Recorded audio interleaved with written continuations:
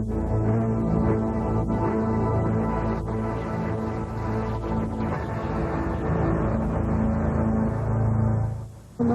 happened? I mean, I don't even know where the explosion came from, what building or anything. I mean, it was just so much damage up there, you couldn't tell where it started. The big question now, are there any more survivors in the rubble of Oklahoma City's Federal Building? For the families of the missing, the wait for the answer is almost too much to bear.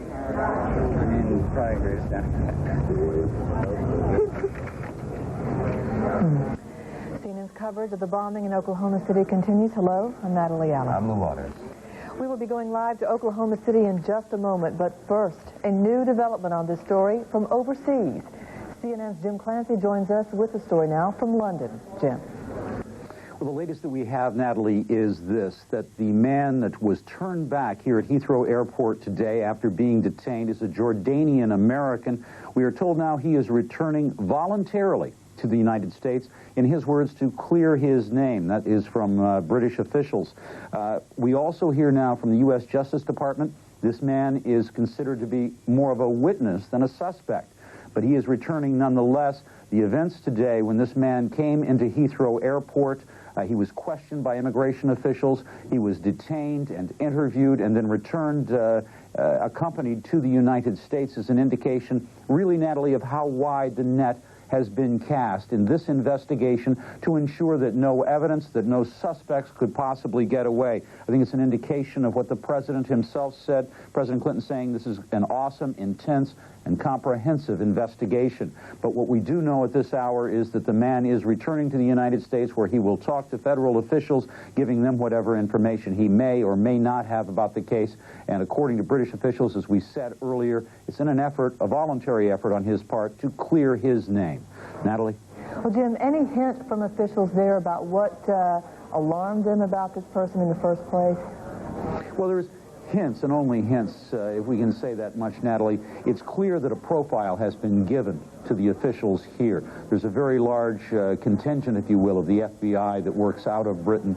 They would have a direct liaison, of course, with officials here. The man may have fit a profile because of his name. The man may have fit a profile because of his destination. It's unclear whether he had been in Oklahoma City or not. It's known that he flew from Chicago. His destination was Rome. I think that the feeling is among U.S. officials and among their British counterparts here that if anyone is allowed to slip through, if anyone is allowed to move from the scene and reach beyond the scope of the U.S. investigation, that could be very valuable, very important information lost.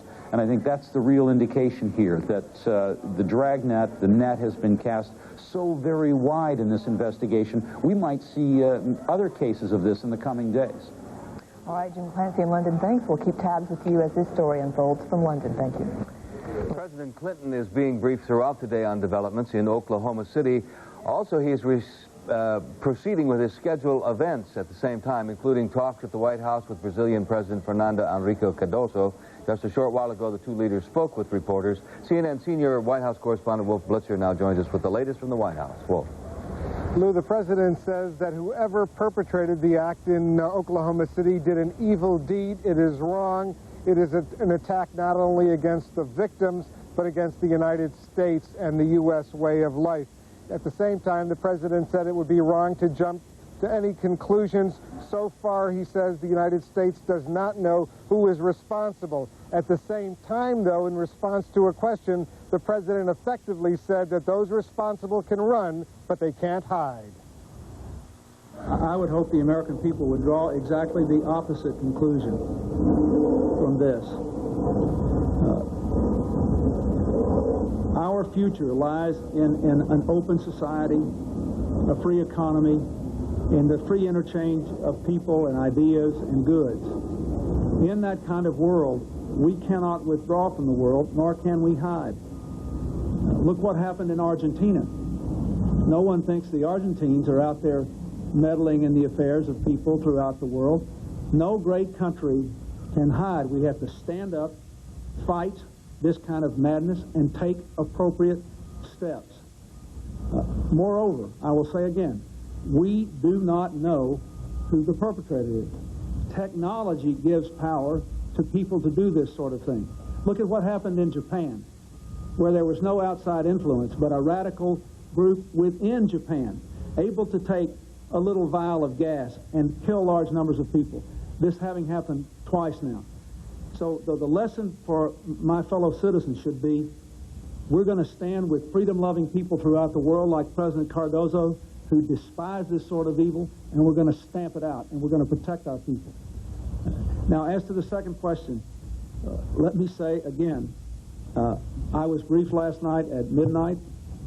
I was briefed this morning early in the morning. I know what the status of our efforts are. They are intense and they are comprehensive. But I do not believe we should be commenting on an ongoing investigation. And at the appropriate time, the Justice Department will say whatever it is that should be said. I can tell the American people they would be very proud of the efforts which have been made in this area since it occurred yesterday morning. They have been awesome, intense, comprehensive, and dogged. But I will not comment on the specific aspects of the investigation until the Justice Department determines it's appropriate to do. The president did point out that the new crime bill that was signed into law does provide for the death penalty in these kinds of alleged terrorist incidents. If it was ever appropriate, the president said this would certainly be the case.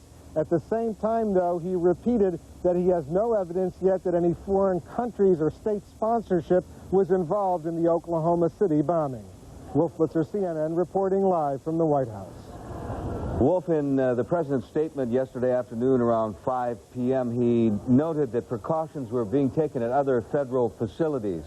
That in part, I assume, to ease the apprehensions and anxieties of federal workers who will be going to work today. Do you have a line on what those precautions are, and are they in effect?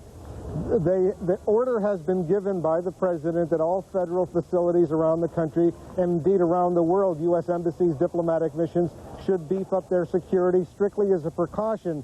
There is no hard evidence, we're told, that any additional kinds of terrorist incidents are planned, but simply the fear is that if this could have occurred in Oklahoma City, it could occur anyplace else as well.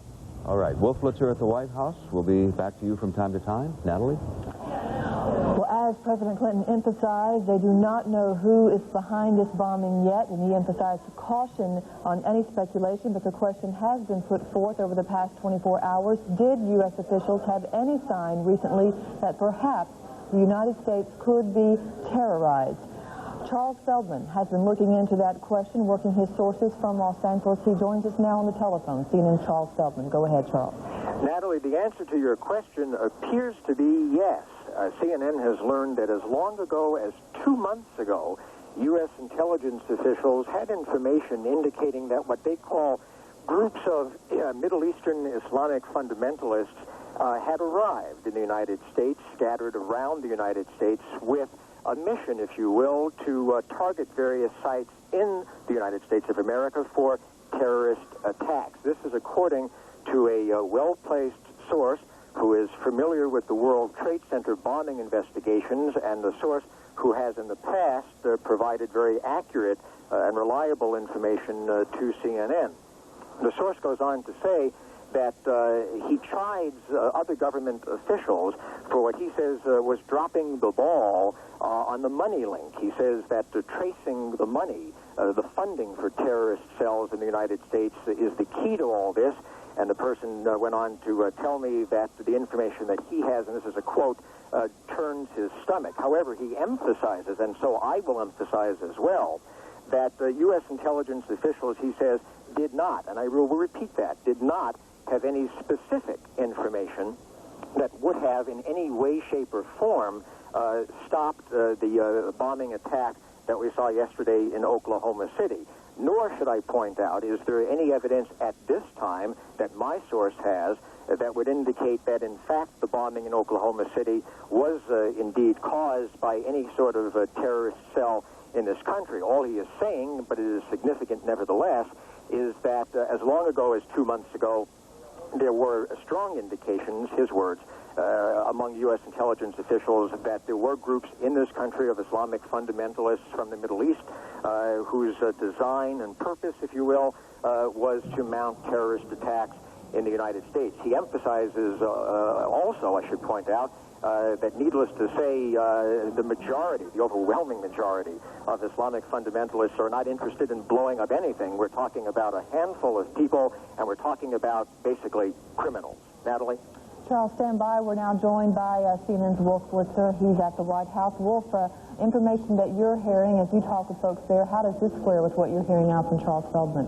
Well, it does square, Natalie. What we're hearing is that the first priority, of course, right now on the part of the federal government and local and state authorities in Oklahoma City is to do the search and rescue, find out if there are any more survivors. At the same time, simultaneously, they're pursuing all of the evidence to try to find out who is responsible, and this is a worldwide dragnet. The third priority will be to then walk backwards, to try to determine if there were any indications around that should have allowed U.S. law enforcement authorities, the U.S. intelligence community, the FBI, the CIA, to be prepared for what occurred in Oklahoma City yesterday. At this point, they're not drawing any conclusions, but at the same time, they are suggesting that once they do walk backwards and try to find out if there were any signs, there may be some not-so-pleasant information that will emerge. All right, Wolf Blitzer at the White House and Charles Feldman talking to us from the telephone in Los Angeles. Thanks to both of you. We continue to get more developments now. We take you back up to Washington and Reed Collins. Natalie, thank you. Let's cut to the part two as the president parses all this out. Not just the search and rescue, but rather the find who did it.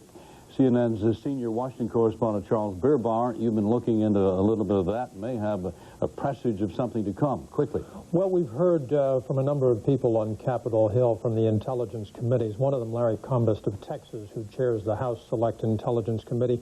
And in fact, he said today that he thought that this could be wrapped up quickly, and he was basing that to a considerable degree on a briefing that he had with Louis Freeh, the director of the FBI. No specifics coming out from Mr. Combest, who has scheduled a news conference later this afternoon down in Lubbock, Texas. But is he certain, or does he give you the sense of verisimilitude that something's about to break here? He was talking about the speed with which this could be brought to closure, his term. There are others who are pointing fingers in directions, although I must say everyone is extraordinarily cautious not to say we think there's a Middle East connection. People are saying we think there is, but not making a direct accusation.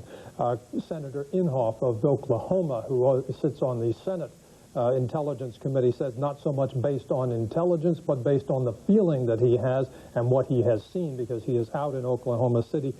His feeling is that there is some sort of Middle East connection, and yet I cannot overemphasize how careful people are being about saying we don't know that specifically. What we do know, and this sort of ties in with what Charlie Feldman was saying, is that earlier this year, the Senate Intelligence Committee met with FBI officials, talked about the possibilities of a terrorist attack of this sort, based not so much on a threat, not so much on a specific or a location, but continuing out from the World Trade Center bombings. What do you do? Where do you anticipate? And it was very much in that discussion that what the FBI was telling the senators is there are these cells, there are these clusters around the country. They're not just on the East Coast. They're in varied locations. What people, Charles, don't, I think, recall too well is the shifting demographics of the United States.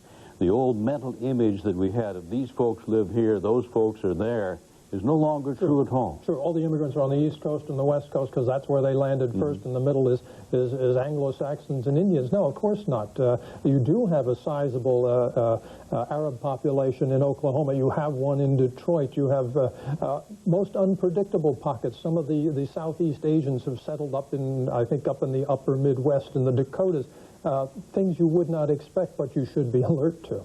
All right, Charles Beerbauer, thank you. And our coverage will continue in a minute.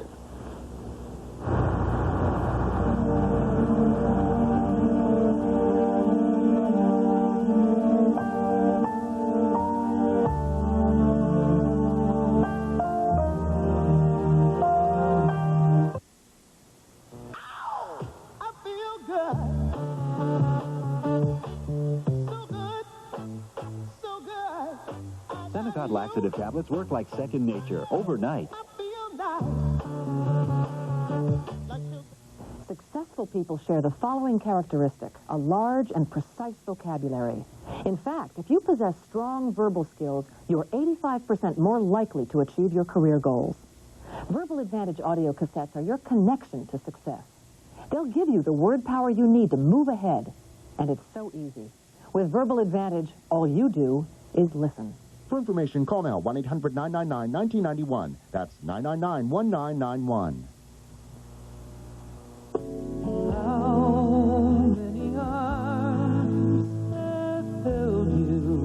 Everyone loves her beautiful voice. Four-time Grammy winner, Anne Murray. Heartland Music presents Anne Murray in a special new collection of all-time classics. When I give my heart, it will be completely. All your favorite songs. And the wayward wind is a restless wind, a restless wind that yearns to wander. Now I shout it from the highest hill. You'll love the pure beauty of Anne's voice as she sings these classic hits in that great Anne Murray style. It only hurts for a little while. 2 beautiful albums. That's what they tell me. 20 great songs. Just wait and see. But remember, Hey there, this all-new Anne Murray collection is not in stores. Please order now. I'm a fool to cry. Call 1-800-257-1257 to save all COD charges and pay only $12.98 for records or cassettes or $16.98 for CD, plus $3 shipping. Use your credit card or send check or money order to Anne Murray, P.O. Box 2919, Atlanta, Georgia. Remember, save COD charges by sending check or money order or use your credit card. This is the place for complete coverage of live breaking news wherever it occurs. This is CNN.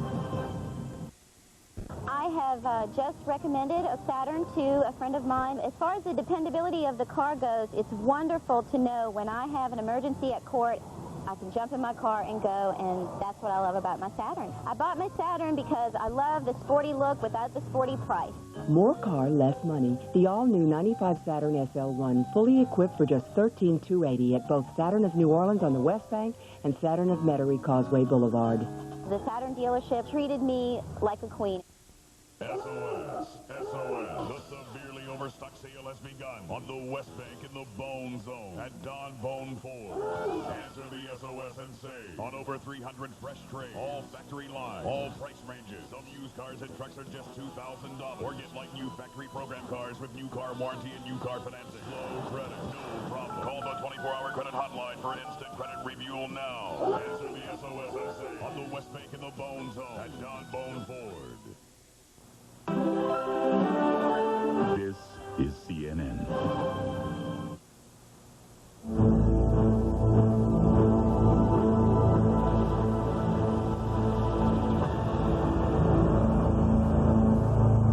There's a development in the Oklahoma City case. Let's go to Anthony Collins, who's at the Justice Department. Tony. Well, Reed, Justice Department spokesman Carl Stern has told reporters that, quote, there are a number of good, solid leads, unquote, in the investigation. He said that one possible witness is en route from London to the United States, and he said you can assume that other people are being questioned. Carl Stern also said we may have more to say later in the afternoon. Attorney General Janet Reno has moved from 3:30 Eastern Time to 4:30, a scheduled news briefing, and Stern indicated that was in order to incorporate late-breaking developments. Stern said that the person who was picked up in London by the British and put on a airline flight back to the United States was picked up as a result of U.S.-British contacts that have taken place. He would not elaborate on whether the British had a profile or an actual name to look for when they picked up the individual at Heathrow Airport in London. Stern also confirmed that the individual has a U.S. passport. Asked whether this person who is being identified so far only as a witness could also be a suspect, Stern said, "You never know what's down the road. You never know what's down the road," indicating that perhaps there are more developments to come in what may be an important development in this case. This is Anthony Collins, CNN Live at the Justice Department. Tony, is there an indication to you that things are developing on a fairly accelerating scale now? We just had Charles Bierbauer tell us that the head of the House Intelligence Committee is planning to have something to say later today as well.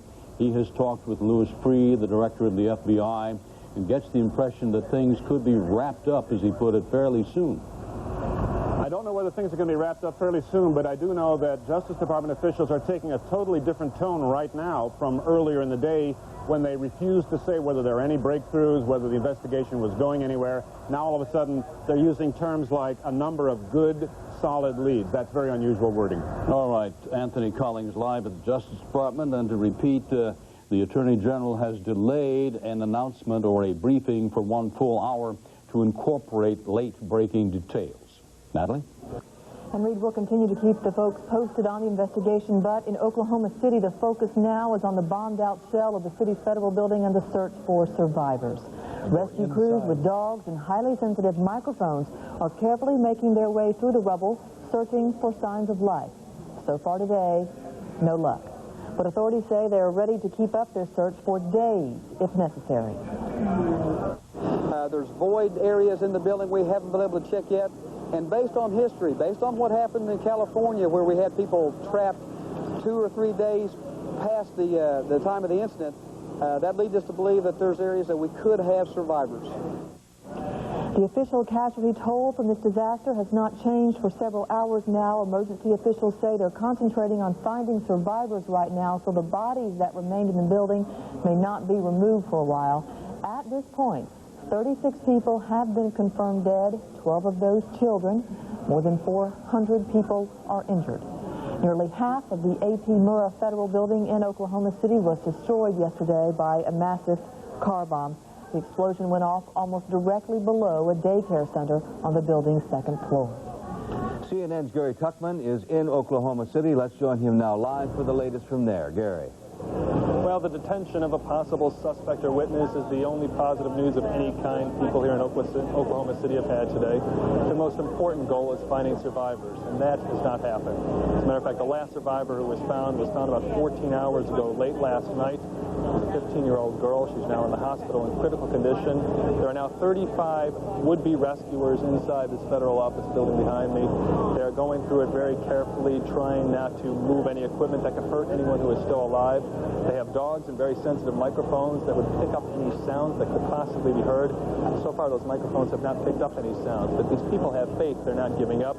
They know what's happened in previous situations, like the earthquakes in Kobe, Japan, and in Mexico, where people survive for days, and they're prepared to search for days.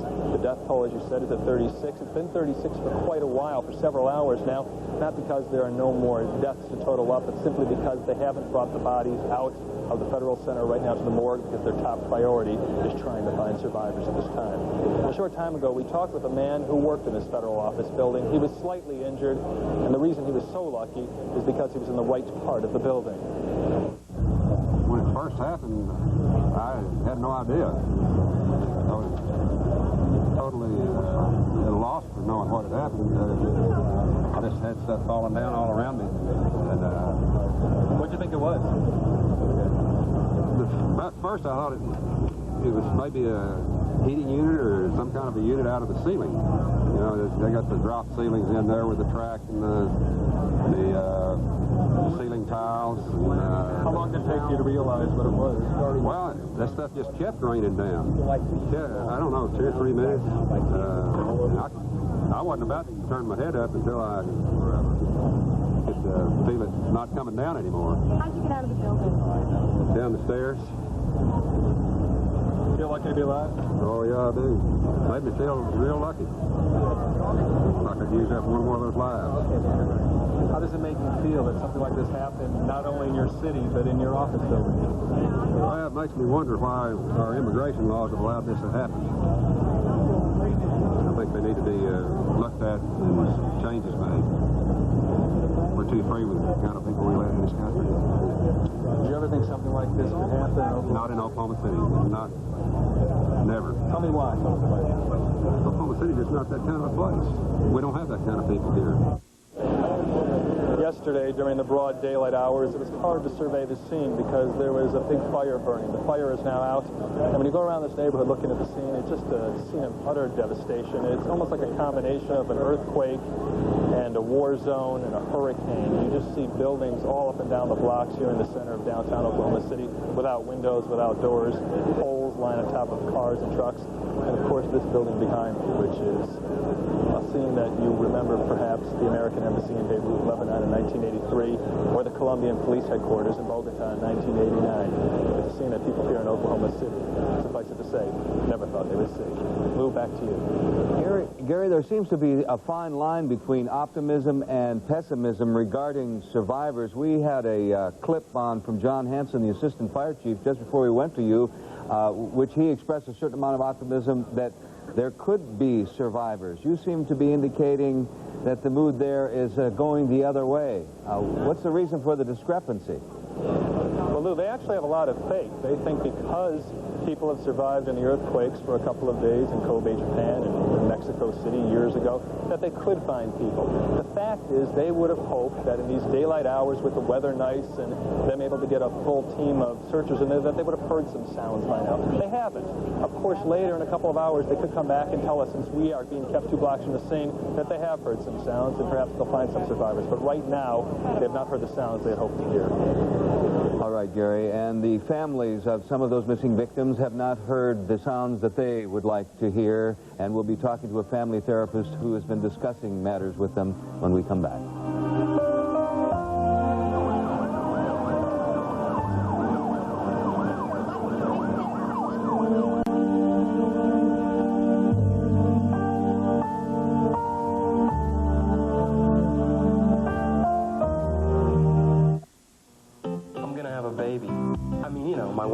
We're going to have a baby. Well, it does kind of change things. You know, we're looking at buying a house now, which means living on a budget, paying off all the credit cards. I got to get all my ducks in a row. I sound just like my dad. In the future, it's coming. At Fannie Mae, we're the nation's largest source of funds for mortgage lenders. Call us for a free guide to get you started on the path to home ownership. This man has made millions of dollars for investors, and now he's got some advice for you. I picked Worth, a unique personal finance magazine designed to help you make all the right moves.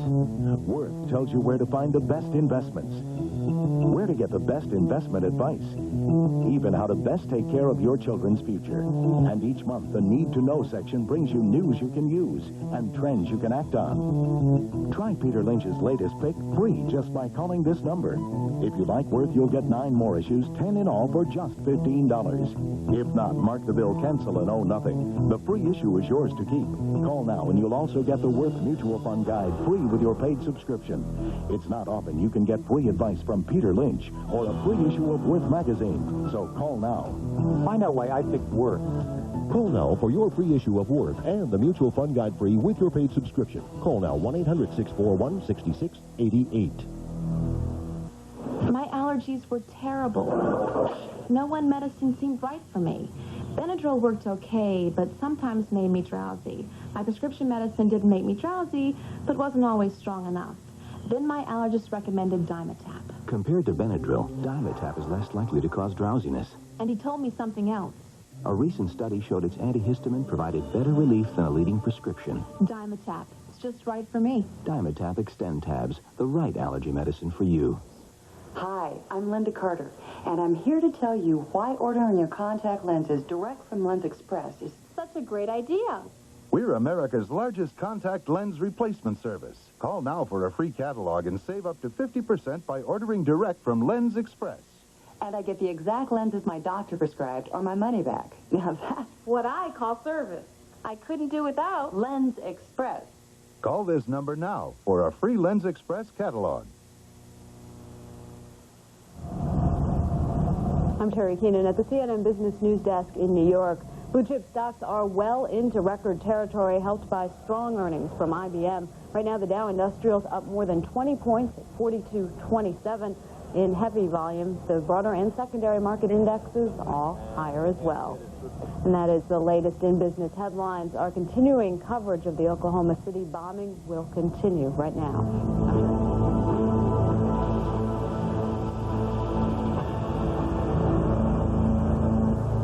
Millions of people around the world picked up their morning newspapers today and saw the same image, a photograph of an Oklahoma City firefighter cradling a bloody baby. For a long time, we didn't know the story behind this picture, but we do now. The firefighter's name is Chris Fields. He's one of the first rescuers on the scene. He says a police officer handed him the child shortly after he arrived. We don't know much about the baby, its name, its sex, its age, but Chris Fields says the child was pronounced dead by emergency medical workers on the scene shortly after this photograph was taken. An urgent job being carried out in Oklahoma City is the counseling of family members of victims, survivors, and those involved in rescue efforts. Family therapist Charlotte Lankert is one of the several involved in doing this. She is the founder and director of Calm Waters, a grief support group for children. Ms. Lankert joins us now from Oklahoma City. Tell us what you're doing and how you happen to be doing it. I'm doing it because we care about families, and we work with families all the time in our center who have experienced some kind of loss, death of a family member, maybe the divorce of parents, and we're involved in this because children are suffering tremendous losses through this tragedy. And what have you been doing? We are simply making ourselves available to people right now. We sit with them, we talk with them, we hug them, we provide stuffed animals, toys, we provide things to do for the children. The children sometimes will do some coloring, and so we're simply just being there right now. Do you have a story which would illustrate the enormity of the emotional trauma suffered by these victims, or even eyewitnesses, or whomever you've been working for or with? I spent some time yesterday afternoon with a local reporter who was in the building when it happened. That was a great deal of trauma for her. And there's sort of an air of disbelief. This morning I was with family members who were just waiting for news. They had no word from their loved one. You would see them sitting together in silence, and then at times there would be quiet weeping that was happening. I watched one young mother clutching a little stuffed dog close to her, just walking around aimlessly. By her side was her young husband, who looked very shut down, I'm sure just trying to be strong for her, but they were missing a 16-month-old baby. I would imagine that that would be the most difficult for those who don't know the answers that rescuers inside are still looking for.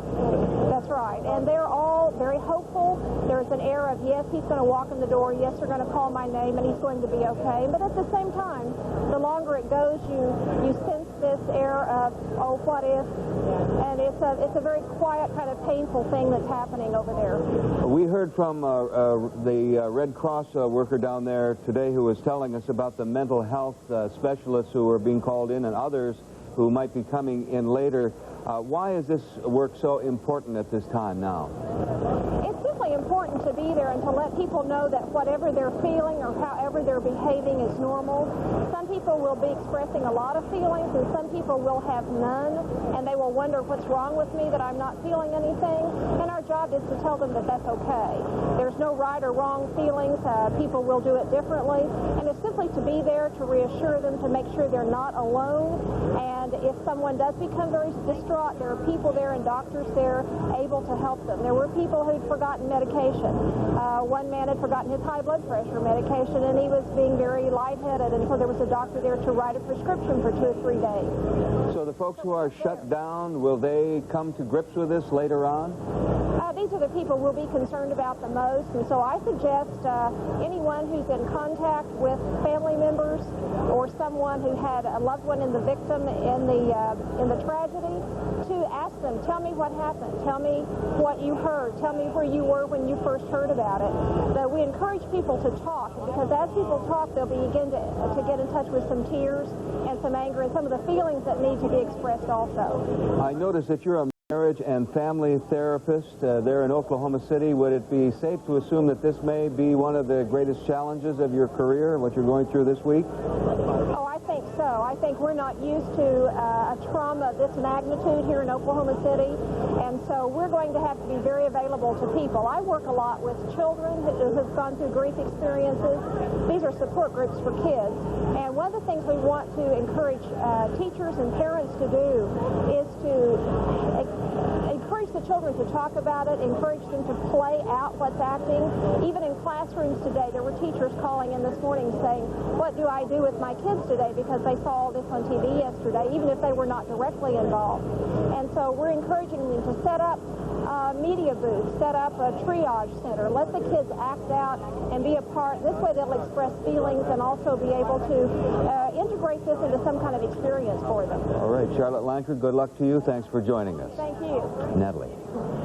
As we have been reporting, a man carrying an American passport was refused entry at London's airport, was detained and then returned to the U.S. He had just arrived in London from the United States. CNN's Jim Clancy in London first reported this story, and he continues to follow developments. Jim. Well, Natalie, we are getting some more developments in, and it's getting to be a more confused case. It appears that this man was trying to fly from Chicago to Rome.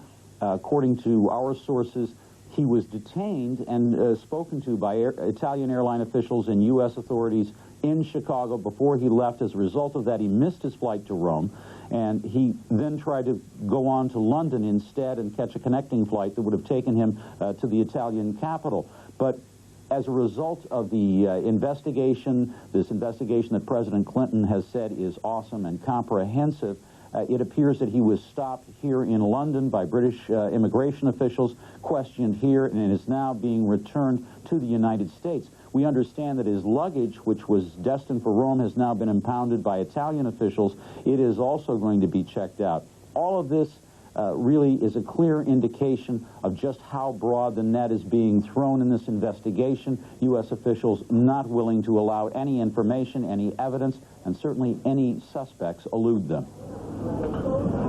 Jim Clancy in London. Thanks, Jim. Liz.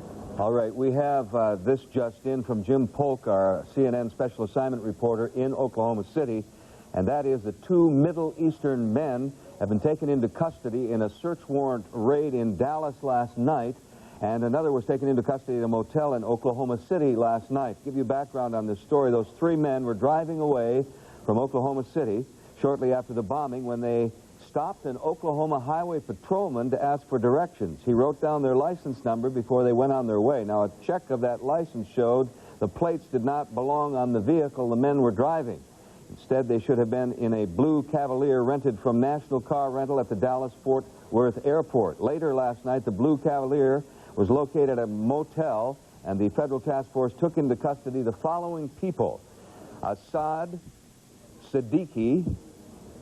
And in Dallas, armed with a search warrant, agents raided the residence of Mohammed Chafi, and he was taken into custody along with Siddiqui's brother, and this name is a rough one, Anas Surhanan Siddiqui. All 3 men, the 2 who were taken into custody in Dallas and the one in Oklahoma City, are being held on immigration charges by the Immigration and Naturalization Service. And while they were taken into custody by federal agents on the bombing task force, so far they are not yet officially classified as suspects in the Oklahoma City bombing, although clearly they are under investigation because of the switched license plate. Now to Reed Collins in Washington. Well, Lou, of course, we don't know, as you said, what charge, if any, except perhaps some immigration violations might be lodged against these, but our senior correspondent, Charles Bierbauer, is with us.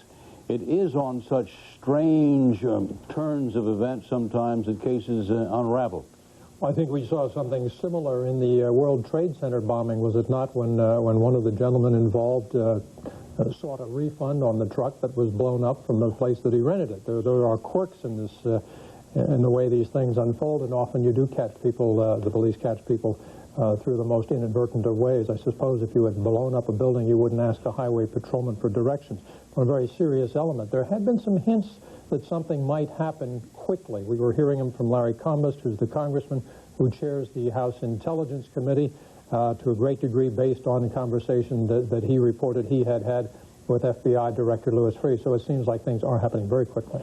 All right, and perhaps more significantly, the Attorney General, Janet Reno, has pushed back a scheduled briefing from 3:30 Eastern Time to 4:30 to include further details and perhaps to have a more definitive statement.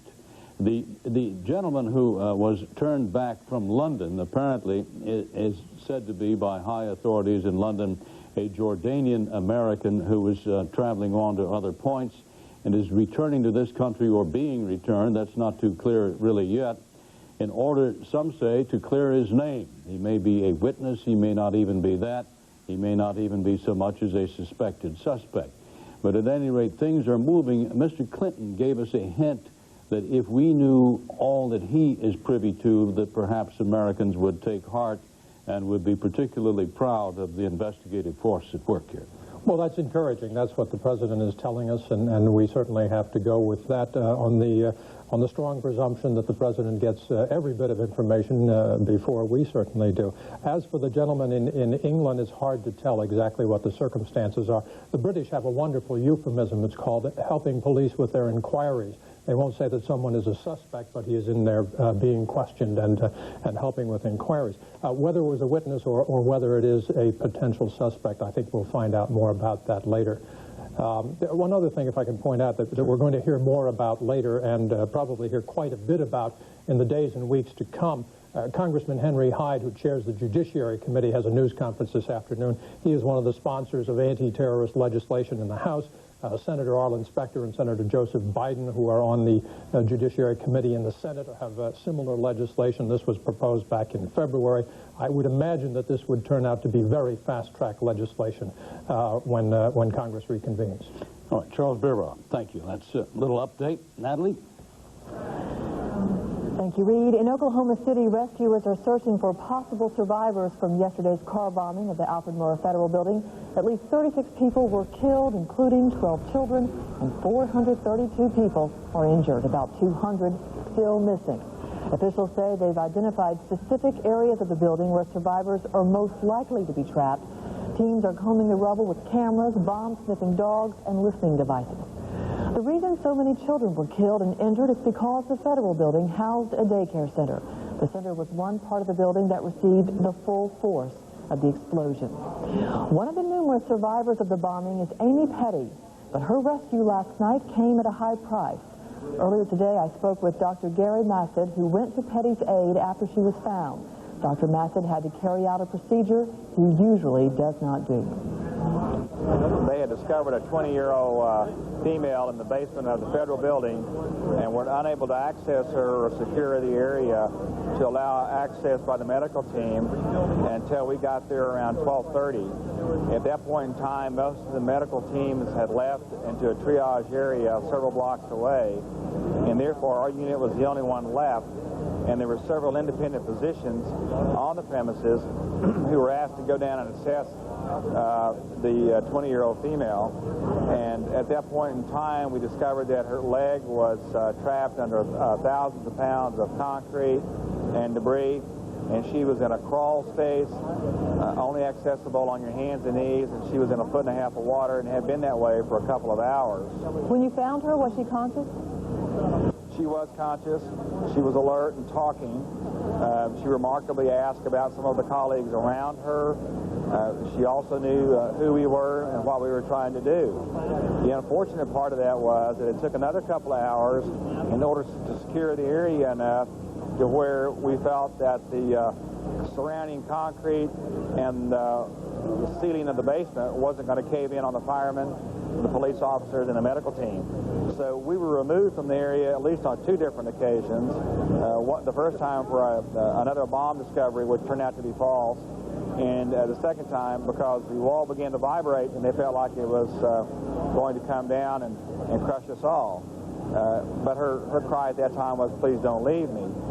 When we decided to do the procedure, Dr. Sullivan decided that he might be able to do it if we could free up some space for us, and therefore we assessed it by enabling the fire crew to remove the rebar, access her, and the amputation was carried out with the medical team, with our assistance, while Dr. Sullivan was on his stomach in 1.5 feet of water. I was going to say, how difficult a job is it to do something like that, something that serious, working under those conditions? Well, we had no choice. We attempted to try to remove her with a halter and a rope, and we were unable to do it. She was no arteries, no veins, so we were unable to give her any IV fluids for which we could provide pain medication. And at that point in time, it was either amputate her leg or leave her to fall into a coma. And, of course, we weren't going to let that happen without trying to save her life. How was she when you told her what you had to do? Well, she was verbally wanting us to try something else, which we did. And then we came to the conclusion, which we shared with her, that we were unable to do it, and obviously there was no choice. Have you checked to see how she's doing today? I've called, and she's stable. They did another part of the procedure at the hospital, and she's alive. She's missing her right lower leg below the knee, but she is alive, and I think she has a good life ahead of her.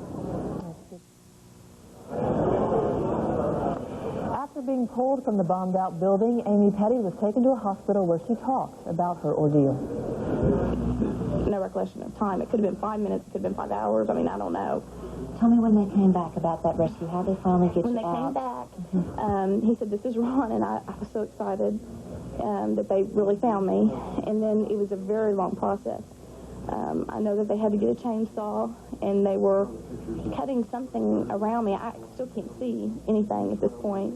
They freed one of my arms, and it kind of created a passageway to my mouth, and they passed me down an oxygen tube. And one of the guys reached his hand down in there and, held my hand and everything. They were really wonderful, really wonderful. And they were...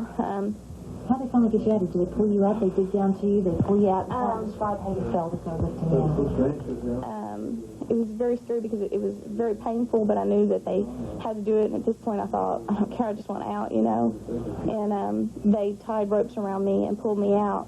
And when I could finally see where I was way down in some kind of crevice, and I guess they were trying to get all the rubble off on top of me. There was something very heavy concrete, I know, that was resting on my head and on my back. And they were afraid of, if they moved something, that it would cause everything to cave in.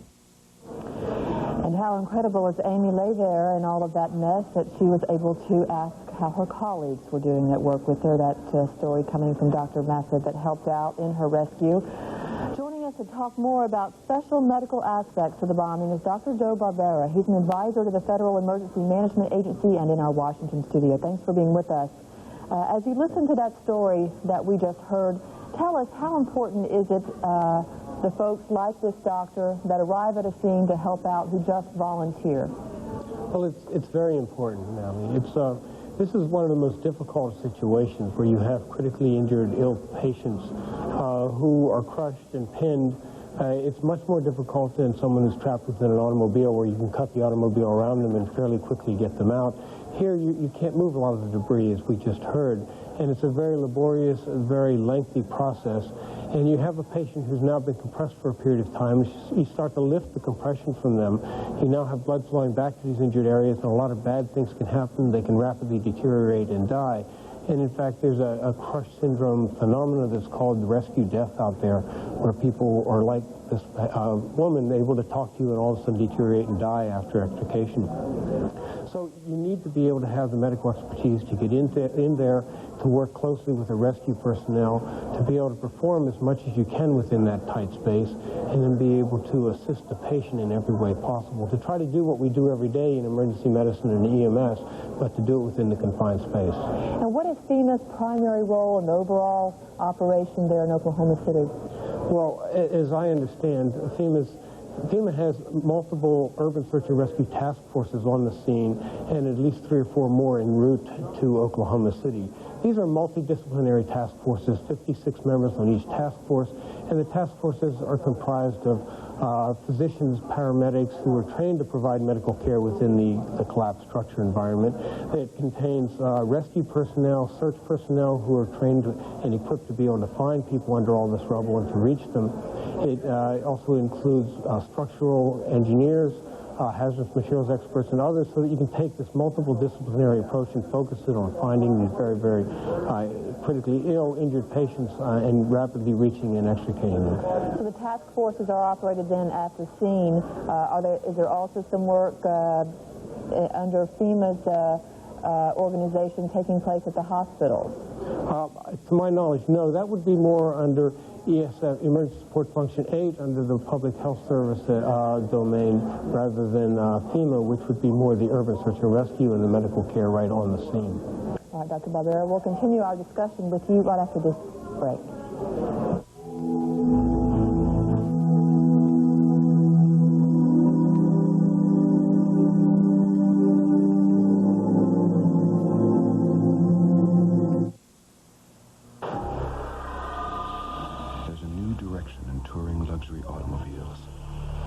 One with flawless workmanship, a rich leather-trimmed interior, and exceptional performance. For everyone who's been searching for the perfect car, Acura introduces the TL Series. According to the mutual fund forecaster, the Kaufman Fund is the #1 performing mutual fund from the market low of December 4th, 1987 through March 31st, 1995. The Kaufman Fund invests in small companies with substantial growth prospects. The fund is managed by Wall Street's dynamic duo, Hans Utsch and Lawrence Oriana. The fund was awarded Morningstar's highest 5-star rating. Call now for your prospectus, 1-800-824-0600. The Kaufman Fund, 1-800-824-0600. This is the place for complete coverage of live breaking news wherever it occurs. This is CNN. Just say, honey, the grass will cut itself. Because you've got to hurry to Tony Lius's Causeway Chrysler Plymouth Dodge Jeep Eagle. Right now, $10,990 puts you in a Dakota Sport with AC airbag and more. Don't fight it. Hurry in for an incredible $14,990 on a loaded Jeep Cherokee. And for only $14,990 for our new Plymouth Voyager with all the extras. For the best deal, drop on into Tony Lius's Causeway Chrysler Plymouth Dodge Jeep Eagle. Just 5 minutes from Causeway on the North Shore. It's coming down in April. Sticker prices are falling on the West Bank in the Bone Zone at Don Bone Isuzu till Monday night. Sticker prices are falling on new 95 Isuzu Rodeo. Ours during any luck breaks overdrive $14,888. $14,888 for new Rodeos. Sticker prices are falling on new 95 Isuzu trucks. Just $149 down, $149 a month. And no, it's not a lease. Prices are falling to an all-time low till Monday night on the West Bank in the Bone Zone at Don Bone Isuzu. This is CNN.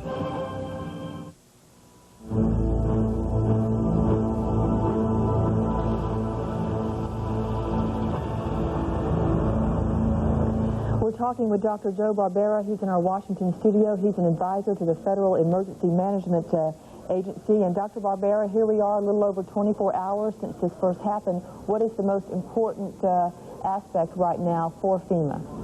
Well, I think the most important aspect for FEMA is to continue to support the local effort in all ways possible.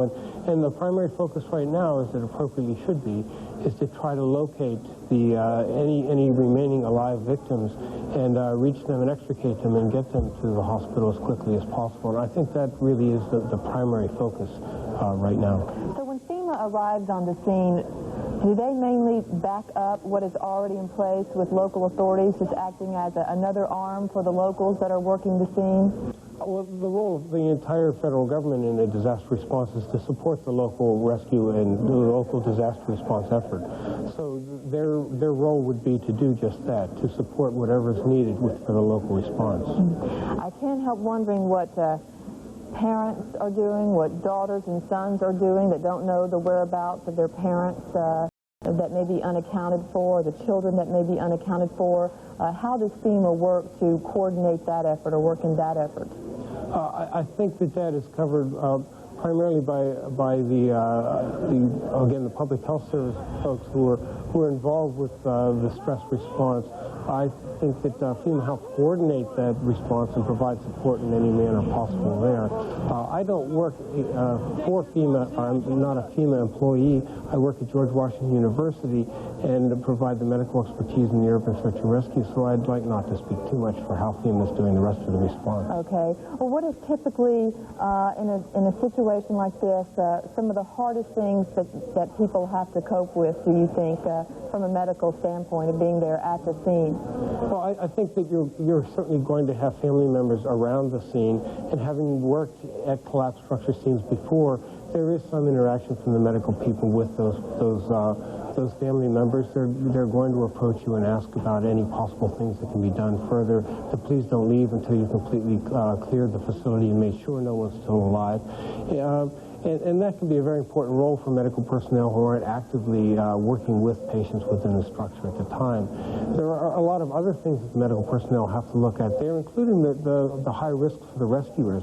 There are an awful lot of rescuers in this building right now. It's very, very unstable. The rescuers are very focused on their task at hand, which is finding people and getting them out. They're not thinking about themselves.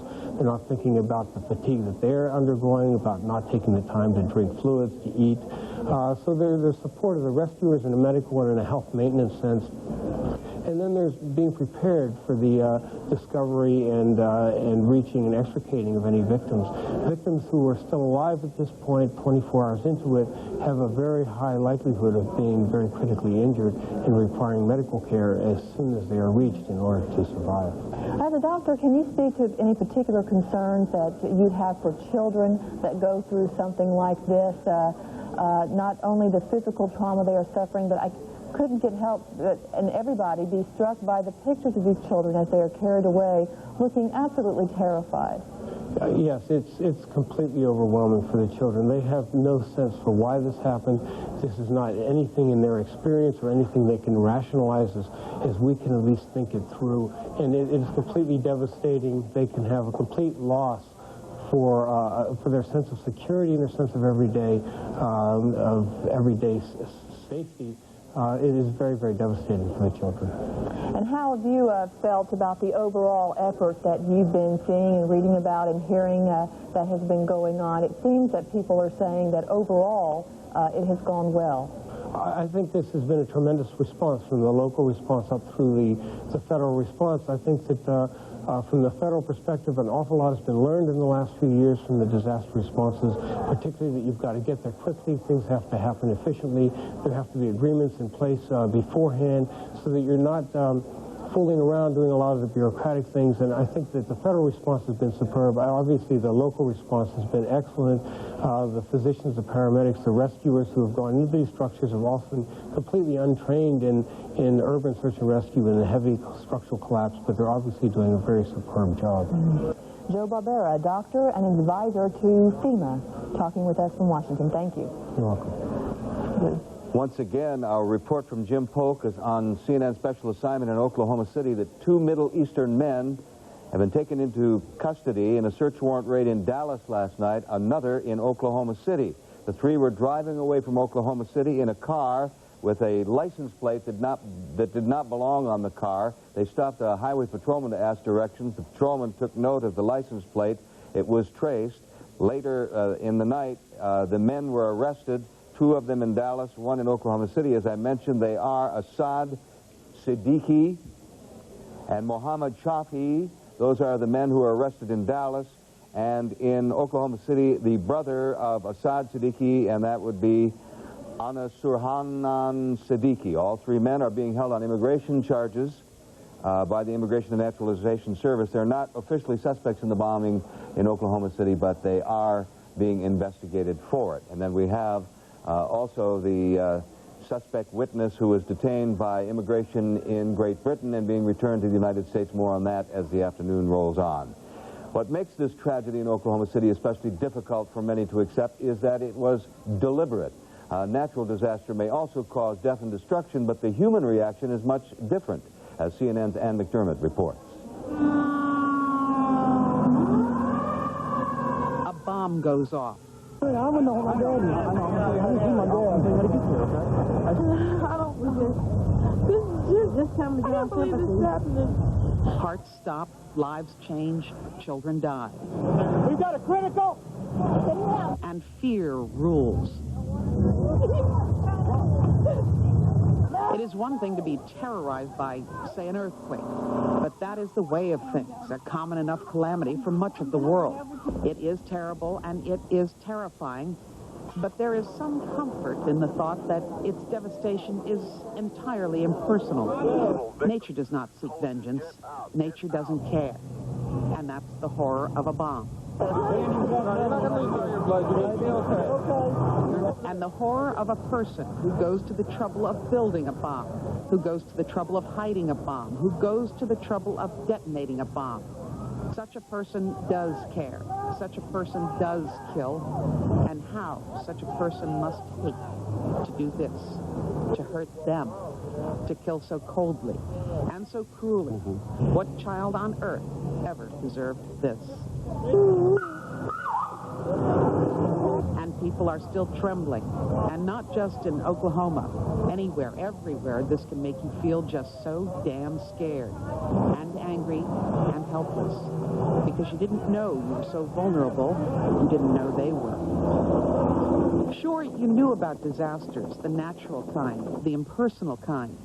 What you maybe forgot is that some disasters are deliberate. Some people don't care who they kill, so long as they kill. Ann McDermott, CNN. That's it for us for now. Natalie and I will be back in 90 minutes. I'm Lou Waters. I'm Natalie Allen. Coming up next, the International Hour. Judy Woodruff from Washington, Bernie Shaw from Oklahoma City, and Hillary Bowker in London. See you later.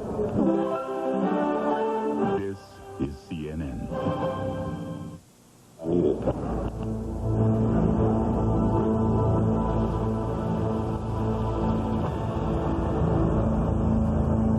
Hello from London, I'm Hillary Bowker. We devote most of the International Hour today to a story that much of the world is watching, the bombing in Oklahoma City. Newspapers around the world carried the unusual news of terrorism on U.S. soil. CNN's Jim Clancy will bring us reaction from Britain, which is all too familiar with bomb explosions. Israel, too, can empathize with Oklahoma City. CNN's Walter Rogers will have Israeli reaction. We'll also hear from a counterintelligence expert. Judy Woodruff is in Washington with the story on the U.S. government's efforts. And Bernard Shaw is on the scene in Oklahoma City. We'll hear from him shortly. But first, the wide net being thrown by U.S. investigators has pulled in at least a possible witness here in London. CNN's Jim Clancy joins us with the story. Jim, what can you tell us? Well, the story is developing by the minute, and we're finding more and more out about this possible suspect, possible witness. Indeed, U.S. Justice Department officials are telling CNN at this hour that this man is more of a possible witness than a possible suspect. At the same time, they say no one knows what will develop from the evidence that's gathered somewhere down the road. But they can't speculate. Do we know who he is? We know that he's a Jordanian American. We know that he was in Oklahoma City the day before yesterday, at least. He tried to fly from Chicago to Rome. He was detained there by Italian officials and who called in U.S. immigration. They checked his identification. He missed his flight, went on to London, where he was turned around based on either information directly given in his case or based on a profile. What we're seeing is this web of information, of cooperation, and really international determination to see that none of the evidence, none of the suspects, no possible witnesses are able to elude justice in this case. Now, there was one report that this man was actually flying back to the United States to clear his name. Do we really have to stress the fact that he could, in fact, not be related possibly to this event at all? That's a possibility at this point. I think that British officials are acting at the request of U.S. officials that want to question him more. I think that obviously it's a serious case. They're taking it very seriously here. We won't know perhaps for another 2 days what the outcome of his specific case is. All right, Jim Clancy, thanks very much for joining us with that. We join now by Judy Woodruff from Washington with more news on the search. Judy? Hillary, federal investigators, meanwhile, tell CNN the bombing task force has taken 3 Middle Eastern men into custody, 2 in Dallas, 1 in Oklahoma City. All 3 are being held on immigration charges and are not, at this time, designated as suspects, although they clearly are under investigation in the bombing. The investigators say suspicions were raised when the men stopped an Oklahoma Highway Patrol officer to ask for directions. as they were driving away from Oklahoma City shortly after the bombing. A subsequent police check on their car's license plate revealed that it actually belonged to a car rented at the Dallas-Fort Worth airport. That rental car was later located at a motel in Oklahoma, where one of the men was found. The other men were arrested in Dallas during a search warrant raid. Joining me now is CNN's Ralph Begleiter, our World Affairs correspondent. And Ralph, you have some information on the suspect, rather the witness. We want to be careful to use the term that the Justice Department is using at this point, who Jim Clancy was just referring to, the man who was picked up in London. And tell us what you know about Well, here's the story as we've been able to piece it together now. This man tried to get on a flight from Chicago to Rome, but was ultimately bound, according to diplomatic sources and authorities in Rome, for Amman, Jordan. His luggage was also bound for Amman, Jordan. His luggage went on to Rome and has been seized by authorities in Rome and has been opened by Italian authorities in the company of U.S. FBI agents in Rome, which I guess shows you again the widespread net that Jim Clancy was referring to a moment ago in this investigation. Diplomatic sources tell CNN that the luggage contained, quote, equipment which could be used to make an explosive device, unquote. The Italian authorities with whom we've spoken in Rome say that among the equipment found in the luggage was a radio, which one authority described as simply a normal radio you'd buy in any store, and a video camera, but one without any tapes or cassettes present in it. And that could lend credence to the FBI's description of this man as a witness at this point. It may be their attempt to simply get the tapes and see what he might know about it. But the Italian authorities say the technical equipment, as they describe it, found in his luggage was not the sort of thing you'd normally find in a tourist's luggage or a business person's luggage going through Rome from the United States. So both Italian and British authorities tell us that they were contacted by the FBI after this Jordanian American was stopped in Chicago, questioned, missed his flight while he was questioned in Chicago, and then, as I said, his luggage went on to Rome. He went on to London, where he was detained and is being returned to the U.S. So, in other words, his luggage was on a separate flight, or a flight that he didn't make. Obviously. It was on a flight he intended to be on, but he didn't end up on that same flight with his luggage. Is he identified as an American citizen, as a U.S. citizen? The diplomatic sources with whom I've spoken have steered clear of saying which citizenry he is. They say he was carrying an American passport. They're not necessarily the same thing. And they are stating for a fact, though, that he was in Oklahoma City yesterday. Is that right? They say that the sources I've been talking to say the FBI indicated he was in Oklahoma City yesterday. That was one of the reasons that they questioned him in Chicago. All right, Ralph Begleiter, thanks. And as you get more information, we'll be coming back to you. Thanks. Now back to Hillary in London. Thanks, Judy. Well, in Oklahoma City, efforts are focused on searching for survivors and assessing the casualties. CNN's Bernard Shaw is on the scene. He joins us now with the latest information. Bernie? Thank you, Hillary, and thank you, Judy. What is happening right now here in Oklahoma City as the reminder of what happened here yesterday morning at 9 o'clock still stands very starkly. Authorities have temporarily called this search and rescue effort to a halt.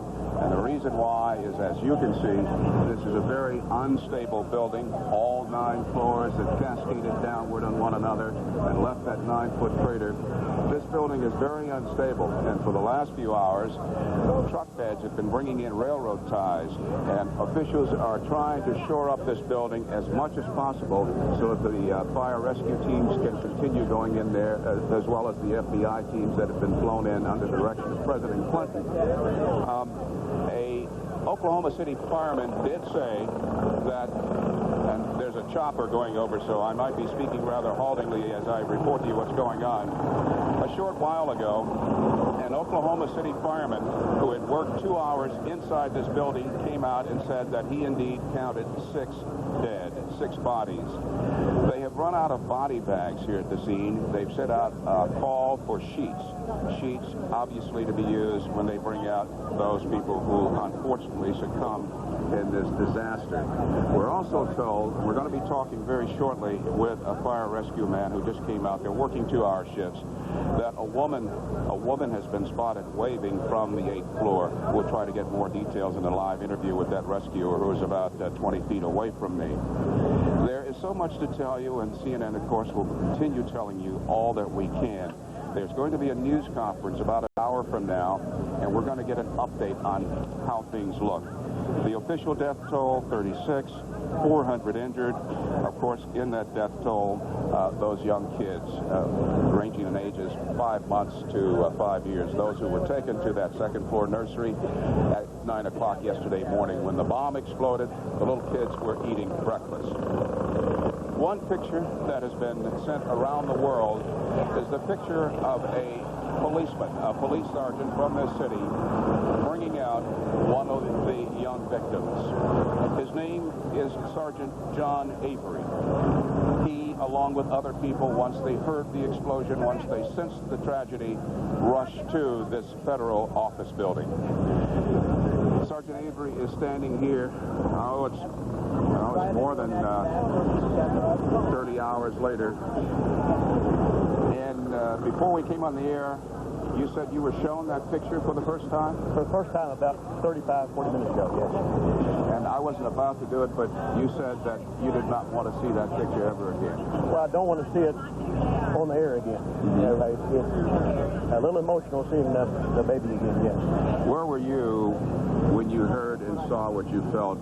And take us through what you did as you went over there to be of assistance. I was in the police station, in fact, in the 616 building, across the street from the police station when we heard the explosion.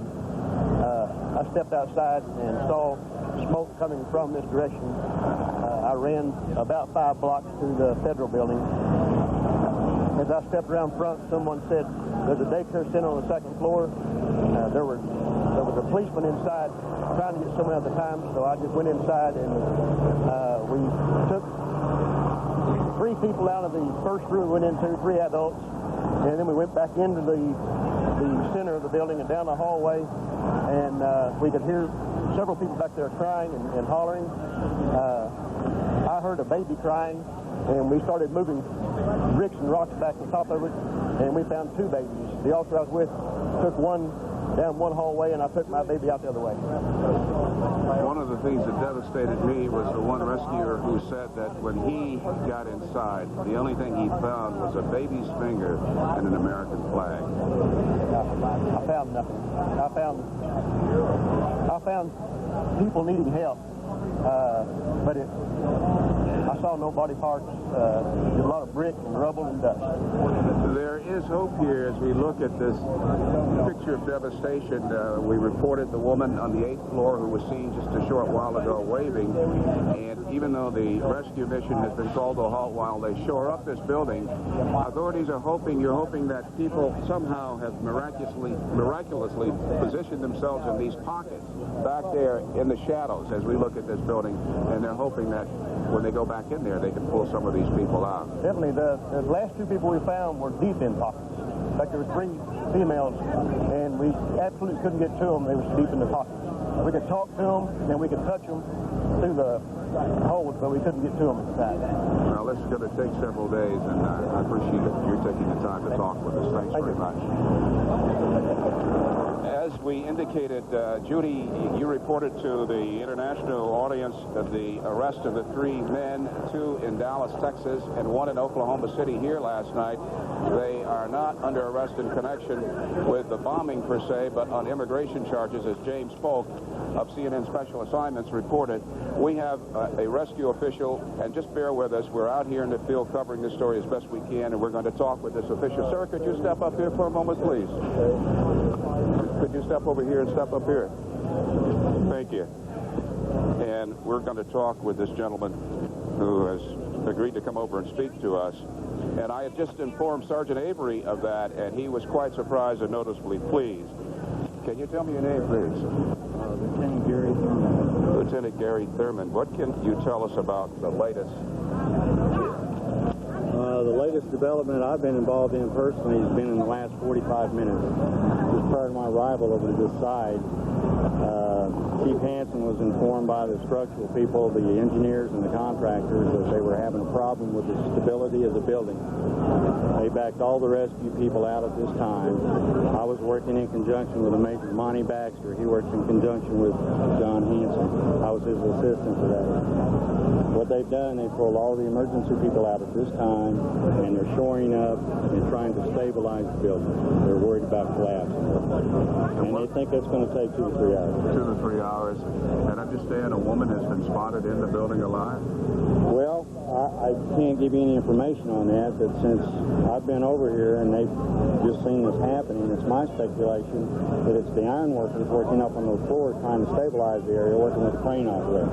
That's my opinion. On the inside, how much of a possibility is there that there are indeed many pockets on these floors as we look up there? From what I could observe and the understanding I had at the command post this morning, I think there's several voids left in this building, and I think there's a lot of high hopes that there's still a lot of people in there we can reach. And there has been a call for sheets. Authorities have run out of body bags. You expect the death toll from this tragedy to soar? I really don't know if it's going to soar, but I certainly believe there's some people still in there and victims that are going to be recovered. As far as how many, I don't have any idea. And I'm being told that this operation will continue as long as you and your colleagues think there's the slightest chance that someone in this rubble is still alive. I think they'll still be here a week from now, in my opinion, until it's done and every floor is cleared and there's no doubt in their mind that there's nobody left in that building. When this happened yesterday morning at 9 o'clock, your entire fire department responded. More than 300 of your colleagues. What kinds of shifts are you working now? Well, we work a 3-platoon system, the red shift, the green shift, and the blue shift. The red shift was on duty yesterday. I was off duty. When I heard the blast, the red shift, of course, had already responded to the incident. Every off-duty fireman that I work with or knew went to one fire station, and they had a list for EMTs, guys that had experience in excavation. Everybody that was off-duty that heard that blast or heard the news was here. There's one thing that concerns me and everyone out here, and that is post-traumatic stress syndrome. What is being done to help you and your colleagues? Once you go into this building, once you see what you're seeing and know what you have to face in there, and know what can happen to you as you try to save lives, what is being done when you come out of this building to assist you psychologically? Right over here off of Harvey in the Southwestern Telephone Building on the 2nd floor, they have a unit set up called SIDS, and it's to help counsel everybody with the stress of this situation. Chaplain's there. It's also an area where the guys can go over there once they've been relieved and they can eat. If you're having a psychological problem with it at this time and you need help, there's more people over there than you can stand. There's always somebody asking you if they can help you, and they've got a very organized situation like that right now for all people involved in it. Thanks for underscoring that. That's a very important element of what's going on here. Lieutenant Thurman, thank you very, very much. You're welcome, sir. Thank you. We should tell you that what he talked about, the post-traumatic stress syndrome, is very important, and because the clinical psychologists here are very concerned that the men and women, the nurses, the doctors, and what have you, once they leave this scene, they have to be talked to right away. They don't want people internalizing, because some of the symptoms can become very acute, I've been told, and very serious disorders can develop from that. Some of the symptoms would be people physically withdrawing, emotionally withdrawing. That's why, as Lieutenant Thurman of the Oklahoma City Fire Department said, as soon as anyone comes out of this scene, immediately they are talked to, they are counseled. And this is done repeatedly because they don't want these intrusive thoughts where eating dinner or talking to a wife or a friend, suddenly these thoughts of this nightmare come back to them. Judy and Hillary, that's the very latest from Oklahoma City here at this devastated federal office building. At the bottom of the half hour, we'll be talking with former Oklahoma Senator David Boren, who now is a university president here. For now, I'm Bernard Shaw at the scene of tragedy in Oklahoma City. Thanks, Bernard. We'll be back to you very soon. Well, in a moment, we'll be speaking with Claire Shipman, who's at the White House, after these messages. Stay with us.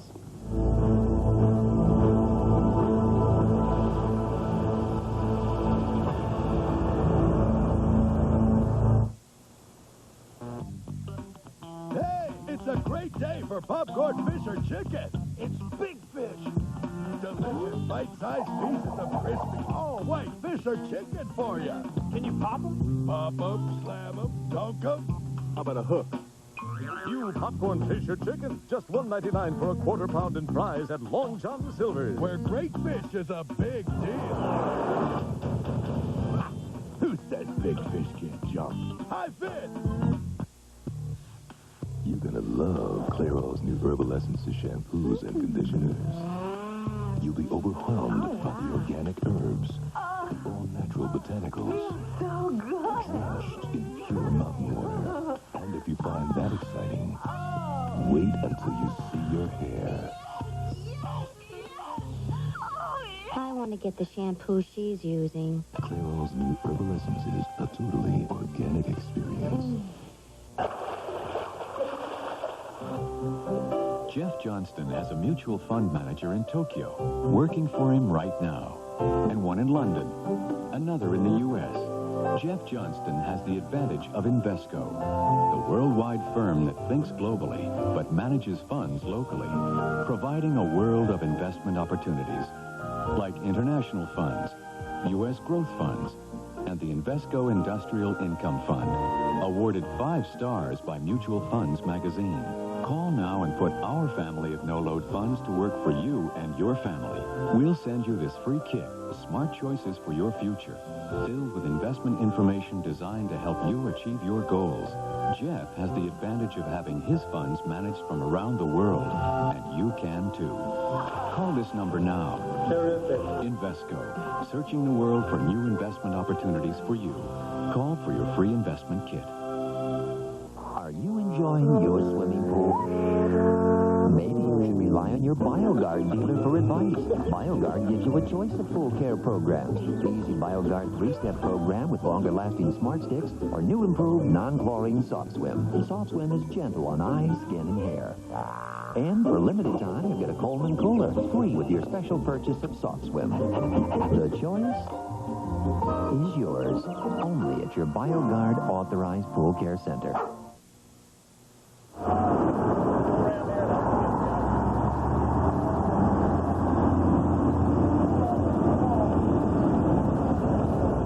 President Clinton today offered sympathy to the families of the victims and a warning to those responsible for the blast. More on that now from CNN's Claire Shipman at the White House. Claire? Judy, the president said today that the forces of inhumanity, as he called them, responsible for the bombing, would be caught and punished.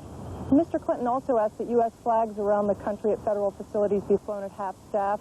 That has been done here in Washington. Yesterday, the president also vowed he would not let this act of terrorism get in the way of his work.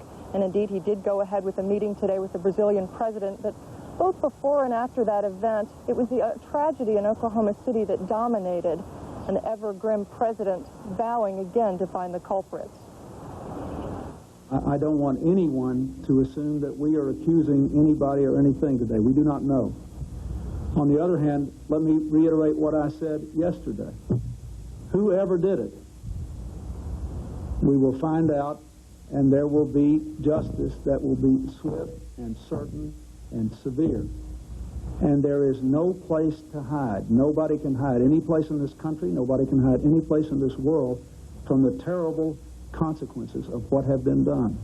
This was an attack on innocent children, on innocent victims, on the people there in Oklahoma City. But make no mistake about it, this was an attack on the United States, our way of life, and everything we believe in. So whoever did it, we'll get to the bottom of it, and then we'll take the appropriate action. Now, the president has said, as well as the Attorney General, that the death penalty may well be warranted in this case. Also, no official word yet from the White House on what we've been talking about earlier. The CNN reports that as many as 4 suspects may be in detention, the 2 in Dallas, 1 in Oklahoma City, and the one you were talking about in London. They've been extremely cautious around here. While they have admitted from the beginning that this does bear all the earmarks of an international terrorist attack, they have not been willing to publicly make the connection that they're being pointed in that direction. However, it's interesting to note that some officials this morning were saying that progress was being made, that the scope of the investigation was narrowing, and they were talking about suspects. So hopefully we'll be able to bring you a little bit more soon on that from the White House point of view. Judy? Claire, is anyone at the White House saying that in hindsight perhaps they should have paid attention to some signals out there that something like this was coming? That did come up this morning when we were talking to one official here. He said they've been poring over intelligence reports, both from abroad having to do with Oklahoma City, the rest of the country. They say they have seen no hints, no clue, no way they could have anticipated that this would happen. But of course, we have heard from other CNN reports that other people feel that's not the case. And Claire, I was actually at the White House very briefly this morning. It looked to me as if the security there has been beefed up a little bit. Indeed, it has. It's been beefed up here a little bit, and both Mr. Panetta and the President have said today that they've asked for beefed up security at all federal facilities around the country. All right, Claire Shipman at the White House. Thanks. And this programming note, CNN plans live coverage of a news conference by the FBI in Oklahoma City. That is expected about 1 hour from now. After that, we will bring you U.S. Attorney General Janet Reno's news conference, where we expect that a major announcement could be coming along. Hillary? Thanks, Judy. Well, expressions of concern are pouring into Oklahoma City from around the world. And from the Middle East, there are also strong denials from several groups connected to past acts of terrorism. The Islamic Jihad, Hamas, and the Islamic Action Front from Jordan have condemned Wednesday's attack. All say they had nothing to do with it. But Israel's foreign minister says he doesn't necessarily believe one of those groups. I don't say that Hamas did it. But since I don't believe neither the motives, nor the judgments, nor the actions of Hamas, so I don't believe their declarations.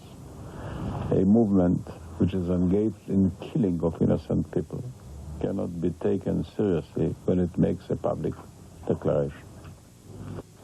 Some terrorism experts are warning not to rule out anything or anyone.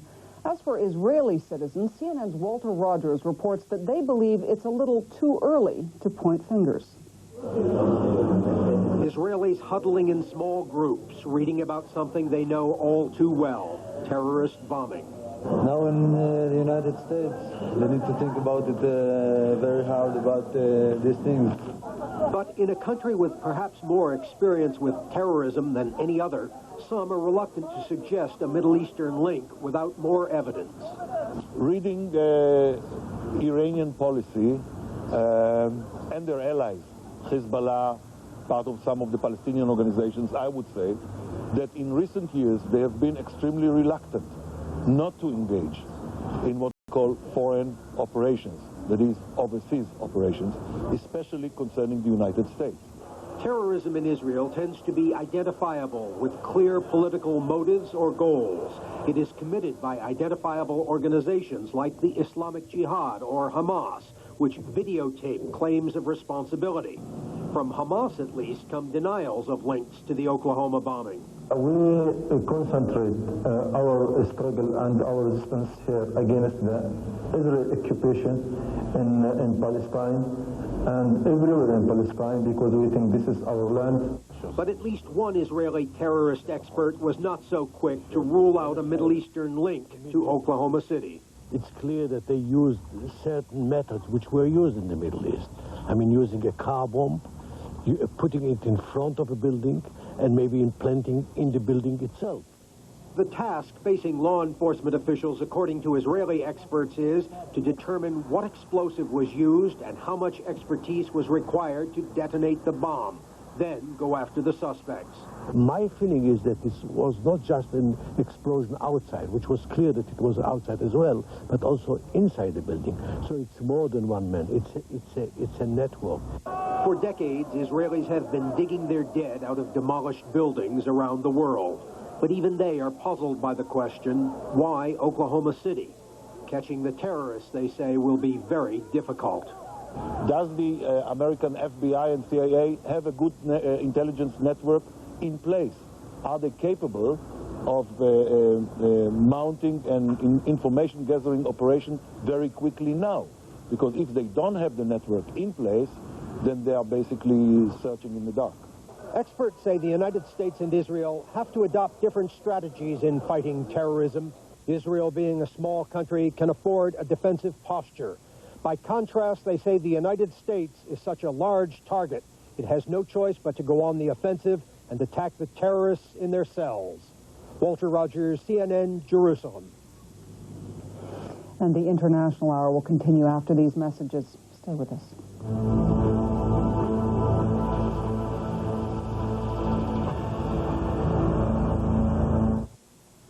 This is the place for complete coverage of live breaking news wherever it occurs. This is CNN. Bone Ford in New Orleans has factory authorization for an early closeout sale. We must sell 300 new cars, trucks, and vans to increase our allocation of new cars. Early closeout. Ford Escorts will move fast to just $97.95 with many features. Early closeout. The F-150 XL just $11,995 with AM/FM stereo AC and much more. Early closeout. The Taurus only $15,395 with AM/FM stereo AC and dual airbags. It's early closeout time at the original Bone Ford in New Orleans. Your 15-minute dealer just 15 minutes from Metairie, St. Bernard, and the West Bank. Do you have an idea, invention, or simply an improvement to an existing product and just don't know how to get started? Do you believe your idea or invention has merit and fulfills a need? Do you think a manufacturer would want to produce and market your product and pay you royalties? If the answer to any of these is yes, call the professionals at Universal Invention Service for your free Inventor's Information Kit. They can help. Call us now. This is CNN.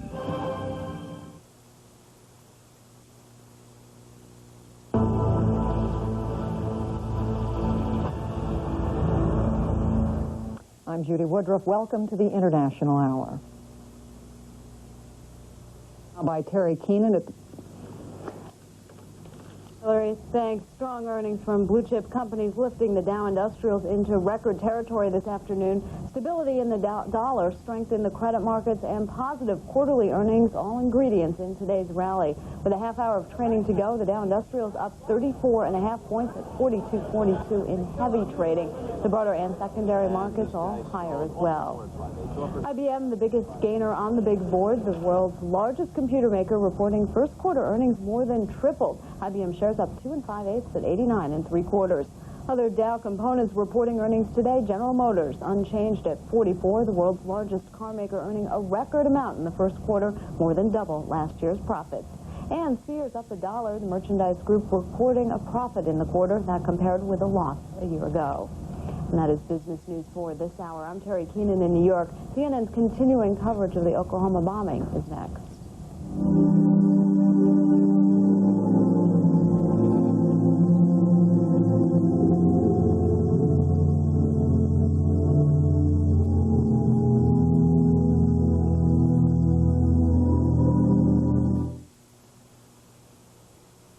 Television commercials convinced my mom, my sister, and me not to join MCI savings program. Then we heard about MCI's new friends and family, and we decided to try it. So we joined together. Now, when we spend just $10 a month, we save 50% on all the calls we make to each other. That's half of what we used to pay on AT&T's basic rate for the same calls. And now we realize that all the time AT&T was telling us not to join MCI, they were charging us America's highest long-distance rate.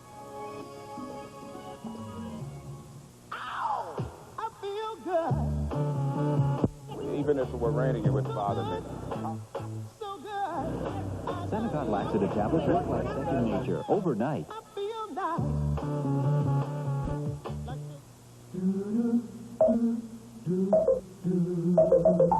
The coffee perking in this pot is America's best loved coffee. Okay.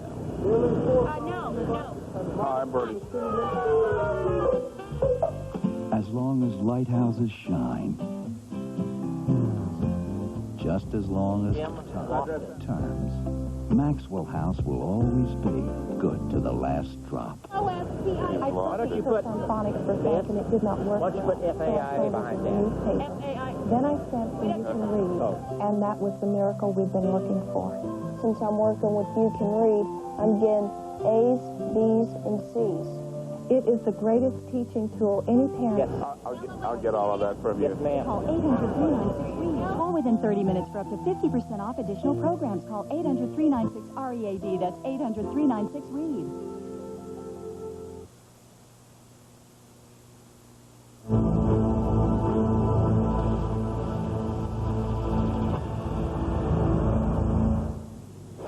CNN's coverage of the bombing in Oklahoma City continues, and we're joined now by Bernard Shaw, who is in Oklahoma City. Bernie? Thank you. We are standing by because they have interrupted the search and rescue operation while they shore up this building. And this building is of intense interest to James Loftus. Tell our viewers why you have such intense interest in this building. Well, my interest in the building comes from the fact that I designed the building for a joint venture of architects back in 1973. And at the time we designed the building, the Vietnam War had a lot of protesters. We were concerned about the possibility that the building might be attacked by the protesting group and blown up. We designed it to be as strong as we possibly could within the budget, and I think we fairly well proved that we accomplished that. You had a $13 million budget? I think that's the numbers I recall. And this is cast concrete? Cast and plate, reinforced concrete frames. But you could not possibly conceive and design for a 2,000-pound bomb that would cause these floors to just cascade down upon one another. And what happened, of course, is that the columns at the lower level were taken out. Somebody off of their knees, and the floors at the lower level, the columns were taken out, and then it just collapsed on itself and came down kind of pancake. Tell us about the physics. Tell us about the dynamics of these pockets that have been created. Well, the pockets are created by the slabs kind of collapsing down like so, and they create little pockets back in there and debris, and of course you get a lot of debris thrown back through the building. There's furniture stacked on furniture, all sorts of situations like that where I think a lot of bodies are being discovered. And hopefully there's still people alive. That's our hope, and of course they keep pulling people out of there, and it's a very heroic effort. I'm very, very proud. Is under fire. Allegations of sloppy work very much of racist cops. Chief Willie Williams I've been curious. Is this part of the roof covering this brown-like carpet?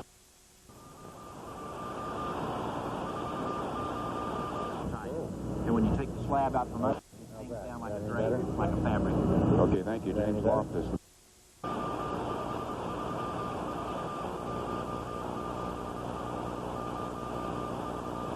Pause to shore up this building and go back in. They're hoping to find more people alive. I'm Bernard Shaw in Oklahoma City. Thank you, Bernie. We want to go now to CNN correspondent Charles Feldman. Charles, of course, has been on the job for the last number of months, longer than that, covering the investigation of the World Trade Center bombing. But just in the last day, in the last 2 days, he's been looking into this city. And Charles, you want to tell us what you've been learning from your sources?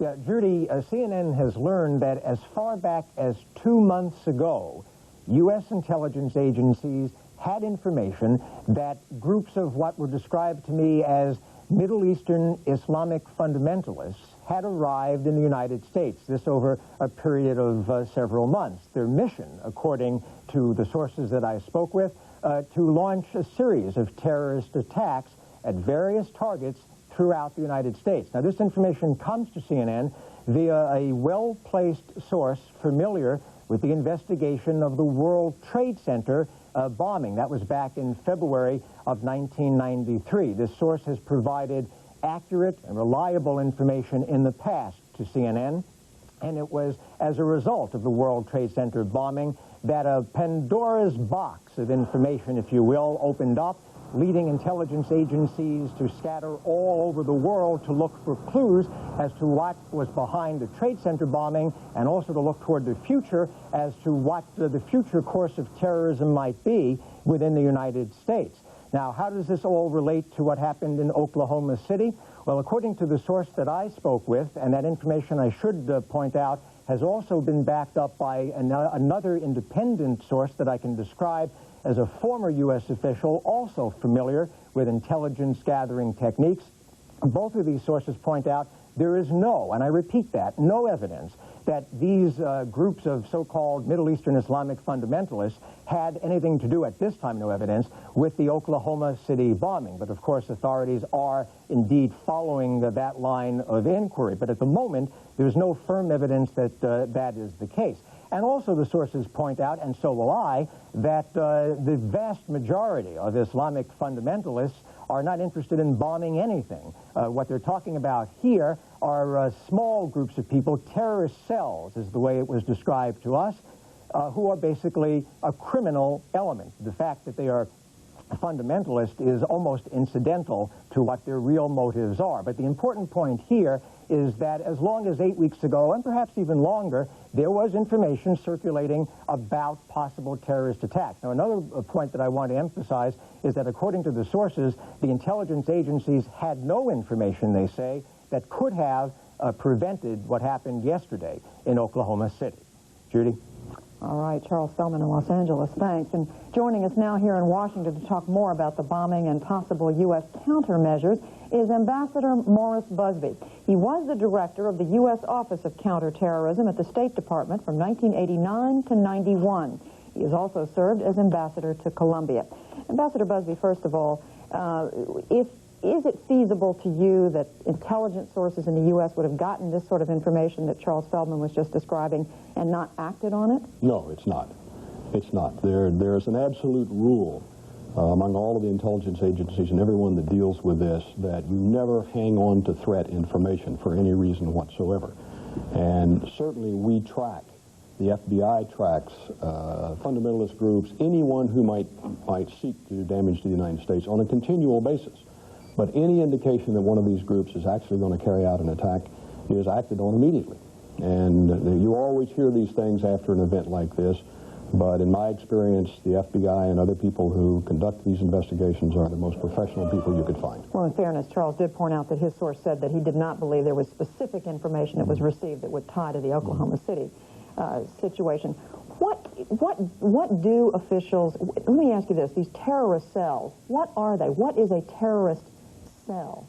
Well, one of the things that some of the fundamentalists, well, I shouldn't say fundamentalists, what some of the terrorist groups operating out of the Mideast have done for years and years is put into place in various countries where they might want to attack small groups of people with some communications who have nothing more than the mission to go there, perhaps collect intelligence, perhaps conduct some surveys of potential targets, and sit and wait for orders. And sometimes they sit there for a year or 2 years or even 5 years before they're actually activated to support an operation like this.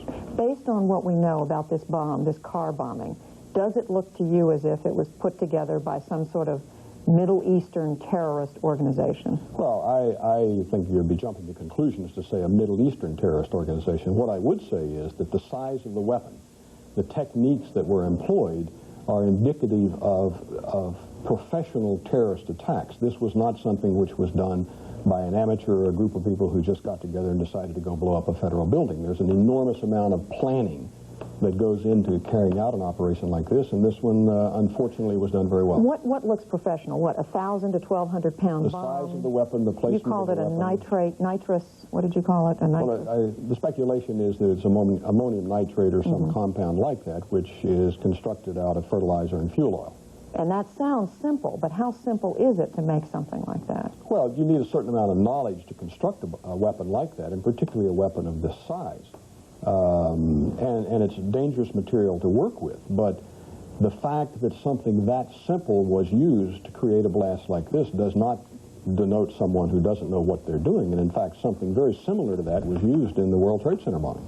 Based on what you know, is the United States doing everything that it could be doing at this point to search for the people who are behind it? Oh, absolutely. I have no doubt at all that when the President and the Attorney General say that they're going to leave no stone unturned, that we are devoting all of our resources to solving the law enforcement side of this problem. And what about this witness who's been arrested, or detained in London, being sent back to the United States? I read now on the news wires that found in his luggage in Rome were including kitchen knives, electrical wires, silicon pliers, a hammer. I mean, is this the sort of thing you get suspicious about, or is this just one of... There may be innocent explanations to that. I think the fact that we have detained this individual and are working with the British to send him back is indicative of the level of effort that's going into this investigation. Whether he had anything to do with it or not remains to be seen. How confident are you that the person or people behind this will be found? I wish I could say that I was totally confident, but if this was an international terrorist bombing, and it certainly has the earmarks of one, they are very difficult organizations to penetrate. I mean, the investigations that we conducted into Pan Am 103 lasted years before we were able to unravel that. I have no doubt that we will not rest until we get to the bottom of it, but I think it may take some considerable period of time. I hope not. All right, well, Ambassador Morris Busby, we thank you for joining us. Thank you. Hillary, back to you. Thanks, Judy. Some of our viewers may be experiencing some audio difficulties, problems hearing us. We're doing our best to fix it. We apologize for the problem, and we'll be back after these messages.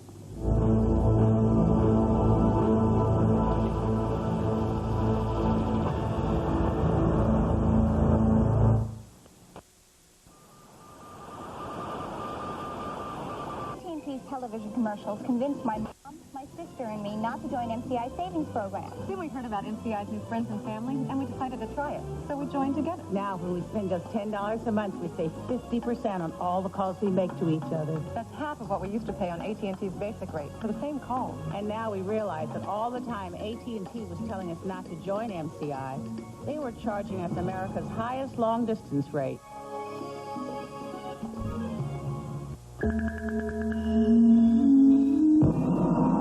A new chapter has begun in Merrill Lynch's history in Asia. We are the first American securities firm invited to open an office in mainland China.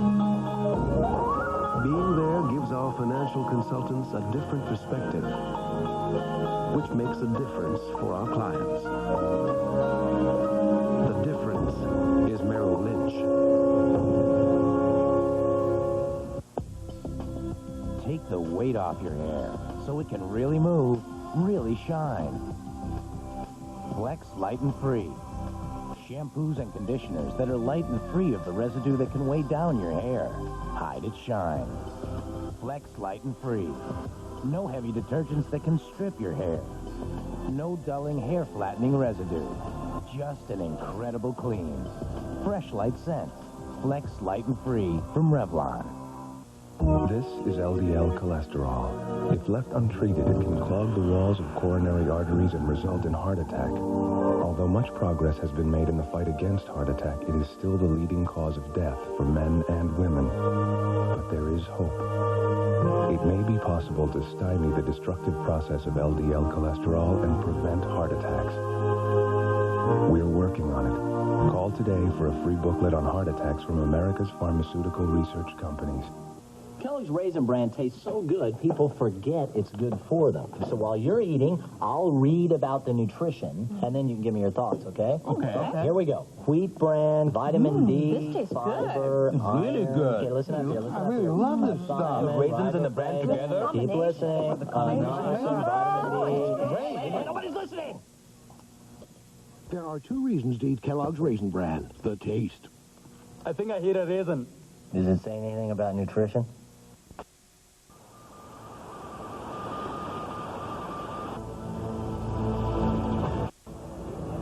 This is Bernard Shaw reporting live again from Oklahoma City. Joining us on the International Hour, the Deputy Fire Chief of Oklahoma City, John Hanson. Chief Hanson, these cranes behind us are preparing to do something. Yes, sir. What we're doing now is we've got some pancake collapse in front of that building. What I mean is there are numerous floors that collapse down into the basement area. We have to systematically now start removing those floors off. We believe we've got some victims under there and maybe even some survivors in some void areas. This could be your most delicate operation yet. Yes, sir. By all means, it's going to be a very dangerous operation because of the tremendous weight we're dealing with there. We've got to be very slow, very time-consuming operation. I infer that if you're getting ready to do this, you feel relatively confident about your shoring up operation. Yes, sir. We had a tense moment about an hour ago where we noticed a severe crack in a structural member we hadn't known before. had to pull our rescue crews out, shore that up, and we're able to get our rescue crews back in on the job in about 45 minutes. Now, when is this operation going to start? We're in the process of setting those cranes up at this point in time, and hopefully before dark we can start some of that debris removal. We're also stringing lines, preparing for our second full nighttime operation. Now, one of your firemen who had been in this building for 2 hours came out and said that he counted 6 bodies. Informally, unofficially, how many bodies are you aware of that have been detected and located today? Well, out of the 36 we have at the morgue, unfortunately 12 of those are children, and there are numerous fatalities on different floors, and there probably are going to be some more fatalities down below that pancake area when we start lifting that debris off. What we're hopeful though is that there are some void areas where that we've got some survivors that are in a little hole or in an area where we can get to them. Unofficially, how many people have you seen today in unofficial numbers? Yeah, our crews have seen up to 4 or 5 people on different floors, so speculating there may be as many as 20 or 30 more dead bodies that are still trapped in debris and some lying free. But the biggest hope right here for the people in this building is that because of these pockets, it's inconceivable how many people could be in there. Yes, sir, that's true. That's true. We still don't have a good count on how many possible people that were in the building.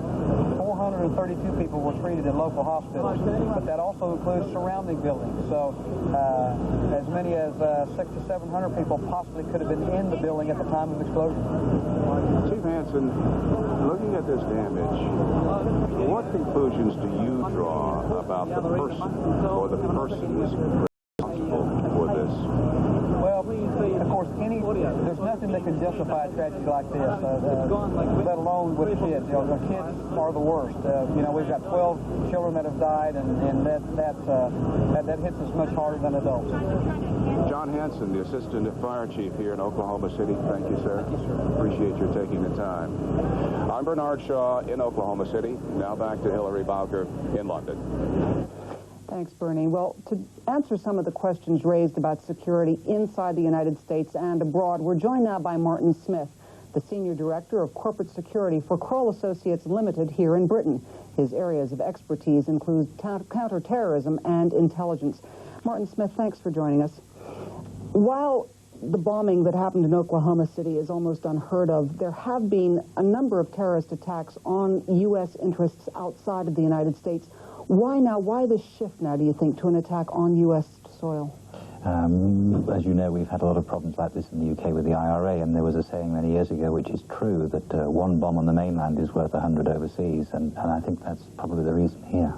Given the fact that it is so unusual for Americans to deal with this kind of bombing, do you think that's going to make it any more difficult for them to actually cope with it? I think it's going to be very difficult. We have a loss of innocence here. I think, without being too cruel, the world of terrorism has arrived at your doorstep now, at the American citizen's homeland. It's a violation. It's a major intrusion of your privacy, your space. It's not happened before. And it's going to be difficult for them to come to terms with that. There will be grief and confusion. There is now. We can see it on the newsreels. It's terrible.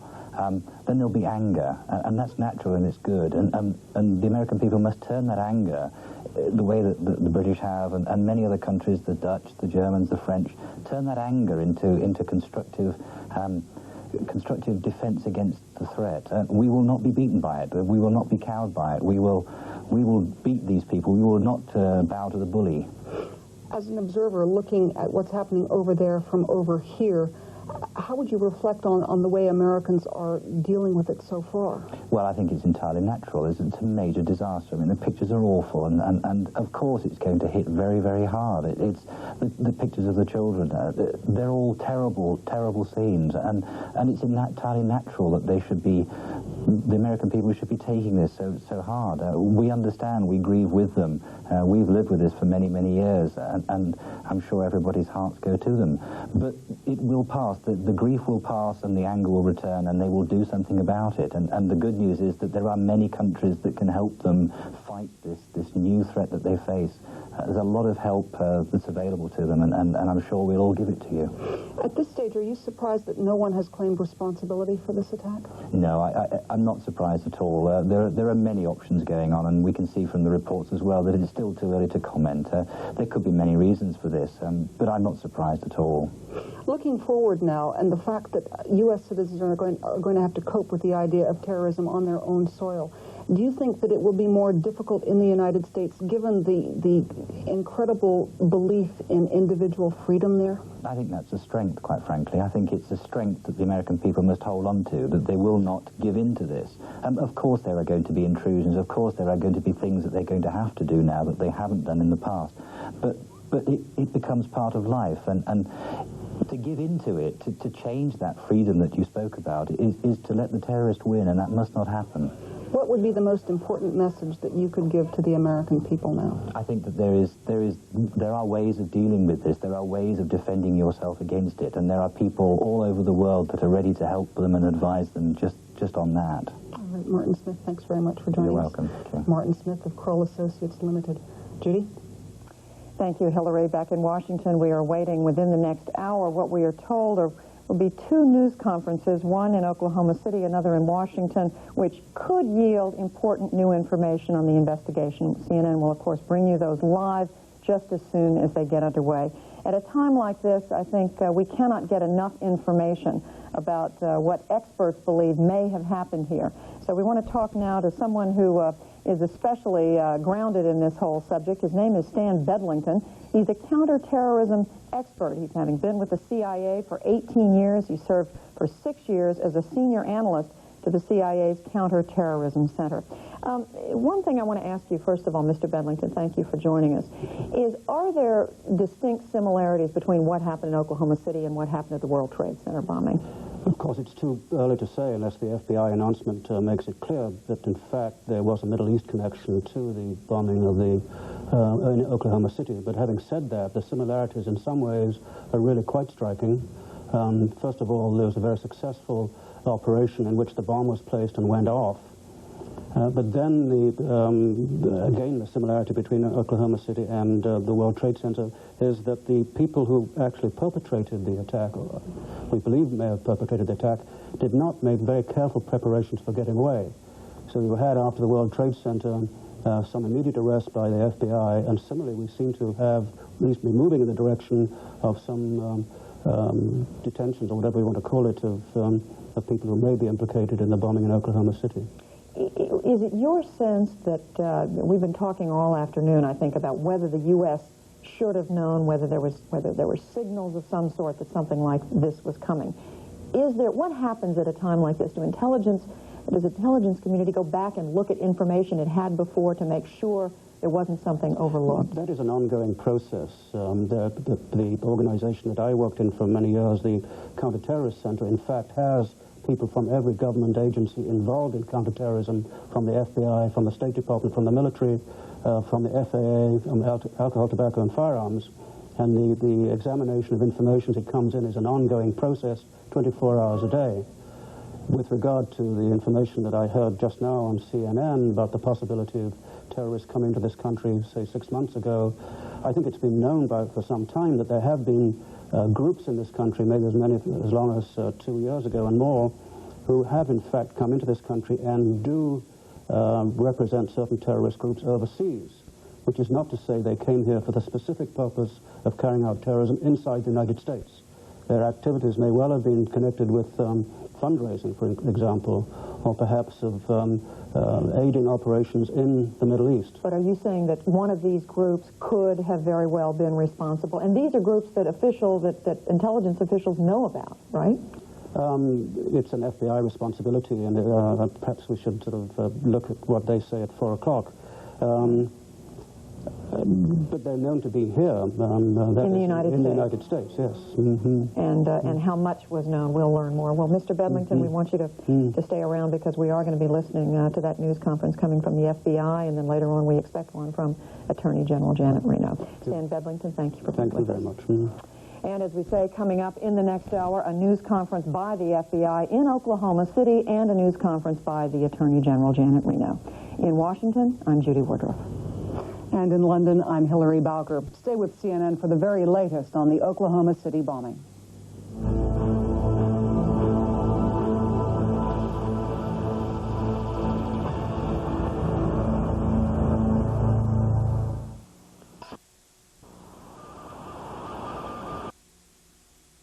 One long-distance company gives you proof that your business saves over AT&T. There's no question about savings with MCI's Proof Positive. Sure, my business is saving with AT&T. At least I think so. I feel like we are. They tell us we are. How would we know if we weren't? I don't think we'd know. I don't know if we're saving. There's no question about savings with MCI's Proof Positive. Introducing softer, longer-lasting Freedent. This is softer.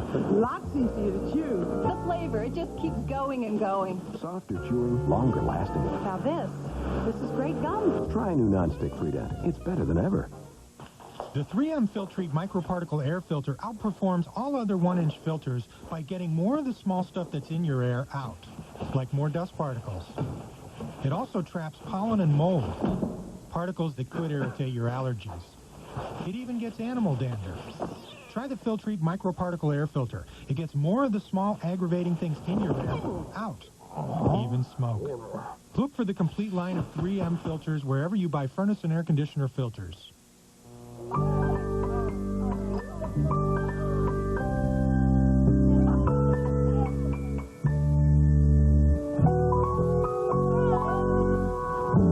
For light bladder control protection, Poise pads from Depend are small, like the leading Maxi pads. But they absorb 50% more and lock liquid in, so you get the right size, right protection. Poise pads and new Poise guards give you the freedom to be yourself. Go ahead. Hi, I'm Jim Palmer. Did you think the refinancing opportunity was over? Well, for a limited time, you can still refinance your home at today's rate of 7.95%. This 7.95 adjustable rate is available here at the Money Store, even if your credit is less than perfect. This special rate will be available as long as possible, but call now as this initial rate may change if rates go up. So to refinance at 7.95%, call the Money Store at 1-800-LOAN-YES.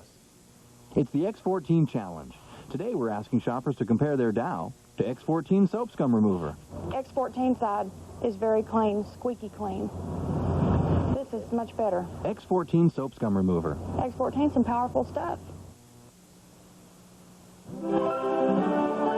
This is CNN.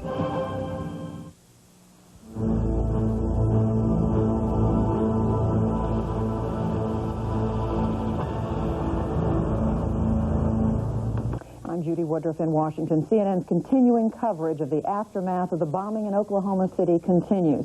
At this hour, we are expecting two news conferences, one by the FBI in Oklahoma City, the other by U.S. Attorney General Janet Reno. We expect that both may shed some light on the status of the investigation following this terrible, terrible tragedy that took place yesterday in Oklahoma. Joining me now in the studio here in Washington as we wait for some word of that FBI news conference is CNN's World Affairs correspondent Ralph Begleiter and Stan Bedlington, who is a counterterrorism expert, having been with the CIA for, 18 years, Mr. Bedlington. Ralph, and also we also have with us CNN's Wolf Blitzer, who is standing by at the White House. Let me turn to you first, Ralph. Just bring us up to date on what we know at this point about this person who was detained in London. Well, there are as many questions unanswered at the moment as there are answered. Ralph, I'm sorry. I'm told that we want to go right away to Wolf Blitzer, and we'll come back to you in just a minute. Wolf, to you. Well, Judy, we have learned that the law enforcement authorities are going to be releasing a composite sketch of a suspect involved, believed to be involved in this bombing in Oklahoma City yesterday. In addition to a composite sketch, we're told that the law enforcement authorities, probably Attorney General Janet Reno, will release an 800 toll-free number for people to call if they have seen the suspect. We are told by usually reliable sources that the composite sketch will be of the suspect believed to have rented the vehicle used to bomb the federal building in Oklahoma City. the car or van or truck, whatever it was, that was used in this bombing. Presumably, the suspect, the law enforcement authorities, the FBI, and others do not know the identity of this individual, but they have pieced together from the rental agency, from the car rental agency, his looks, and they believe that once they release this composite sketch plus a toll-free number, this will assist law enforcement authorities in their effort to apprehend this suspect. So once again, presumably Attorney General Janet Reno will be releasing this composite sketch plus a toll-free number for people to call. And Judy? Wolf, again, this is one individual for whom they have this sketch. Is that right? That's right. They've gone back. They sense that they have the identity of the vehicle that was used in the explosion, and that they've now gone and to various car rental agencies in the Midwest to try to piece together where this car or van came from, and they now suspect, based on what they've heard from people who work at this one car rental agency, that this suspect could be instrumental in finding those responsible for the Oklahoma City bombing. Again, just a composite sketch with a toll-free number. Presumably Janet Reno later this hour will be releasing that. All right, and Wolf, we don't know whether that's the same. There have been, as you know, reports that have been coming out of the last 24 hours about a car that was supposed to have been rented at the Dallas-Fort Worth Airport or somewhere in Dallas. We don't know if that's the same vehicle. One source, a former U.S. intelligence official who is fairly knowledgeable on these matters, believes that the car was not rented at the Dallas-Fort Worth Airport, the van or the car or whatever the vehicle was, but was rented someplace else near Oklahoma in the Midwest. We don't know precisely where, but this information presumably will be coming out at Janet Reno's briefing. All right, Wolf Blitzer at the White House, thanks, and we'll be coming back to you shortly. And now to Ralph Begleiter here in the studio. Ralph, based on what Wolf said, bring us up to date on what we know about this person who was detained. Now, they're calling him a witness at this point. Was detained in London and is now being sent back to the United States. I think the first thing that we ought to point out to our viewers, Judy, is, on the basis of what Wolf was talking about, too, is that often in these cases, whatever you do in the first 24 to 48 hours is the most useful in the investigation to follow. If you can catch suspects, collect information, collect pieces of equipment and so on in the first few hours, you've got good equipment, you've got good information that helps you later on. You mean before they have time to get far away? That's right, because once they've gone, there's too many places to disappear. And what we've seen occurring today is that kind of quick work. In Chicago this morning, a man was questioned briefly by authorities at the request of Alitalia Airlines, according to international sources, Italian authorities, and that individual was detained long enough to miss his flight. His luggage, however, got on a flight going to Rome. His luggage ended up in Rome. He ended up in London. He was detained by British authorities, according to diplomats, at the request of the FBI in the United States, has been turned around and is on his way back to the United States at this point. You say the Justice Department's referring to him now as a witness. Earlier it had referred to him as a suspect.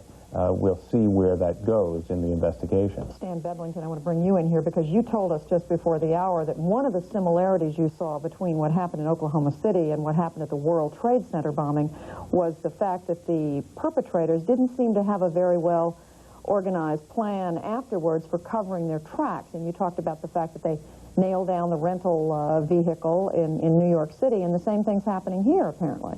It's very striking, whether it's a coincidence, I suspect it is, but nevertheless, it's just one other factor that makes you look at the two operations and suspect some similar motivation for it, similar operation. All right, Stan Bedlington, stay with us. Ralph Begleiter, Wolf Blitzer at the White House. We are continuing to stand by for that news conference from the FBI officials in Oklahoma City. We'll be right back.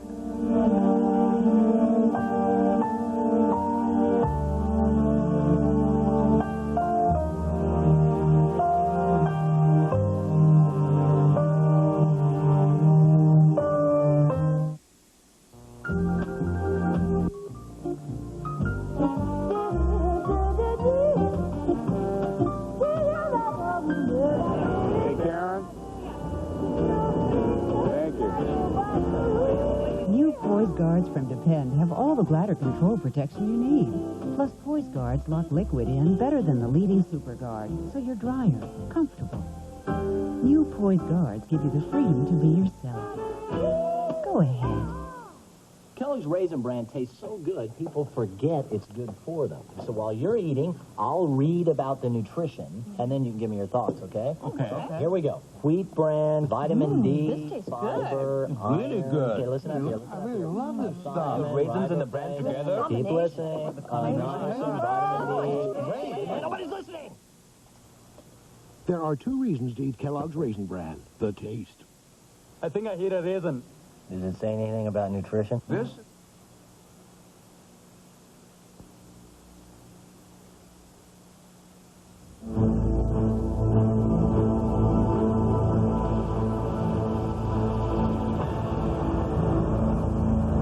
We're going to take you now in just about a minute or less to Oklahoma City, where officials of the Federal Bureau of Investigation, the FBI, are about to come out at a news conference to talk to reporters about what information they have. You're looking at a room, presumably at a federal building in Oklahoma City, not the Murrah building, of course, where the bombing took place, but another location in Oklahoma City.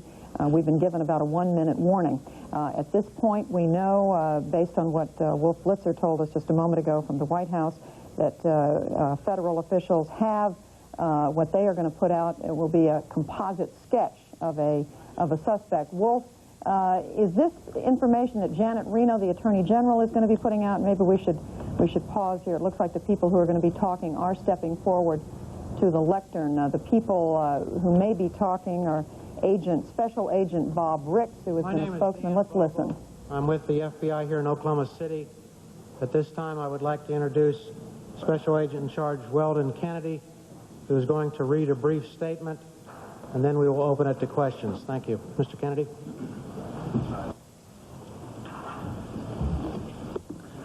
Good afternoon. I apologize for the delay. Traffic in the downtown has gotten to be quite a scene out there, as you can imagine. I want to announce today that investigators have identified a vehicle that was used in connection with yesterday's attack on the federal building here in Oklahoma City. Further investigation has determined that 2 white males were associated with this vehicle. As a result, arrest warrants will be sought for these 2 males. I must point out to you, however, that their exact identities are not presently known. Thus, the arrest warrants that I am discussing will be for 2 men, each identified only as John Doe. The first man is of medium build. He is further described as being approximately 5'10" to 5'11", weighing approximately 180 to 185 pounds, with a light brown crew cut, and he is right-handed. The second man is also medium build. He's further described as 5 feet 9 inches to 5 feet 10 inches tall, weighing approximately 175 to 80 pounds, with brown hair and a tattoo visible on his left arm below his T-shirt sleeve. He's possibly a smoker. Composite sketches of these 2 men have been prepared. Copies are on the way for everyone. Both of these men should be considered armed and extremely dangerous. Citizens should not, therefore, attempt to take any action against these men. Anyone with information about these 2 men should provide it immediately to the nearest FBI office. They can also call phone banks that have been especially established to receive that information. We urge people with information to call 1-800-905-1514. That number will become operational at approximately 5 p.m. Eastern Daylight Time.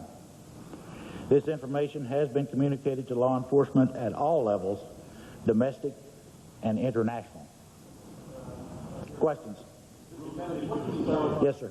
Could you clarify for us the information that's coming out of Dallas, that 2 folks are down there as possible suspects, one in Oklahoma City and also one in London? I have been informed that the news media has been reporting that 2 individuals were arrested in Dallas. The FBI is unaware, at least at my level, of those arrests. I have no idea what that may be about. What about Oklahoma City and London? Oklahoma City, the same. I've heard that report as well. They did release from Washington today that an individual is being returned to the United States from London who possibly may be a witness in this case. I have no further information other than that. Can you explain how he could be a witness to this and not a suspect, or his possible role? No, I can't. Not at this point. Yes, sir. As of right now, there are no suspects in custody. That is correct. At this point, the FBI does not have, nor have I been made aware of the fact that any suspects in this case are in custody anywhere. Can you infer anything related to the investigation because the two suspects that you talked about are white males, or is there any other? The question is if I can infer anything as to whether these two suspects, because they're white males, or does that tell me anything? No, I can infer nothing from that. Again, keep in mind at this point that while we are positive that this vehicle was definitely associated with this bombing, and that these two individuals are in fact associated with that vehicle, we don't know a lot more about them than that at this point in time.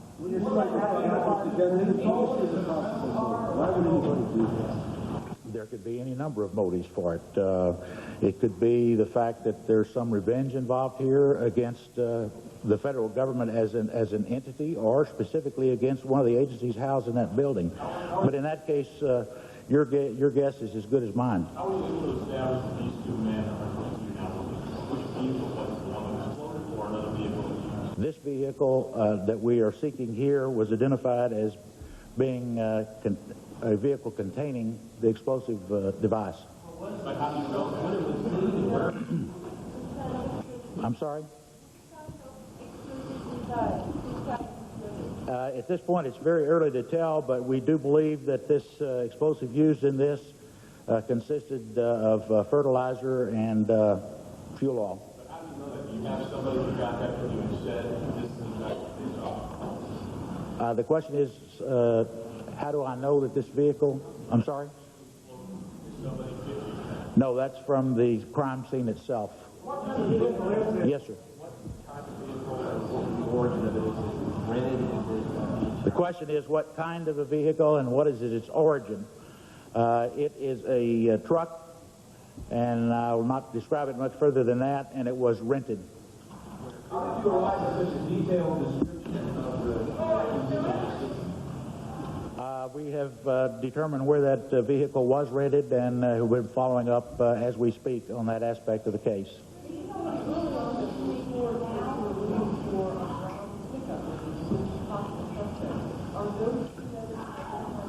Question is, early on, we were looking for a brown pickup. The individuals associated with that brown pickup truck, not to my knowledge. I'm not sure what the lead is there.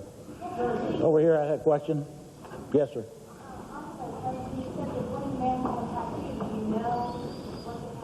No, I do not. Vaguely described. Apparently, have been some Jordanians detained today also by the federal officials. One of them, in fact, is the New York president, that White reports. Is there any connection between these gentlemen and the White that you're referring to? Question is there any connection between these two John Does and a Jordanian? Evidently, the guy who's coming back from London was apparently some sort of a witness to two other fellows. Not to my knowledge. And is there any, have you pretty much ruled out at the time any link to the New York Trade Center bombing? Because one of these fellows saying is evidently somebody from New York who does hang out. Question is, have we ruled out any connection whatsoever with the New York bombing? And the answer is we have not at this point ruled out anything. We're very early stages of this investigation. We're exploring every avenue and every lead as we receive it. So we've not closed any doors, and we'll explore any lead as to its logical conclusion. Yes, sir. No, I'm not at liberty to say that at this time. April the 17th. I'm not at liberty to discuss where or what rental company it was or any further information about it at this time. How was it identified? At the scene of the blast or elsewhere? How was, I'm sorry? Where were they identified? At the scene of the blast? Elsewhere. Did the suspects rent the truck? Did the suspects rent the truck? And the answer to the question is yes, they did. How did they get away? I have no information about that. The question was, how did they get away after the bomb? I have no idea. Yes, sir.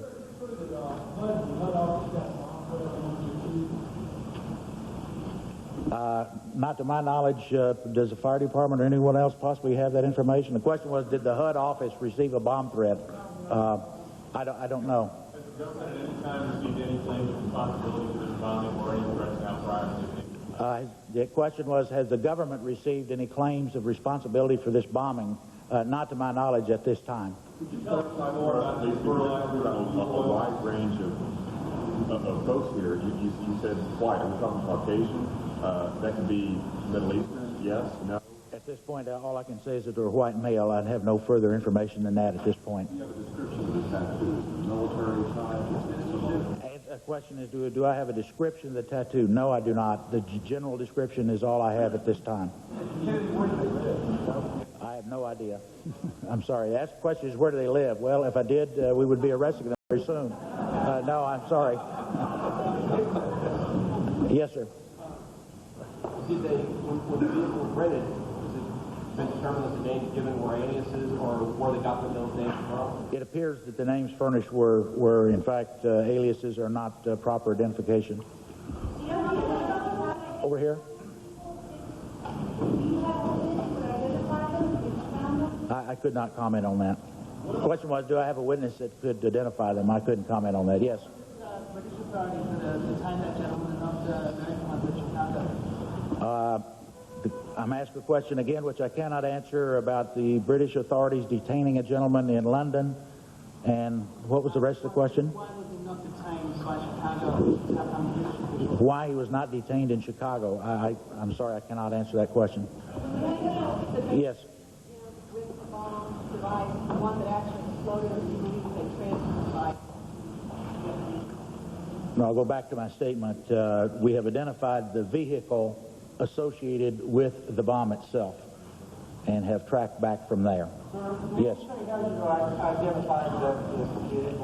No, I could not. It's through forensic examination that's been conducted thus far at the site. Yes, sir, in the back. Do you know what vehicle the suspects may be in now? The question is, do I know what vehicle the suspects may be in now? And the answer to the question is no, I do not. You just rented one vehicle. To my knowledge, that's all I'm aware of. What's the fact that fertilizer and fuel oil, how do you determine that's what it was and how it works? The forensics experts who've examined the scene thus far are able to say that this is a low-order explosive, not a high explosive, due to the characteristics of the damage that was done not only to the building but to the surrounding vehicles and other parts nearby, that it was a low-order type of an explosive rather than a high-order explosive. About any further than that, I really could not go.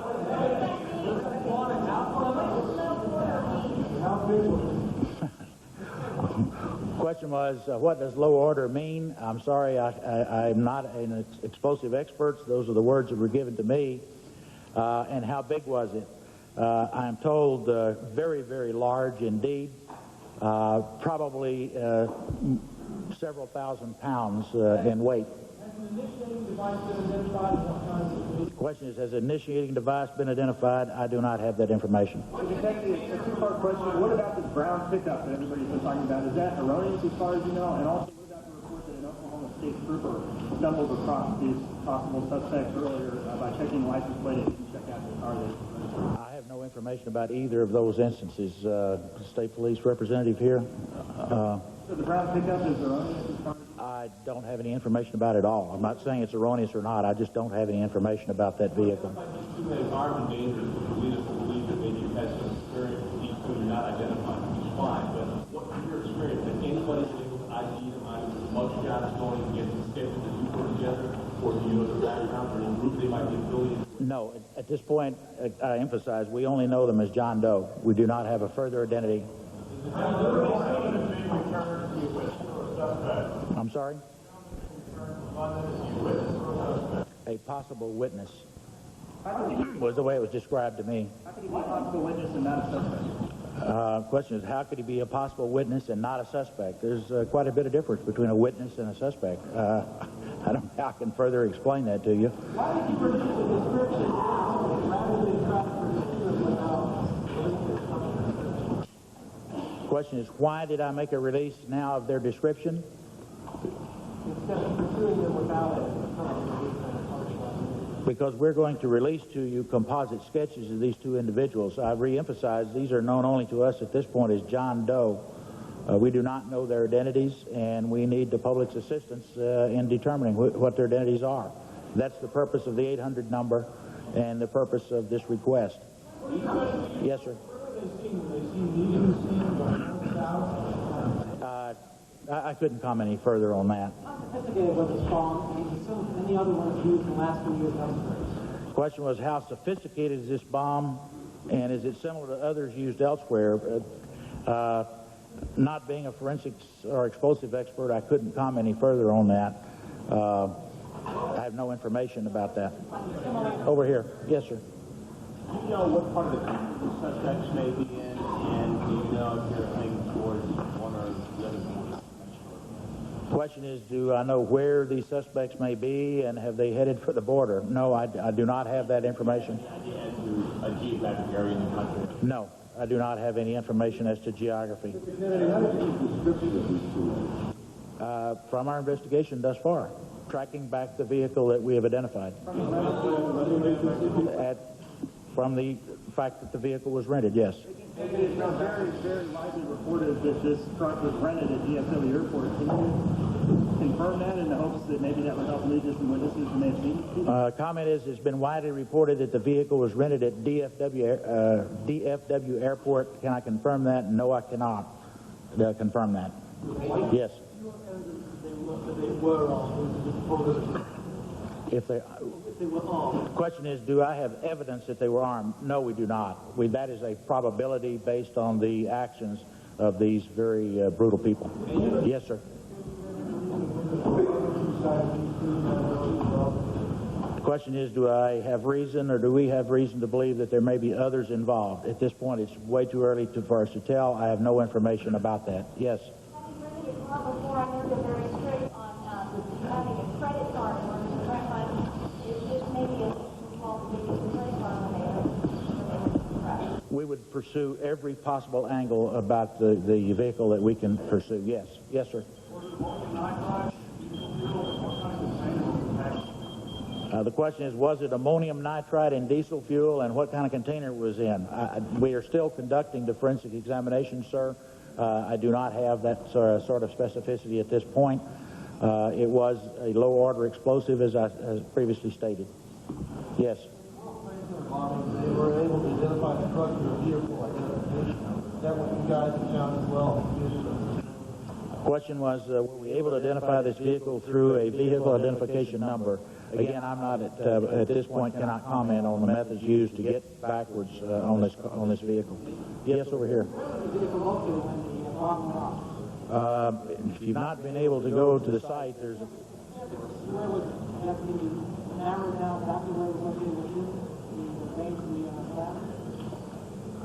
Specifically where the vehicle was located? Chief, maybe you can comment on that. Specifically where this vehicle was located at the time of the blast? There's a rather large crater where it was sitting almost immediately in front of the building itself, obviously in a parking slot. Parked directly in front of the building, yes. If you don't go back from the oil count, any idea on where they may have been before the oil count? No, I couldn't comment any further on that line of the investigation. Yes, right here.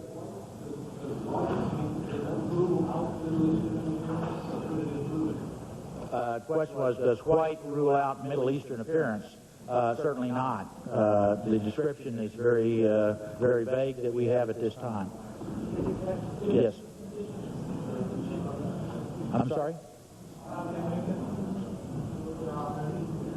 The question is, do I know if they're American citizens? Obviously, sir, no, we do not have that information.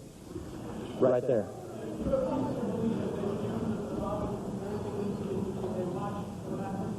Do I have any information that the suspects watched the bombing and what happened? No, I have no information about that.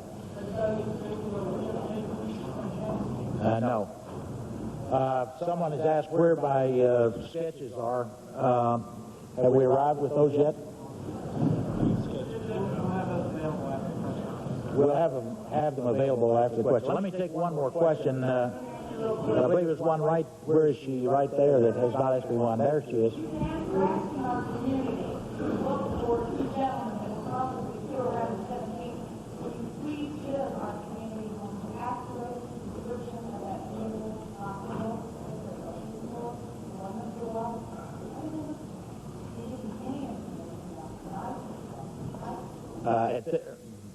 That truck that's now vaporized? No, I cannot at this point give you any further on that.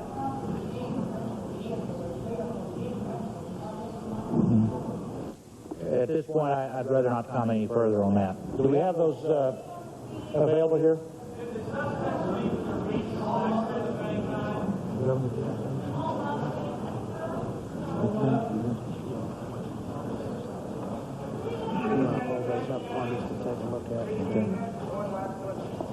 Let me introduce the director of FEMA. Go ahead and introduce yourself. Go ahead. Briefly, I'm James Lee Witt, director of the Federal Emergency Management Agency out of Washington. And just to give you an update on what we're doing here and why the President sent me here. But first, let me say on behalf of President Clinton and myself and all of us at FEMA, our condolences and prayers goes out to the families and their losses here in Oklahoma City.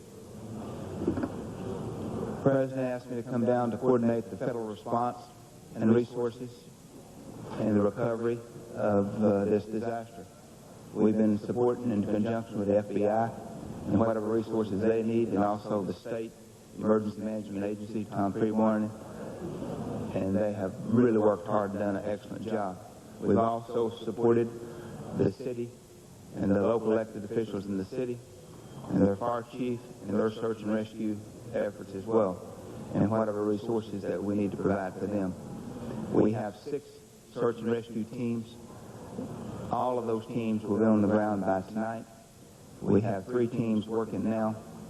Another team's moving in to rotate in. There's about 55 people in each of these teams, average. They have some very highly sophisticated equipment that they brought in to use. And some areas of that building are still unstable, but that does not mean the search and rescue efforts are not going on. It continues.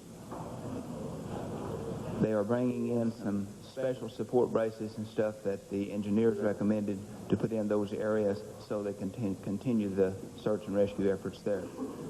We will be here to support the state and the city in their efforts and whatever we need to do.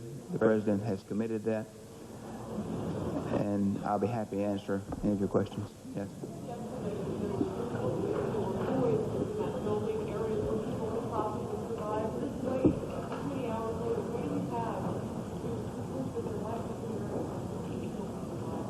Well, of course, Fire Chief, I don't know if he's here. No. Yeah, he's here. He could probably answer that for you more than I could. He's been there on the scene much more than I have. But the first 72 hours are very critical in search and rescue, and all the teams are very aware of that, and that's why they're working 24 hours a day. So he can answer that for you. Yes. I would refer that to the chief on the casualty. Let the chief answer those for you.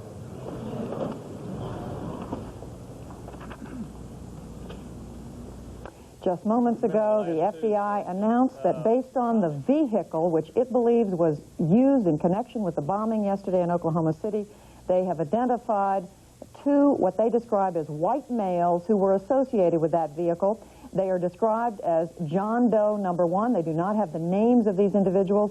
John Doe number 1, a white male of medium build, 5 feet 10 to 5 feet 11 inches tall, 180 to 185 pounds, with light brown hair and a crew cut. He is right-handed. This is a sketch which the FBI, the Justice Department, has just released of this individual. Again, 5 feet 10 to 5 feet 11 inches tall, a medium build, 180 to 185 pounds. As you can see, crew cut hair, light brown hair, is considered to be right-handed. The second suspect, we are calling John Doe number 2, also a white male, also medium build, 5 feet 9 to 5 feet 10 inches tall, 175 to 180 pounds, with brown hair, and with a tattoo visible on his left arm, that they said on his left arm below where a T-shirt would be. This is a sketch of this individual. He's possibly a smoker. Now, once again, these descriptions and these sketches have just been released in the last few minutes by the FBI. They are considered armed and extremely dangerous. The public is told to be on the lookout for them. If they have information after 5 o'clock Eastern Time, we are going to be giving out to you shortly a 1-800 number that you can dial. I want to go back now to that news conference in Oklahoma City, and we are hearing from an official of the Oklahoma City Fire Department. No, like him, I'm not an explosive expert. You guys been a little bit deceiving to say there's only 36 so far. I mean, is there 200 or 300 dead in there? We hear these different numbers all the time, and at the press conference we hear 36 dead. Between 36 and 200. No, as I said early on, we're only going to give numbers that we have confirmed out of the building and in the morgue. We have always said that there are other bodies in the building. I don't want to speculate to a number. That speculation could run rampant and raise the numbers to 1,000 at some point. So we're only going to confirm what's come out of the building. We don't have a good count on the missing simply because we don't have a concrete idea what was in the building at the time.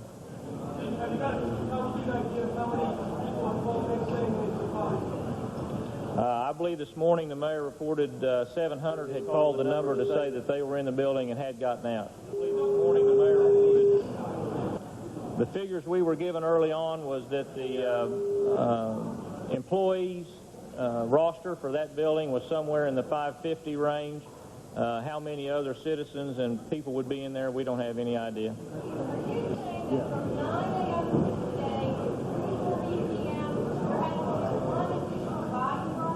That's correct.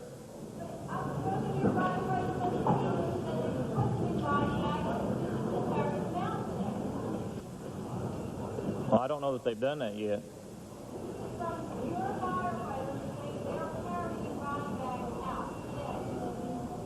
They're carrying body bags out today? Well, I'd say that that's not true, to my knowledge.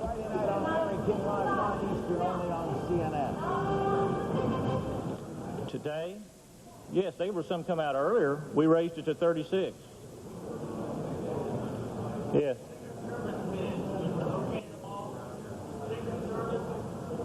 No, we haven't broke down by classification what's still unaccounted for. Have you identified all the bodies? No. Identification is being done by the medical examiner. We don't have any role in that. Injured? We had 460, I believe, that were counted that had come into hospital. All right, we're going to break in now to that news conference in Oklahoma City and go to Washington, D.C., where U.S. Attorney General Janet Reno is about to talk with reporters. Let's listen. I have been speaking with the President on developments in the Oklahoma City bombing investigation. Today, the government is offering a reward of up to $2 million for information leading to the arrest and conviction of those responsible for the bombing in Oklahoma City. Although we have many hundreds of leads, we want to make sure that we have all relevant information that could lead to the conviction of all of those involved in this event. The reward will come from contributions from a number of federal agencies. The Treasury Department, which has done a great job and cooperated magnificently in this investigation, will be making a substantial contribution to this fund. As you know, we have hundreds of skilled agents from several agencies working to bring to justice those responsible for the bombing in Oklahoma City. We have just announced developments in the case. Investigators have identified a vehicle that was used in connection with yesterday's attack on the federal building in Oklahoma City. They have determined that 2 white males, each with a medium bill, were associated with that vehicle. We will seek arrest warrants for these 2 men. Composite sketches of these 2 men have been prepared. We have copies here for everyone. Both of these men should be considered armed and extremely dangerous. Citizens should not, therefore, attempt to take any action against them. Anyone with information about these two men should provide it immediately to the nearest FBI office. They can also call phone banks the FBI has specifically established to receive their information. We urge people with information to call 1-800-905-1514. 1-800-905-1514. This information has been communicated to law enforcement at all levels, domestic and international. We continue to pursue every lead. Those who participated in this attack will be brought to justice. Are these suspects, do you believe, Americans? I would not comment on that. The FBI has provided all the information we know about it. It's so sketchy, though. You know, a lot of people fit the description. We have given you all the information that we have. Did you get information on the two suspects from a surveillance camera or video camera? I cannot comment concerning the process of the investigation. The fact that you've identified two white males as suspects, does that diminish the possibility of involvement by a Middle Eastern group? We are going to pursue every lead. We are excluding no lead. We have received information from a variety of sources concerning a variety of leads, and we will continue to pursue every lead. Have all international escape routes been closed? We are taking all possible action with respect to routes that people can take under any circumstance. What can you tell us about the man being returned from London? Nothing, other than that he is being returned to this country. Is he considered a suspect or a witness? At this point, he is being returned as a possible witness. Under escort? Under escort. British or American? Can you tell us what they found in his bag? No, I cannot.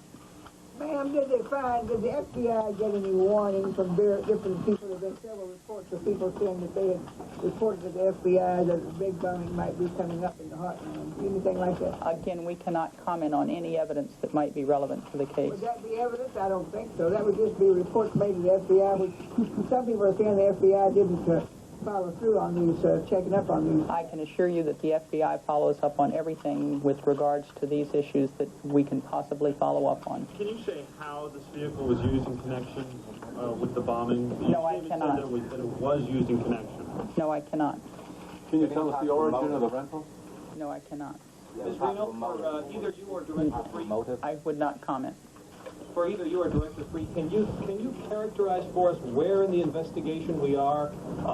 Have we reached a turning point with this information that has come in today? Where is the investigation now? The investigation is pursuing every possible lead with as much detail as possible. We're excluding no possibility. We are making sure that every possible lead is considered. But would you say we are farther along than you thought we might be? I would not characterize where we are, except that we are doing everything we can to see that the people responsible are brought to justice. Connection between the man. Yes, Is there a connection between the two John Does and the man being returned from London? I would not comment with respect to any other information. Ma'am, would you care to comment on this bill before the House Judiciary Committee where on greater law enforcement provisions for prosecution of terrorists? Well, in this instance, we are going to take every available step to make sure that they get the maximum penalty. Ms. Reno, the President, during his news conference this afternoon, said the American people would be proud of the progress being made in this investigation. Doesn't that suggest that a great deal of progress? I think they would be very, very proud of the steps the FBI, the ATF, and other law enforcement agencies have made. Local law enforcement has been extraordinary in their efforts. It has been a cooperative effort that I think has been an example for everybody in law enforcement, and yes, I'm very proud of them. Determination as to whether this is domestic terrorism or international terrorism? At this point, we are pursuing every possible lead and would not comment. Are you under any pressure from the Arab American community? Have you contacted Mexican and Canadian authorities in case the perpetrators may have crossed the border?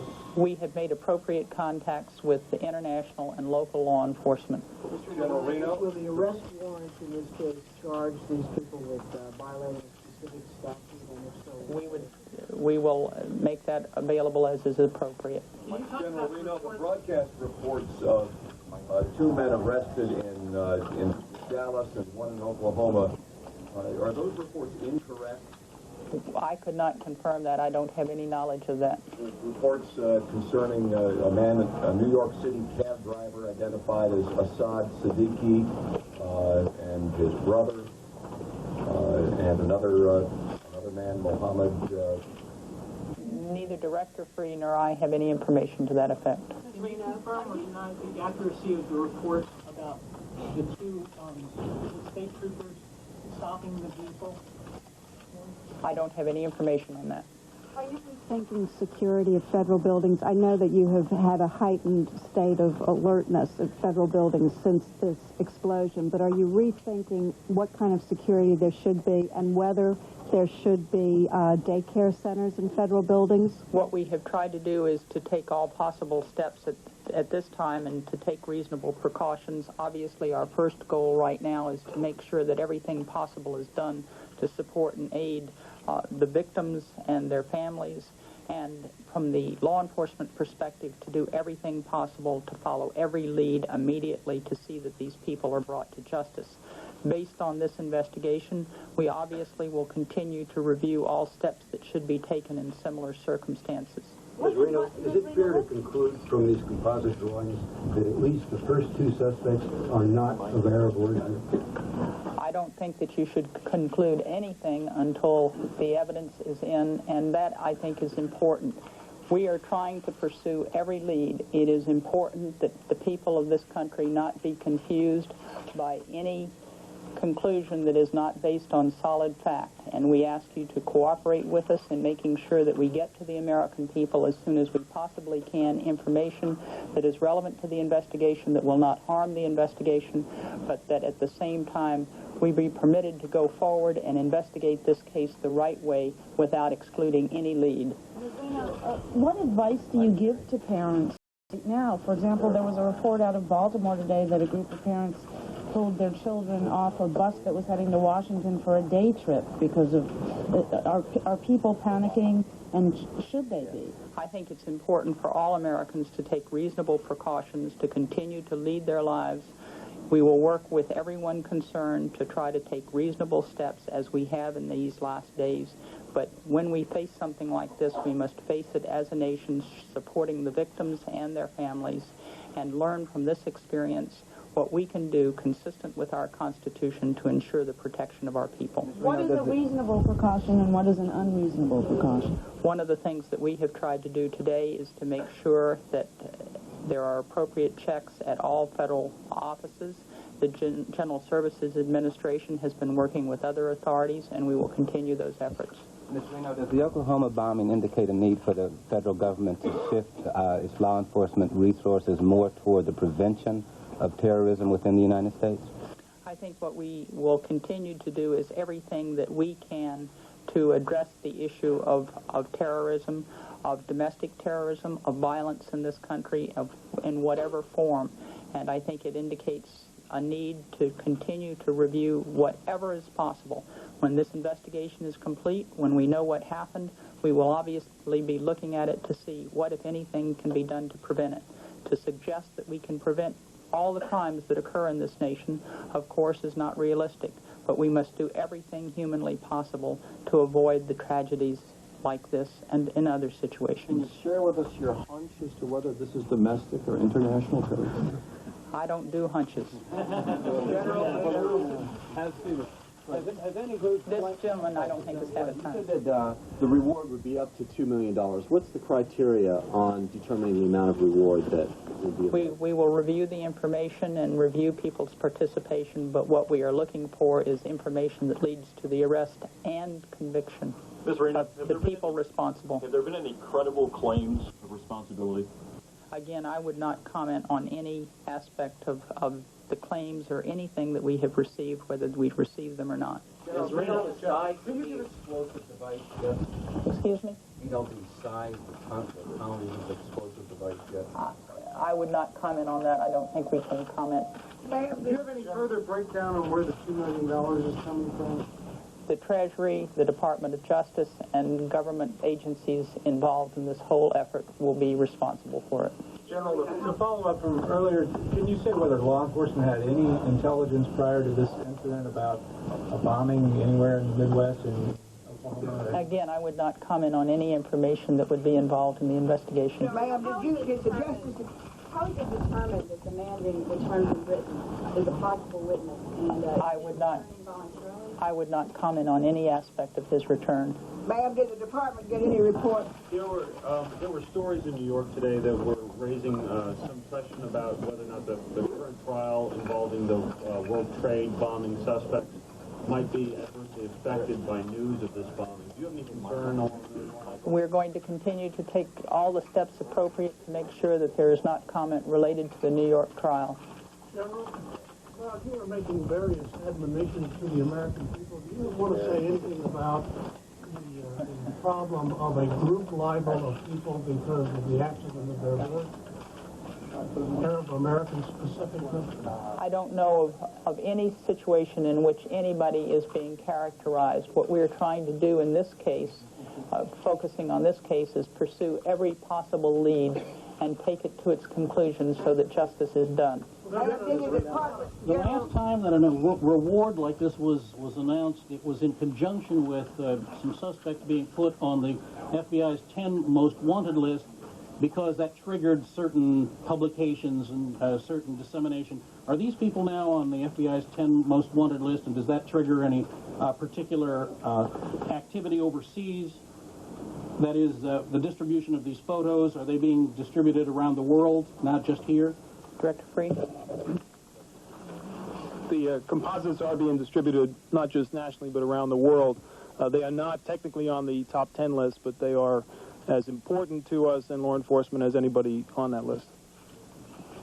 Ms. Reno, you've launched one of the biggest... The rate of calls that you've been getting to the special phone banks, and how much are you relying on help and information from the public to find these suspects? Any American I know will want to do anything they can with any piece of information that they believe is relevant to identifying these people. And clearly, in an investigation of this sort, such assistance and support is important. It is so critically important when you have a tragedy of this dimension that everyone join together and responsibly and thoughtfully respond when they can be of help or they think they have information that can be of help. Can we go back a second to the report about the two arrested in Dallas? You said you had no information on that.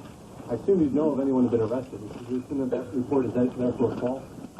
Unless there is immediate information, but we have checked the reports and do not find any information at this time. General Reno, did you all get a report in the department that the Jerusalem Post had printed a story saying that this was going to happen? I have not seen anything concerning the Jerusalem Post. Was there any advance governments providing assistance in the Israelis?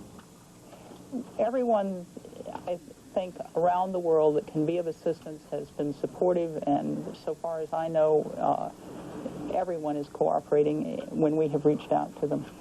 Ms. Reno, can you tell us about reports that an axle was found, apparently a piece of the van that was involved in the bombing? Can't comment on any pending part of the investigation. Ms. Reno, do you have any update on the death toll and the number missing? No, I think that the FEMA director, James Lee Witt, was giving that information as we came down. Was there only one bomb? At this point, we have confirmed only one bomb. Have there been follow-up threats or copycat threats at all on other federal buildings today? Yes, there have. All have turned out so far to present a non-existent threat. Ms. Reno, yes. Common chemicals were used in making this bomb, from what I hear. Is there any move to put restrictions on these chemicals, or? The information the FBI related in Kansas City in Oklahoma City indicates that that is the case, but we want to look at it and to see just what was involved and confirm before we take any further steps. Can you tell us what materials were used to make the bomb? At this point, we can't confirm it. The FBI in Oklahoma City indicated that it was probably fertilizer and fuel oil. Secretary Kerry has said that the Defense Department is lending Arabic speakers to help the Justice Department and the FBI make interrogations. This at least suggests that there's considerable investigation or interviewing within the Arab community. Can you tell us whether this interviewing is going on, and number one, whether it's going on in the Oklahoma City area, the Dallas area? I don't think you should distinguish one community. I think we are following every single lead that we can, regardless of community. Did I understand you to say the FBI in Kansas City had said... Oklahoma City. Oklahoma City. Ms. Reno, you have a massive investigation. This lady, I don't think has got a chance. Thank you. Can you say whether or not these are the only two restaurants that have been issued tonight? I can say to you that these are the only two arrest warrants that are being issued at this time. You have a massive investigation, yet now you're offering a major monetary reward. Is that a sign that things are going badly? I think that any time, from my experience in law enforcement, that a reward is offered, it can be of great assistance. And as we indicated yesterday, we're going to do everything humanly possible to see that these people are brought to justice. There have been instances in the past in major cases like this where relations between agents from different federal law enforcement agencies have broken down. Relations between agents and prosecutors have become dysfunctional. What have you done and what can be done to maximize cooperation in this case? So far, I've not seen an investigation that has involved such cooperation. We have had an excellent working relationship with the Treasury Department that is represented here today by Frank Newman and Ron Noble. The Secret Service has cooperated. DEA is cooperating. Local law enforcement is cooperating. I have talked to the district attorney in Oklahoma City. I have never seen such cooperation, and I want to thank all of the agencies involved. I think it is an example for all of us in law enforcement. Have you talked to the U.S. Attorney? We have people on the scene who have been working with the U.S. Attorney's Office, and we are proceeding pace. We have just heard U.S. Attorney General Janet Reno announce that there is a $2 million reward now being offered for information leading to the arrest of these two suspects described earlier by the FBI. Before we go to that, once again, CNN has learned that the truck used in the Oklahoma City bombing was a Ryder truck rented in Junction City, Kansas.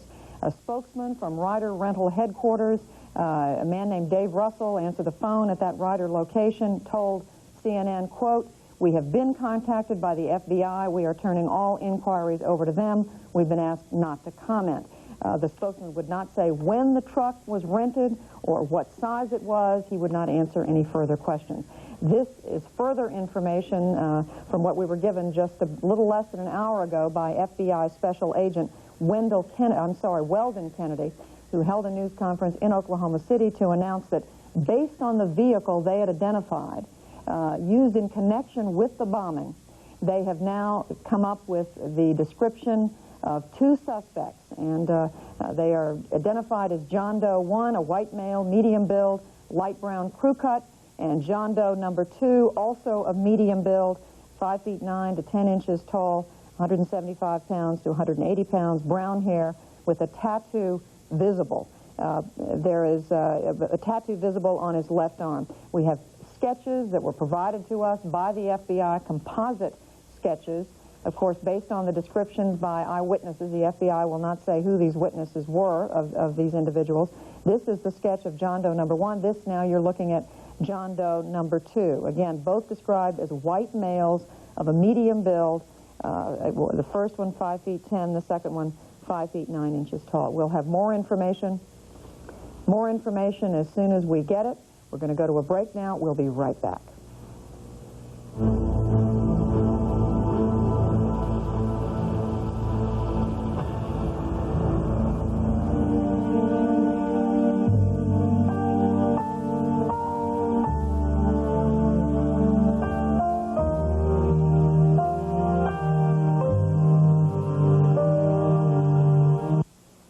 This is the place for complete coverage of live breaking news wherever it occurs. This is CNN. 20 years after the war, CNN returns to Vietnam to search for answers and to hear the very personal stories from those who fought on both sides, with exclusive interviews with former Commander Generals Westmoreland and Jolly. Unprecedented live coverage from Ho Chi Minh City, with Peter Arnett at the former U.S. Embassy, Bruce Morton at Kent State, and Larry King and Bernard Shaw at the Vietnam Veterans Memorial. Vietnam, 20 years later. All next week on CNN. Saturdays on CNN, there's a new lineup of programs to start your weekend with the latest news plus helpful and informative features. Then find out what's happening in showbiz this weekend. Elsa Clench brings style to the world of fashion and interior. And our world is explored on Science and Technology Week. All from the people who cover your world. CNN.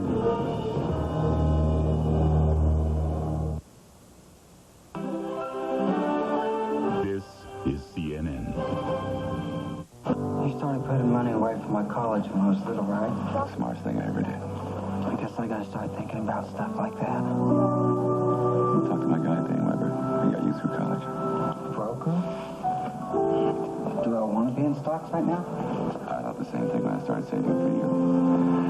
But he showed me if I was looking long term, and the only place to be is in the market. And he'll know that's what I'm looking for. He'll know. Because he'll ask. While you're in bed and sweetly dreaming, somebody's mama is making this. Made from scratch, hot and steaming, fresh from the kitchen at Hardee's. Rise and shine, omelet lovers. The ultimate omelet biscuit at Hardee's has egg, crisp bacon, and 2 kinds of cheese. Right now, it's one of our daily breakfast biscuit specials, each just 99 cents. Ultimate omelet, just 99 cents. Fresh from the kitchen at Hardee's.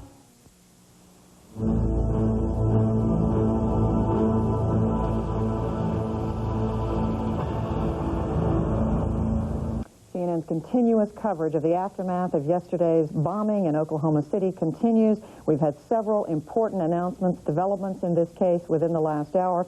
First of all, from the FBI announcing that U.S. authorities are looking for 2 men in connection with the bombing, and the announcement from U.S. Attorney General Janet Reno that there is a $2 million reward for anyone who has information that would lead to the arrest of these 2 men.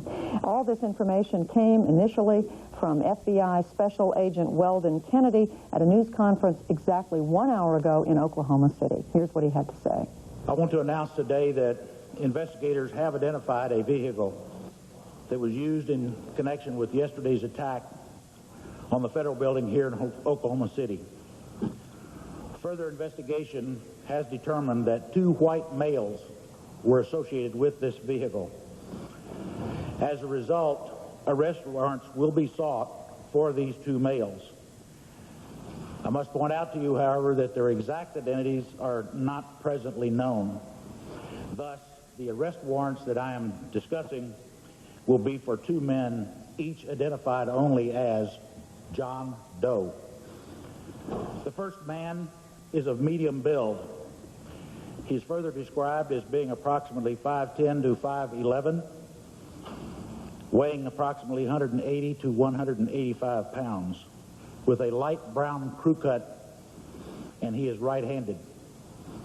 The second man is also medium build. He's further described as 5 feet 9 inches to 5 feet 10 inches tall, weighing approximately 175 to 80 pounds, with brown hair and a tattoo visible on his left arm below his T-shirt sleeve. He's possibly a smoker. Composite sketches of these 2 men have been prepared. Copies are on the way for everyone. Both of these men should be considered armed and extremely dangerous. Citizens should not, therefore, attempt to take any action against these men. Anyone with information about these 2 men should provide it immediately to the nearest FBI office. They can also call phone banks that have been especially established to receive that information. We urge people with information to call 1-800-905-1514. That number will become operational at approximately 5 p.m. Eastern Daylight Time. This information has been communicated to law enforcement at all levels, domestic and international. The The FBI was apparently able to put together the identities of these two individuals because of a truck they rented at a location which Mr. Kennedy did not identify, but which CNN has learned was a Ryder truck which was rented at a location in Junction City, Kansas. CNN has spoken to an individual at the Ryder headquarters who told us that he could not say anything more, but that they had turned over all the information they had to the FBI. Shortly after Mr. Kennedy held that news conference in Oklahoma City, U.S. Attorney General Janet Reno had a news conference to follow here in Washington. Here's what she had to say. The government is offering a reward of up to $2 million for information leading to the arrest and conviction of those responsible for the bombing in Oklahoma City. Although we have many hundreds of leads, we want to make sure that we have all relevant information that could lead to the conviction of all of those involved in this event. The reward will come from contributions from a number of federal agencies. The Treasury Department, which has done a great job and cooperated magnificently in this investigation, will be making a substantial contribution to this fund. As you know, we have hundreds of skilled agents from several agencies working to bring to justice those responsible for the bombing in Oklahoma City. Again, that was U.S. Attorney General Janet Reno announcing that a reward of up to $2 million is being offered by the U.S. government for any information leading to the arrest of those two individuals. In just a moment, I want to bring in our White House correspondent, Wolf Blitzer. I want to bring in Charles Bierbauer, our national correspondent here with me in Washington, and also Stan Bedlington, who is a counterterrorism expert. Before we talk to the three of them, however, I want to once again go over the descriptions which the FBI has released of these two individuals they are seeking.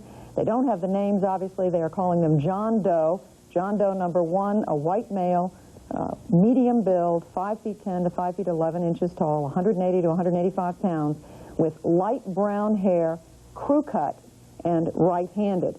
The second suspect, John Doe 2, white male, medium build, 5 feet 9 to 5 feet 10 inches, 175 to 180 pounds, with brown hair, with a tattoo visible on his left arm below where a T-shirt sleeve would be, also considered to be possibly a smoker.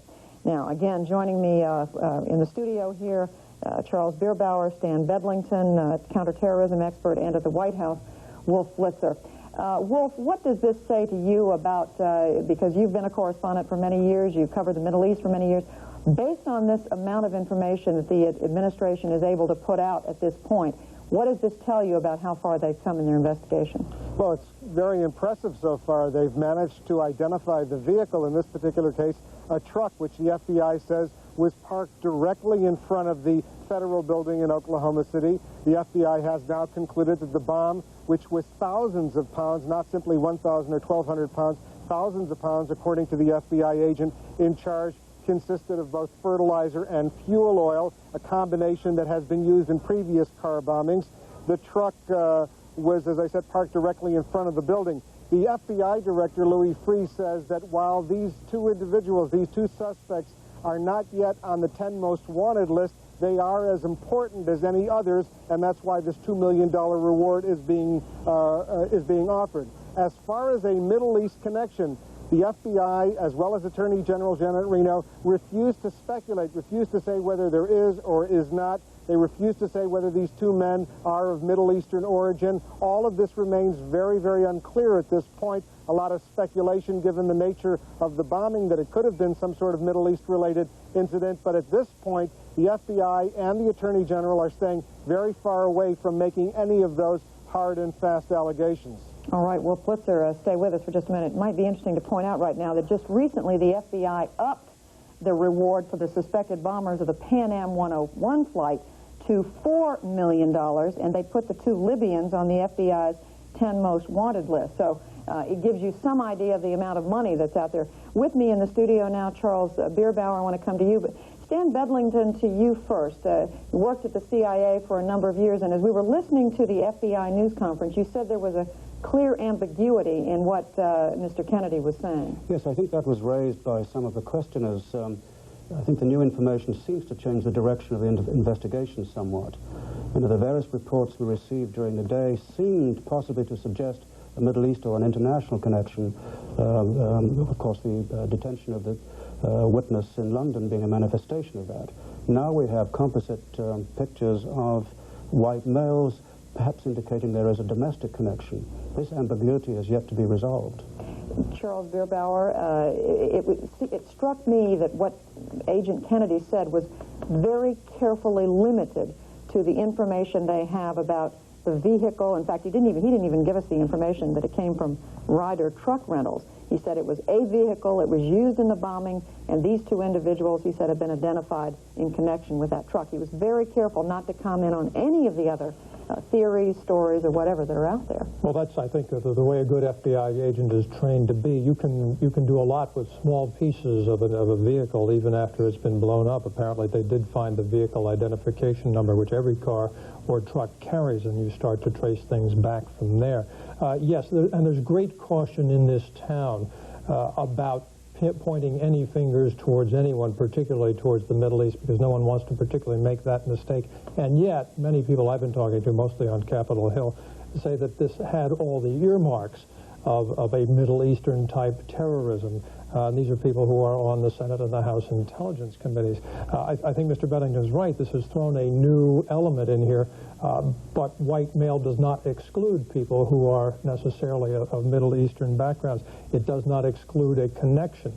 I frankly don't know what it is. No one I've talked to can say, yes, this is exactly what it's about. We've picked up other elements on the trail here. There's no question about that.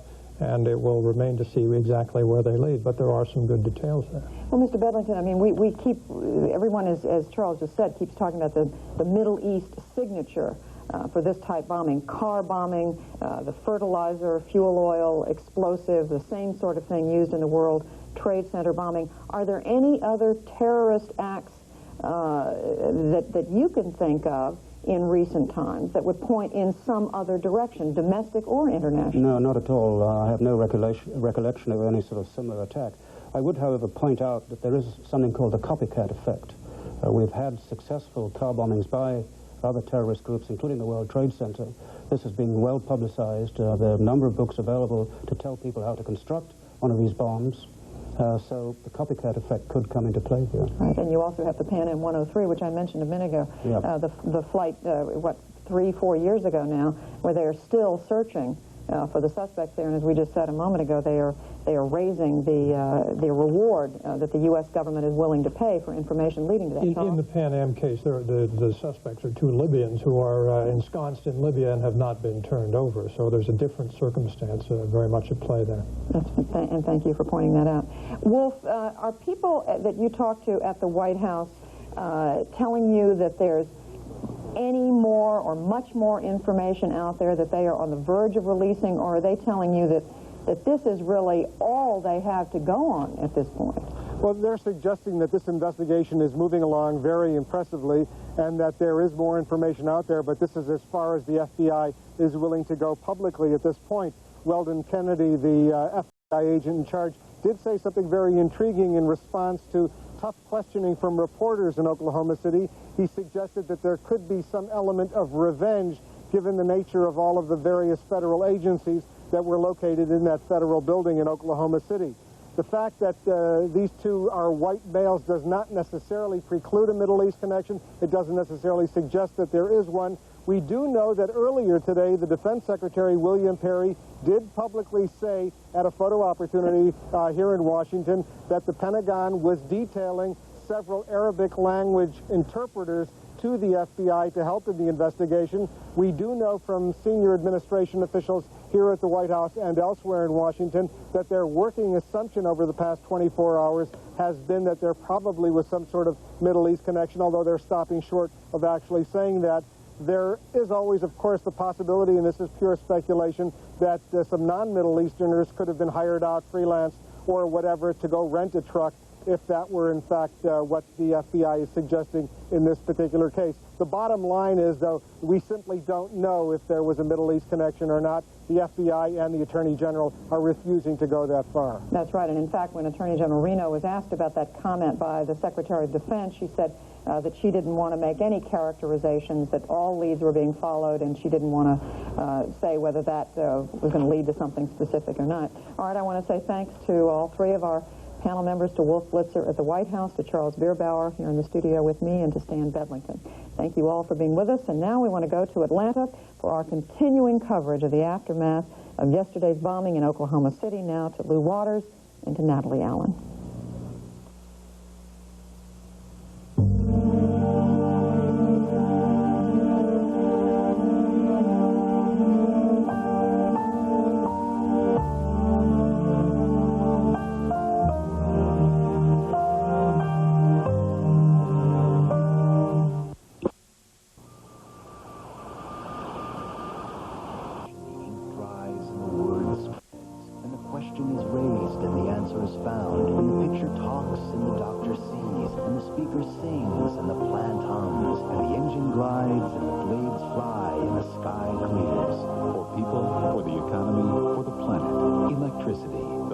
To make life better. And the day is done, and the two are one, and the cares all slip away. Here's the pitch. The swing and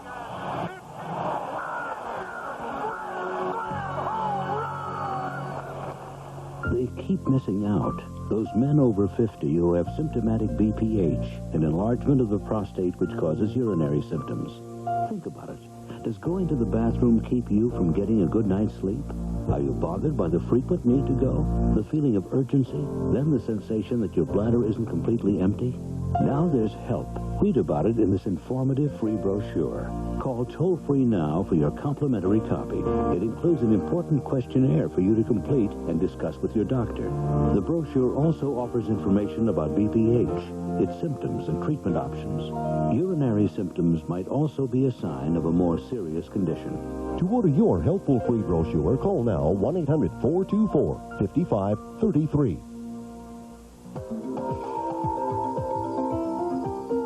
Nature makes flowers beautiful. At 1-800-Flowers, we've developed a way to make them last. Our florists use a special 10-step freshness care system, a process that increases water absorption by the flowers and provides the necessary nutrients.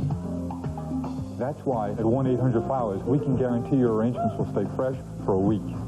In our business, when people tell us we're fresh, we say thank you. Just call our name or visit our stores. In the effort to help people work better together, there's no limit to how far some companies will venture. This isn't about being big and strong, it's about being together. Lotus introduces NoteSuite. 5 leading desktop applications for team computing integrated with Lotus Notes. It will change the way companies work because it will change the way people work together. What if we did a border? I like what you've done with this. I do too.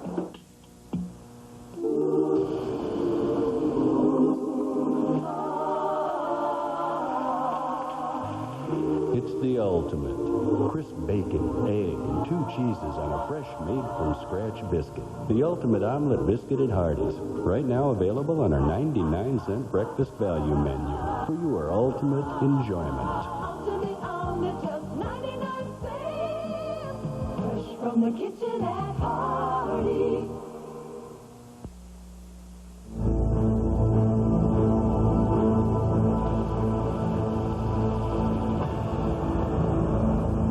And hello again. We continue with our coverage of the Oklahoma City bombing and some new developments in that investigation and the search for suspects. Hello, I'm Natalie Allen. I'm Lou Waters. It's more than 24 hours, but things are happening fast in the hunt for the Oklahoma City bombers. First, a short while ago, the FBI issued arrest warrants for 2 men. These are the composite sketches.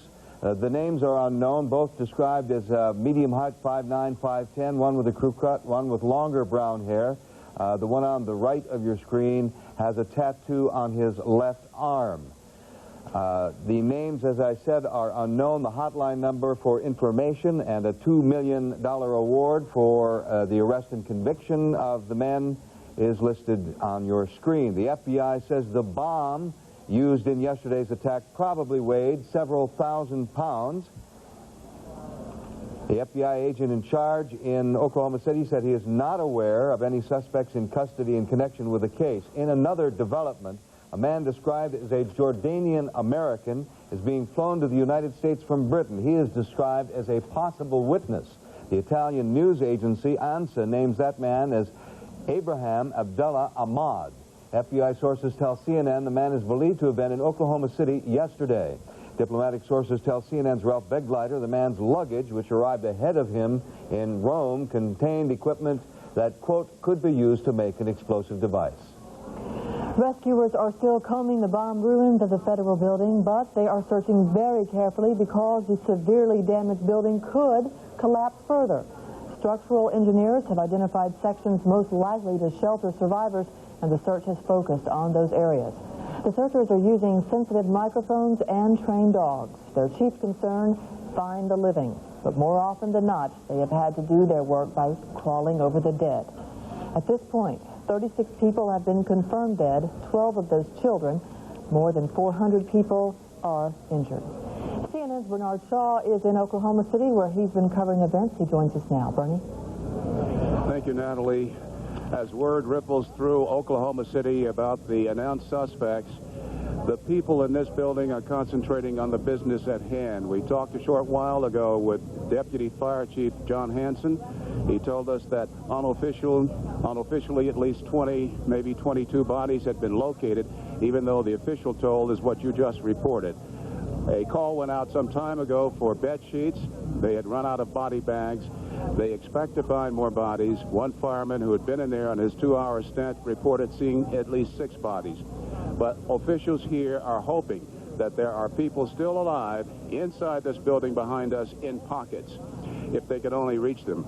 One of the ways they're trying to reach these people is through the rescue service using dogs from here in Oklahoma and from out of state. Sharon Kyle joins us. Thank you, Bernard. I'm with Search and Rescue Dogs of Oklahoma, along with teams from Arizona, Sacramento, California, and Missouri.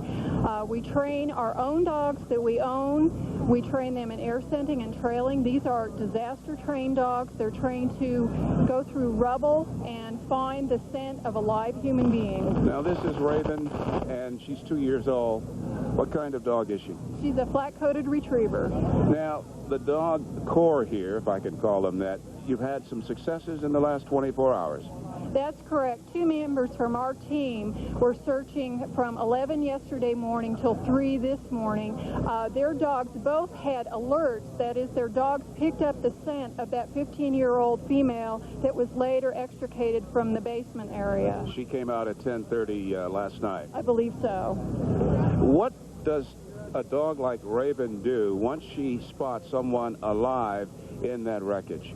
Each dog will have a particular thing that they could do easily. A lot of dogs are trained and encouraged to dig and scratch and bark at the location where they get the strongest human scent. Thereby, the handler can be away from the dog can alert on where they're getting the scent, and that place can be flagged for the extrication people to come in and start digging the rubble. This morning I was watching as one of the members of the rescue corps, one of the canines was, well, there were about 4 or 5 firemen. They were waiting, and they were bent over the wreckage, and they were slowly waiting for the dog to come forth, and the dog just came through the rubble. Yeah, a lot of times when a dog gets an alert, they'll start clearing the rubble, and then there's no human being there. They'll send the dog into that pocket that they've cleared to detect at the point where the scent is strongest, and then the firefighters will go into that point and start clearing more. It's almost like building a tunnel with the human scent on the other side coming through, leading the dog to that area that they can dig through. Well, our thanks to you, Sharon, and also to Raven for taking the time out from your operation. Thanks so much. And very quickly, to tell you briefly, Deputy Chief Hanson told us that in a little while, maybe before dusk, they're going to be going in and they're going to take some of these floors out that they can get to. They have been shoring up the building back here, portions of it, with railroad ties and what have you. Once they stabilize that, they will go in, pull out what they can, and continue looking for people in these pockets. As I say, they have been working so hard that I don't think people universally know here at the scene that there are two suspects, that composite drawings have been dispersed around the world, but you get the sense that these people are working on trying to save lives. For now, that's the latest from this tragic site in Oklahoma City. I'm Bernard Shaw. Lou, Natalie, back to you. Bernie, thank you.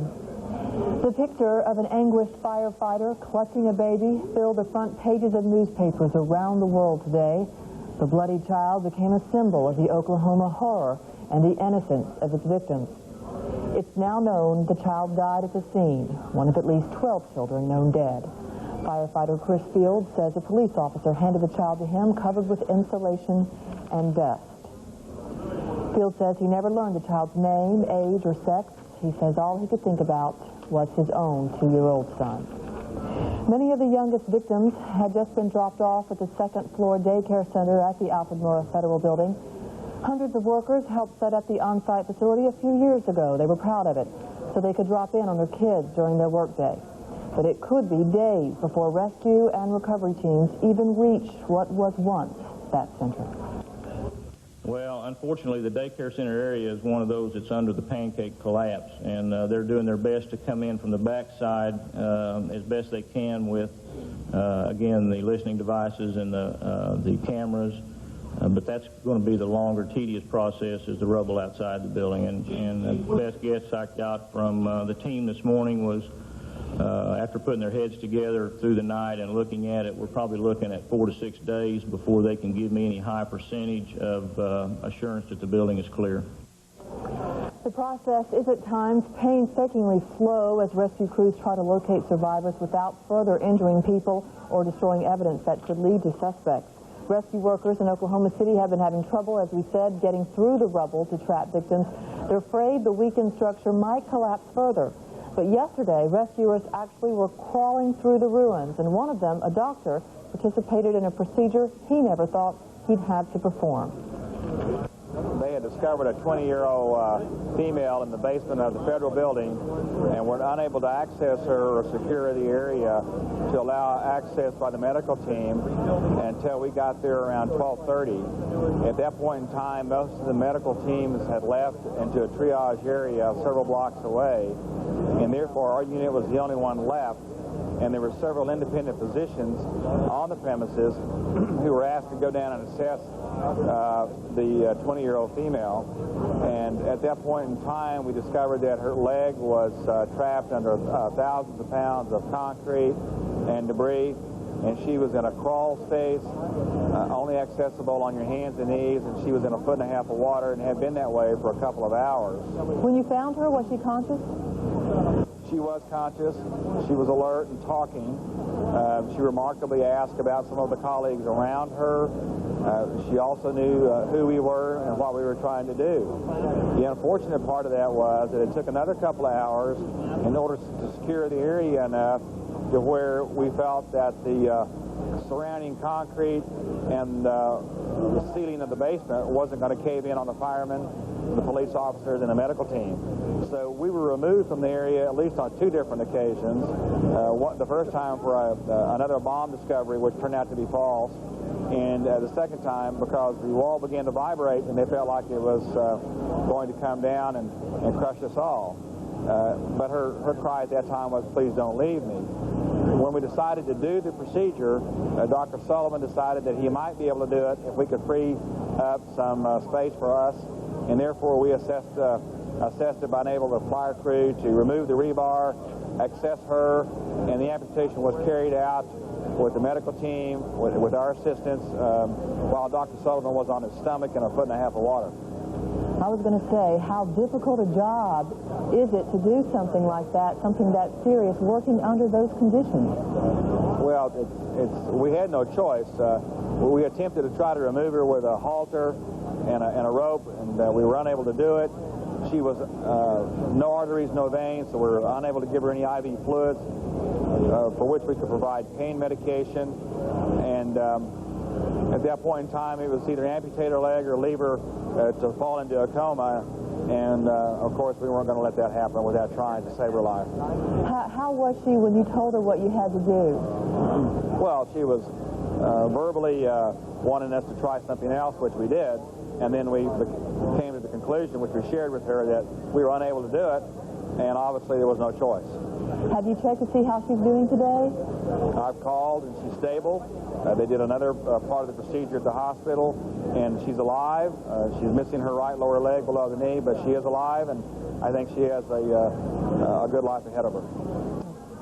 We have heard from her. She has been able to talk with reporters today. The amazing thing about her, she is Amy Petty, is being in that predicament where she was able to ask the rescuers, what about my colleagues?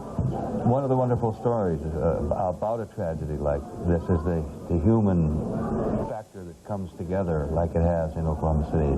It's wonderful to see.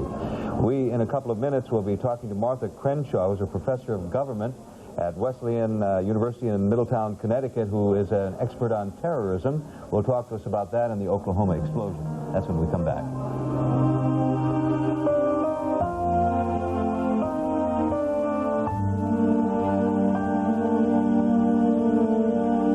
This is the place for complete coverage of live breaking news wherever it occurs. This is CNN. Okay, we want new windows. Problem is, everyone will say that theirs is the best. So now what? Hi, handyman Craig Lowe. You know, I have yet to find a better, more affordable insulated window than the LAS WeatherGuard window. LAS manufactures these windows right here in New Orleans. I know, I've seen it. Each window is custom made with double the airspace of most other windows, and that's what to look for. And right now, LAS is offering 30% off our WeatherGuard windows. So stop throwing your money out the window. If you're thinking windows, think LAS. Lighting Incorporated has been this area's lighting specialist for more than 35 years. So why would you shop a store pushing paints and plants and lumber when you want a light? See the people who can shed some light on lighting. Lighting Incorporated. Whether it's indoor, outdoor, office, or home, you'll be surprised how affordable quality lighting can be. Don't decorate your house at a hardware store. Nobody has more lights than Lighting Incorporated. Our name says it all. This is CNN.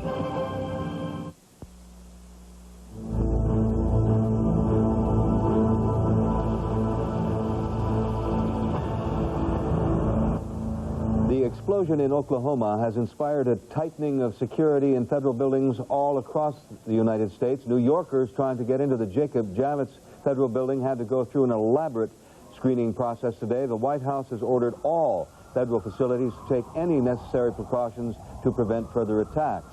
Despite the inconvenience, folks we talked with seem to approve of the tougher security measures. I don't think it will happen again, and I think everybody's pretty much alert right now. I feel pretty safe. Because of this that happened in Oklahoma, the same thing, and people are really concerned, wondering if it's going to happen again. It's just a really bad situation. It shouldn't take, something unfortunate like that to happen for everyone to come together and say, look, what are we going to do about security? Obviously, it's lacking here in New York, and unfortunately, it was lacking out there in Oklahoma. But who was expecting it? It's a big concern. It's a big problem. There have been bomb scares and evacuations of government buildings in 7 cities since the attack on Oklahoma yesterday morning shortly past 9 a.m. local time. None of the bomb scares were proved legitimate. Understanding the kind of mentality that could carry out this kind of murderous attack is not easy. Joining us now from Washington, Martha Crenshaw of Wesleyan University, who's been studying the unique processes of the terrorist mind. Ms. Crenshaw, in the past 30-some hours or so, we've heard the question over and over again, who could do this sort of thing, especially as related to the children. Vice President of the United States was saying this morning, who could do this kind of thing with the children in the daycare center, positioned so vulnerably to this bomb. The President of the United States calling them evil and cowards. They don't seem to mind being called cowards, however. Well, unfortunately, we have evidence that there are a fair number of people who are both willing and able to commit such actions. I'm not sure that in this case the targets were deliberately children. I think that they were probably an afterthought insofar as we can know anything about the motives. It would appear to be the fact that it was simply a public building. But it is certainly true that the people who commit these actions don't care whether there are children there or not. I know it's difficult to sort through what kind of people could have committed this attack in Oklahoma City, since we have the ambiguity with law enforcement officials now of whether it may have been a domestic or possible Middle East influenced attack. Generally, is there a way to determine the psychology of someone who would drive a 2,000-pound bomb in a truck up into a public place, aiming to kill as many people as possible? Well, we know something about the psychology of such people, but obviously our knowledge is very limited, in part because many of the people who commit such actions do not survive their actions. We're familiar with the so-called suicide bombings, which occurred primarily in Lebanon and also now in Israel. We do not have a lot of evidence. In some cases, we know people have been coerced into such actions, and that the people who actually commit the actions are not the people who plan them. That might be the case in this incident, but again, it is far too early to know, and I must say that the cautious stance taken by American lawmakers is entirely commendable. So because of this lack of understanding of how these minds work, especially in the case of suicide bombers, there's really not much you can do to prevent it, is there? There is little that you can do to prevent it, although certainly everything that we can know about this sort of subject is worthwhile and valuable to us. I think we thought for so long that the United States was an exception, that it would not happen here. When the World Trade Center bombing happened, we thought it's a one-time thing. The perpetrators have been apprehended. They've been put on trial. And I'm not sure that we thought enough about the possibilities. The opportunities have always been there. The question was whether we had groups or individuals who wanted to take advantage of those opportunities. And we need to ask ourselves, I think, what kind of motives, what kind of causes, what sort of ideologies might motivate the people who would do this. We may have to wait until we can get more information, but when we can get more information, certainly we need to look at this incident and compare it with others worldwide, not just in the United States. Well, as you said, the United States for so long has seemed to think that it might be immune from this sort of thing. Now, with the second bombing that seems so similar to the first one at the World Trade Center, how will that change our own psychology? I think there'll be a much greater fear, that there'll certainly be a good deal of apprehensiveness, a great deal of a desire to find someone to blame, to find someone to punish. I think people will feel frustrated and feel angry, although generally such reactions are short-lived. And I think in the immediate aftermath of incidents such as this and other incidents of violence in the United States, assassination attempts against presidents, for example, we find an immediate rush of security measures, a great deal of apprehension, a lot of defensive measures, and then within months a sort of return to normalcy, which in part is desirable because we can't live under the threat of terrorism all the time. But I think it does mean that sometimes we let our security measures slip a little bit, when actually, if someone were going to follow an action by another act of revenge or a follow-up, it's going to take them many months, indeed perhaps a year or 2 years to plan it. Incidents such as this car bombing took a great deal of planning and organization to bring off, even though it appears that the suspects were fairly quickly apprehended, if they are indeed the people who are responsible. So the sort of lead time to plan an incident is very long, whereas our memory of the past incident tends to be very short. Do you mean to suggest that this may have happened sooner, the World Trade Center, and this bombing had our security measures not slipped? No, but I'm simply noting that there is a pattern of an immediate attention to the issue of security, and then as time passes, one begins to think that perhaps one has overreacted. I think it's a natural public reaction, a natural emotional reaction in many ways, and also a natural reaction on the part of the government, which has many different issues to be preoccupied with, and terrorism then slips back. I think, however, that after this incident, it being the second major incident, and obviously of an enormous destructiveness, an enormously painful event in United States history, that we will, I believe, be more, perhaps think longer and think over the longer run in terms of how to prevent these sorts of actions. I'm sure that the U.S. government authorities will start thinking immediately about ways in which these things can be prevented. But prevention is very difficult. One doesn't want to underestimate the difficulty of preventing some sort of violent action against a public building in the United States. We have many public buildings, and there is a contagion effect of terrorism that leads others to imitate these sorts of actions. And it is possible to imitate this sort of action. But again, one cannot protect every public building. There are far too many. Is there, or do you see any correlation between the end of the Cold War and, say, the Persian Gulf War, the lack of the nuclear threat, and now a different kind of a threat that we're just now becoming more and more aware of because of incidents such as this yesterday? Well, I guess since I've been studying terrorism for 20 or 25 years, it's hard for me to say that it's a new threat. It's not a new threat. It's a threat that's been with us for a long time. We may not have noticed it as much, but certainly car bombings began at least in the 1970s in Northern Ireland. There have been major bombings in London, in Paris. I do, however, think that there may be some association between the Gulf War. I don't see a strong association with the end of the Cold War because we assumed some of the time during the Cold War that at least some communist bloc states were assisting some of the international terrorist groups. We assume that they are no longer doing so, therefore terrorism should end as well, international terrorism, and clearly it has not. So it's hard to really say the end of the Cold War somehow spawned a new form of international conflict. It has been with us for some time. It just had not occurred on U.S. territory. It had occurred against U.S. targets abroad quite frequently since the late 1960s. Some folks now, officials and non-officials, are suggesting seal up the borders as one of the answers to prevent this sort of thing. This is very difficult, although certainly one can be very alert at the borders and also alert at American embassies abroad where visas for entry into the United States are frequently granted. We remember the entry of Sheikh Rahman into the country. This certainly can be done. It will never be perfect. All right. Martha Crenshaw of Wesleyan University, thanks so much for joining us. Thank you. We'll take a break, and we'll be right back.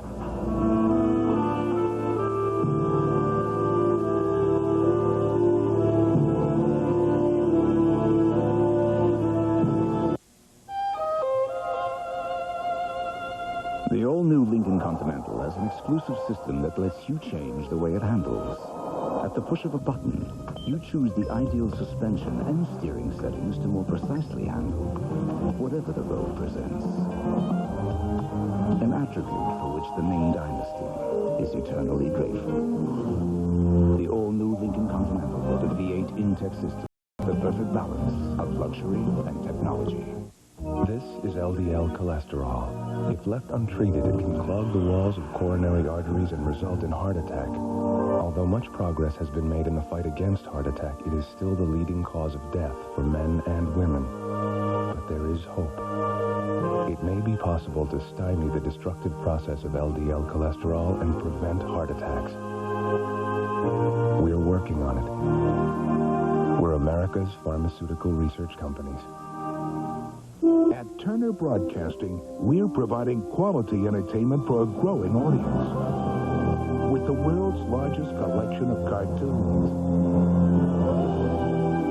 and Hollywood's most memorable movies. Plus, the latest in popular motion pictures and television programs. Entertainment for tomorrow at Turner Broadcasting today. While you're in bed and sweetly dreaming, somebody's mama is making biscuits made from scratch, hot and steaming, fresh from the kitchen at Hardee's. Rise and shine, omelet lovers. The ultimate omelet biscuit at Hardee's has egg, crisp bacon, and 2 kinds of cheese. Right now, it's one of our daily breakfast biscuit specials, each just 99 cents. Ultimate omelet, just 99 cents, fresh from the kitchen at Hardee's.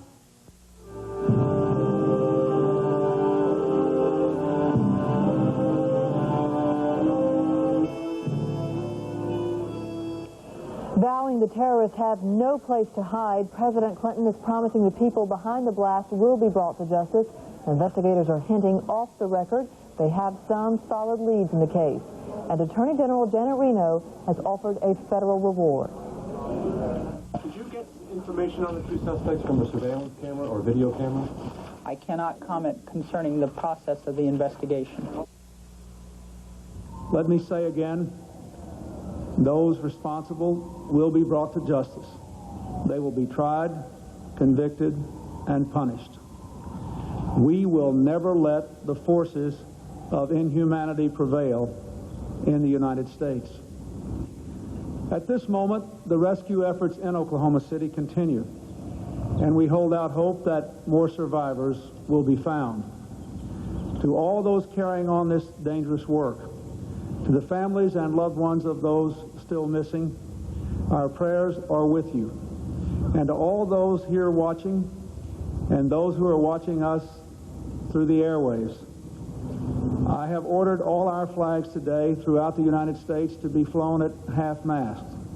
And I ask you now to join with me in a moment of silence for the victims.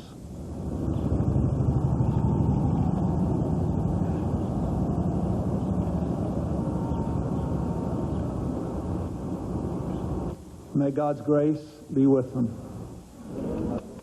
The award being offered is up to $2 million for information leading to an arrest and conviction of suspects.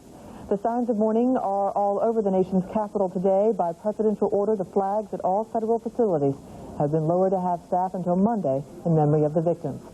At the same time, security at the White House and most other federal buildings has been stepped up. And a heightened state of alert has been ordered at all international airports in the United States. Customs officials are carefully watching everyone attempting to leave the United States today. However, one possible witness to the bombing was allowed to fly from the Chicago airport for London overnight. Customs, the FBI, and immigration officials had looked at the man, according to a customs official, but British immigration authorities later put the man in handcuffs on a flight back to the United States. All the while, from Britain's Queen Elizabeth to PLO Chief Yasser Arafat, condolences poured in from around the world as news of the explosion spread. The bombing in Oklahoma City also drew denials from Middle Eastern fundamentalist groups. From the Hezbollah comes a quote, "Our group only concentrates on liberating southern Lebanon from the Israeli occupation. We have no links with such explosions in the United States or elsewhere." Another group released this statement: "The Islamic Action Front is opposed to all attacks that target innocent people." And Iran's state-run radio said such terrorist acts have, quote, "no human justification." But Iranian radio also said, unfortunately, the evil policies of hegemonist powers and governments have laid the ground for such incidents. Cries for justice quickly followed the outrage over the terrorist attack, but law enforcement officials say they need more time to solve the case. The question was, can I tell the American public this morning that we're any closer to finding out who did this than we were yesterday? And the answer to that question is no, I cannot. As I pointed out, we have literally hundreds of leads. We're processing all of those. It may very well be that within those we have the information that we need to finally resolve this case, but we do not know that at this time. Since that statement, the FBI has released its composite sketches of the two John Does, and the Justice Department is offering a $2 million reward for information leading to their arrest and conviction. The U.S. State Department also is being careful in not casting a shadow of suspicion on any overseas group.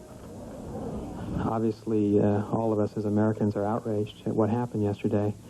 It's not going to be productive or possible for me to speculate on the bombing, the aspect of who might have been responsible for this horrific bombing. At this point, we have no information on a foreign link to the bombing of the building in Oklahoma City. There is an investigation underway. It's being led by the FBI, and I would refer you to the FBI for comment. The State Department has ordered all U.S. government facilities overseas to take appropriate measures to increase security. The Oklahoma bomb blast has sent shockwaves around the world. Security in Argentina has been stepped up. There have been 2 car bomb attacks against Jewish targets in Argentina in the last 3 years. And as Lou mentioned, expressions of sympathy and outrage have been pouring into the U.S. from all over the world. Some of the most heartfelt expressions of sympathy have come from Britain, which has seen 3 decades of terror attacks. CNN's Jim Clancy reports. The shock waves from the massive explosion in Oklahoma were felt across the Atlantic. Bombers hit the heart of America was the morning headline of one tabloid. Other newspapers featured full-page photos of a wounded child cradled in the arms of a firefighter, with headlines like "Slaughter of the Children." British Prime Minister John Major told Parliament of all the country's sorrow at what he called an act of barbarism and terror. I have been in touch with President Clinton. I have expressed our profound sympathy to him, to the country, to the bereaved and to the injured.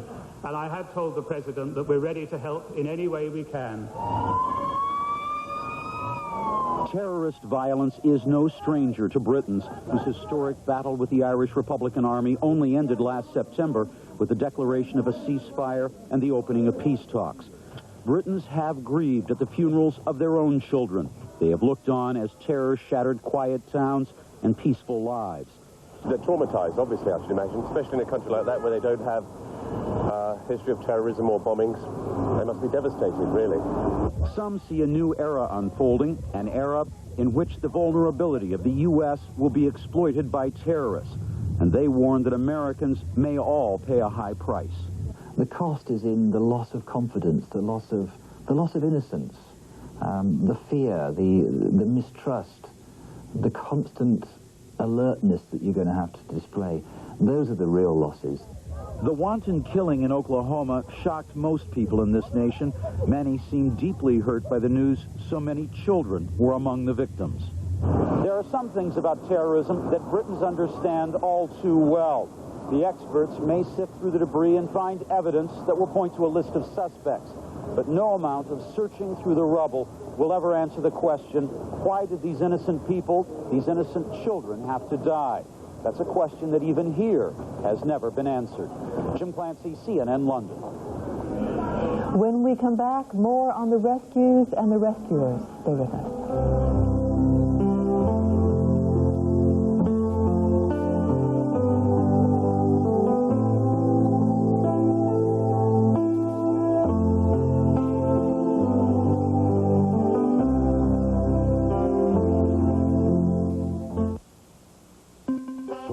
Financial news in the business. Turn to Moneyline with Lou Dobbs at a new time. Weeknights, 7:30 Eastern on CNN. Bone Ford in New Orleans has factory authorization for an early closeout sale. We must sell 300 new cars, trucks, and vans to increase our allocation of new cars. Early closeout. Ford Escorts will move fast at just $97.95 with many features. Early closeout. The F-150 XL just $11,995 with AM/FM stereo AC and much more. Early closeout. The Taurus only $15,395 with AM/FM stereo AC and dual airbags. It's early closeout time at the original Bone Ford in New Orleans. Your 15-minute dealer just 15 minutes from Metairie, St. Bernard, and the West Bank. SOS, the severely overstocked sale has begun on the West Bank in the Bone Zone at Don Bone Ford. Answer the SOS and save on over 300 fresh trades, all factory lines, all price ranges. Some used cars and trucks are just $2,000. Or get like new factory program cars with new car warranty and new car financing. Low credit, no problem. Call the 24-hour credit hotline for instant credit review now. Answer the SOS and save on the West Bank in the Bone Zone at Don Bone Ford. This is CNN.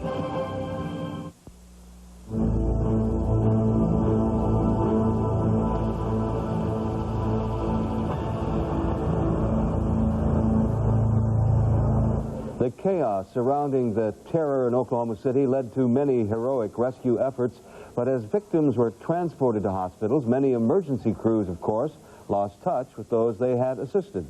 CNN affiliate KFOR now takes a look at how a few of the dramatic rescues turned out. There were so many victims and so many stories of saviors and survivors. John Griffin spent 5 hours rescuing a woman trapped in the basement. He remembers her name. It was Amy.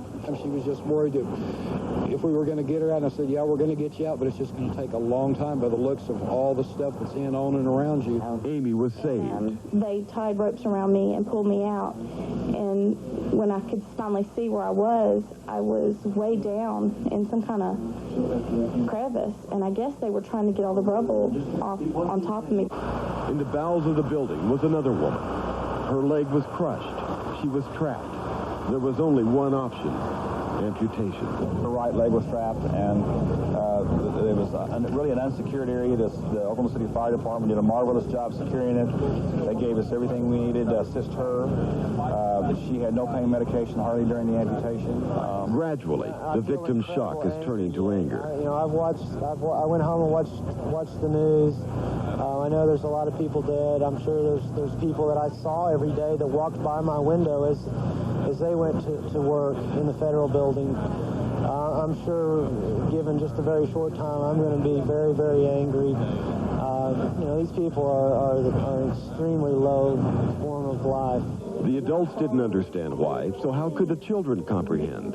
They seemed dazed and confused, but every victim is. So Oklahoma City prayed that there would be more saviors and survivors. That story from affiliate KFOR in Oklahoma City. CNN has learned that within the past 2 months, certain branches of the U.S. government received warnings about people with possible criminal intent entering the U.S. from the Middle East. For more on that, here's CNN's Charles Phelps.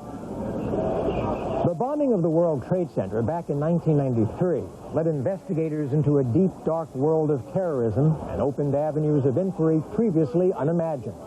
It was as a result of the continuing Trade Center investigation that CNN has learned U.S. intelligence agencies were aware as long as 2 months ago, groups of so-called Islamic fundamentalists had recently arrived in the United States. And sources tell CNN the mission of these terrorist cells is to carry out acts of terrorism across the United States. One source with knowledge of the World Trade Center bombing investigation, who has provided accurate information to CNN in the past, chides other U.S. officials for dropping the ball when it comes to tracing the financial funding of these terrorist groups. Because of this, the source and others say there is growing concern there may be terrorist attacks in the near future within U.S. borders. The sources underline there is no known connection at this time between the Oklahoma City bombing and any Middle Eastern terrorists. The sources say their concern is for possible future attacks. They also stress that it is important for the public to understand that the overwhelming majority of Middle Eastern Islamic fundamentalists are not bent on terrorism. Say the sources, what we're talking about here are simply criminals. And perhaps most important, the sources say, to their knowledge, law enforcement agencies did not have any advance information that could have in any way prevented the bombing of the federal office building in Oklahoma City. Charles Feldman, CNN, Los Angeles. Rescuers, as you may know, still are combing the bomb ruins of the federal building. They are using sensitive microphones and dogs trained to search for signs of life. The primary concern, of course, is to find the living, but more often than not, they've had to do that work by crawling over the dead. At this point, 36 people have been confirmed dead. 12 of those are children. More than 400 other people have been injured. The huge explosion was caused by what has been called a low-order explosive. And moments ago, investigators discussed what that means.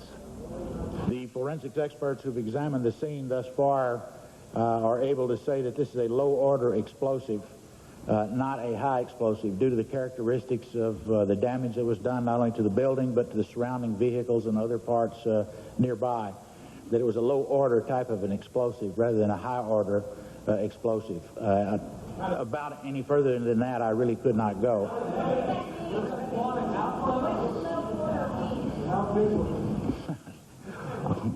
Question was, what does low order mean? I'm sorry, I'm not an explosive expert. Those are the words that were given to me.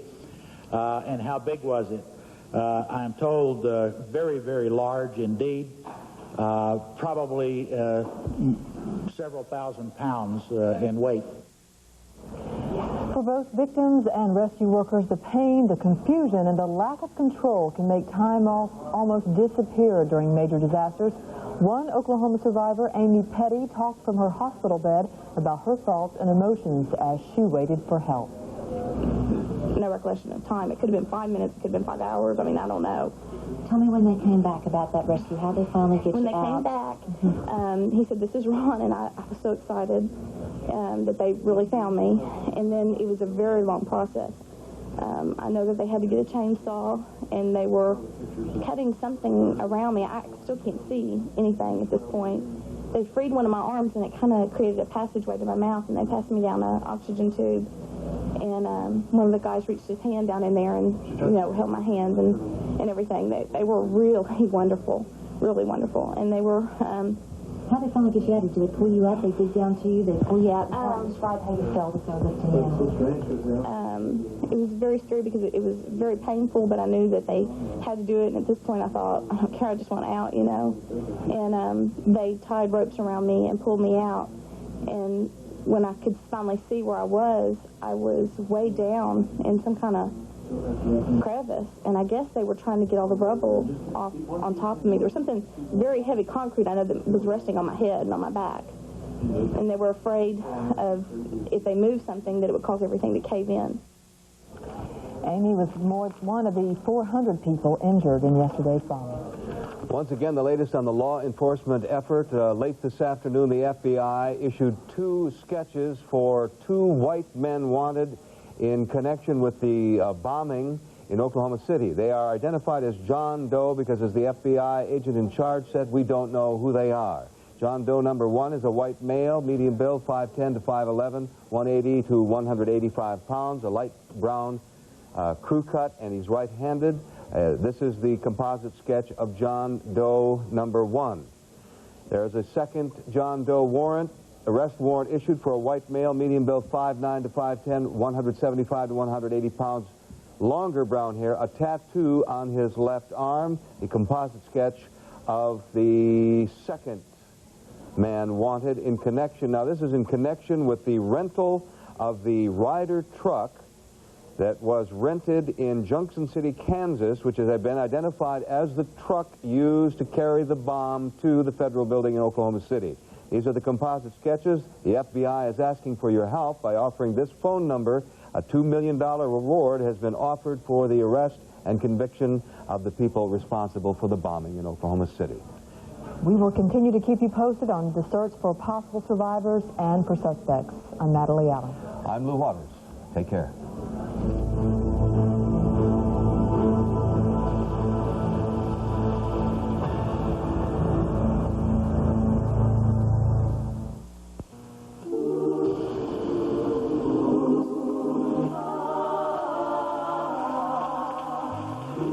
The ultimate. Crisp bacon, egg, and 2 cheeses on a fresh made-from-scratch biscuit. The ultimate omelet biscuit at Hardee's. Right now available on our 99-cent breakfast value menu for your ultimate enjoyment. Ultimate omelet, just 99 cents. Fresh from the kitchen at Hardee's. Hey guys, it's Stadler. I tell you guys, after all that rain, it is really sloppy out there. But who cares? I mean, you are wearing your Utonic Dry-Tex, aren't you? No. They've got a Gore-Tex barrier. Dry-Joys don't. And for all those mean downhill lies out there, Dry-Tex have the Utonic Stabilizer sole for stability and ground control. Dry-Joys don't. Now, the pro shop's over there. Made in the USA with a Gore-Tex barrier. Dry-Tex from Utonic. Yeah, it's pretty wet and sloppy out there. What kind of shoes you got on? Got something different for your sensitive teeth. Well, you can take it back. My dentist wants me to use Sensodyne. This is Sensodyne. Sensodyne with baking soda. No pain. My mouth feels fresh and clean. Sensodyne with baking soda. All you feel is fresh and clean. This message is not about contact lenses. It's about hearing aids. A hearing aid that's as small around as a soft contact lens, and when worn, is just as invisible. Presenting the Invisa, the hidden hearing aid from Beltone. Tiny is just half the story. The Invisa hides comfortably inside the ear canal. No one can tell you're wearing them. Call this number to learn where you can see Invisa and get a coupon for a free hearing test. You'll learn what you're hearing and what you're not, and if the Invisa is right for you. The Invisa from Beltone, an American company. Invisa, so tiny, so invisible you won't believe your eyes, but you will believe your ears. Call 1-800-328-6700 to learn where you can see the new Beltone Invisa and get a coupon for a free hearing test. Call now. That's 1-800-328-6700. Tonight, in the crossfire, the worst terrorist attack on U.S. soil leaves many unanswered questions. A look at the devastation, reaction, and who could be responsible. Sununu, Kinsley, Crossfire. Tonight, 8:30 Eastern on CNN.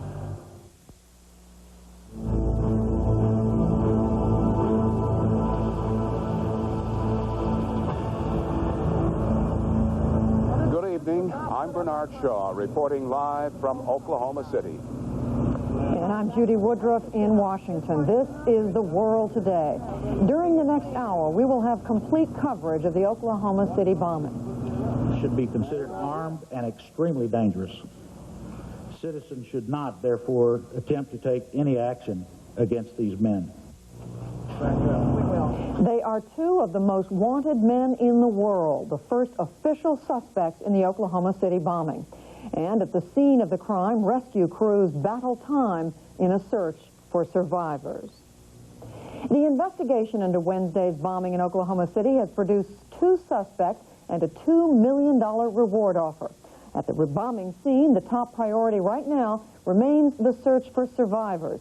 The official numbers, 36 people dead, more than 400 injured, but many, many bodies are still buried in the rubble of the Oklahoma City Federal Building. So that number will rise. The question now, are any of the missing still alive? Voids in the building that we're getting to right now, we're going in and staying about 2 hours, keeping the crews fresh, and we're digging to voids, and we're still finding voids that we can possibly have people in there. When we were clearing the floors last night, we were just hoping if anybody was in there that we'd find them, and we're hoping that they were alive. We weren't fortunate enough to find any live ones last night, but we heard that there were some live ones. How do you personally deal with this? You just got to deal with it. It's got to be done. It's got to be done, and we're just happen to be the ones doing it. Bernie Shaw will have a live report from Oklahoma City in just a moment. But first, the latest developments in the investigation. We're going to begin our coverage with CNN's Anthony Collins at the Justice Department. Tony? The FBI is looking for 2 suspects in the bombing. To help with the search, it released composite sketches of the suspects, and those sketches are being distributed worldwide. The sketches show 2 white males that the FBI says rented a truck that was used to carry the bomb. The FBI says it's too early to say whether there are any other suspects. The FBI asked anyone with information about the 2 suspects to call this toll-free number, 1-800-905-1514. The arrest warrant for the first suspect, identified only as John Doe because his real name is not known, gave this description: white male, medium build, 5'10" to 5'11", weighing 180 to 185 pounds, with a light brown crew cut, and he is right-handed. The other arrest warrant, also using only the name John Doe, listed the second suspect as a white male of medium build, 5'9" to 5'10", weighing 175 to 180 pounds, with brown hair and a tattoo on the left arm. Attorney General Janet Reno held a news conference here at the Justice Department to encourage the public to help with the search, and she offered an incentive to the public. The government is offering a reward of up to $2 million for information leading to the arrest and conviction of those responsible for the bombing in Oklahoma City.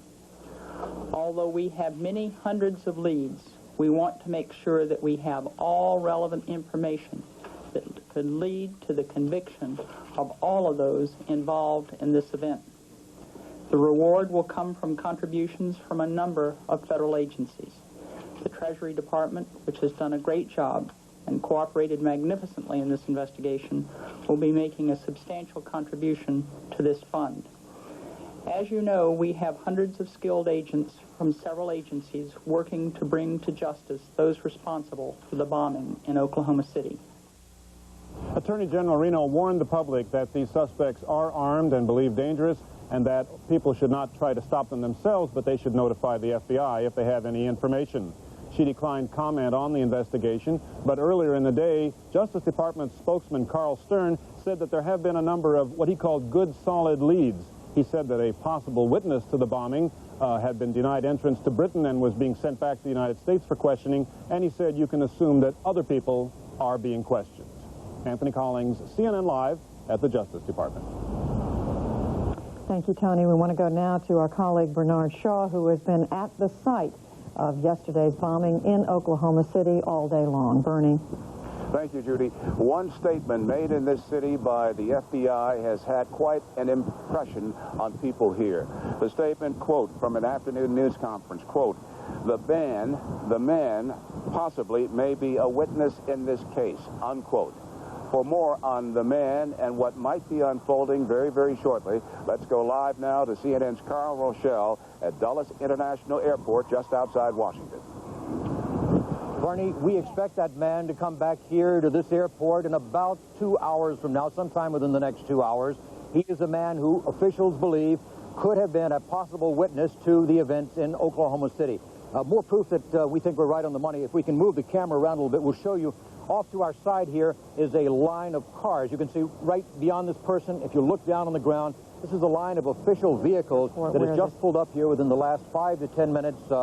Police officials in the vehicles. We expect them to be going out to pick up this person when the airplane arrives here.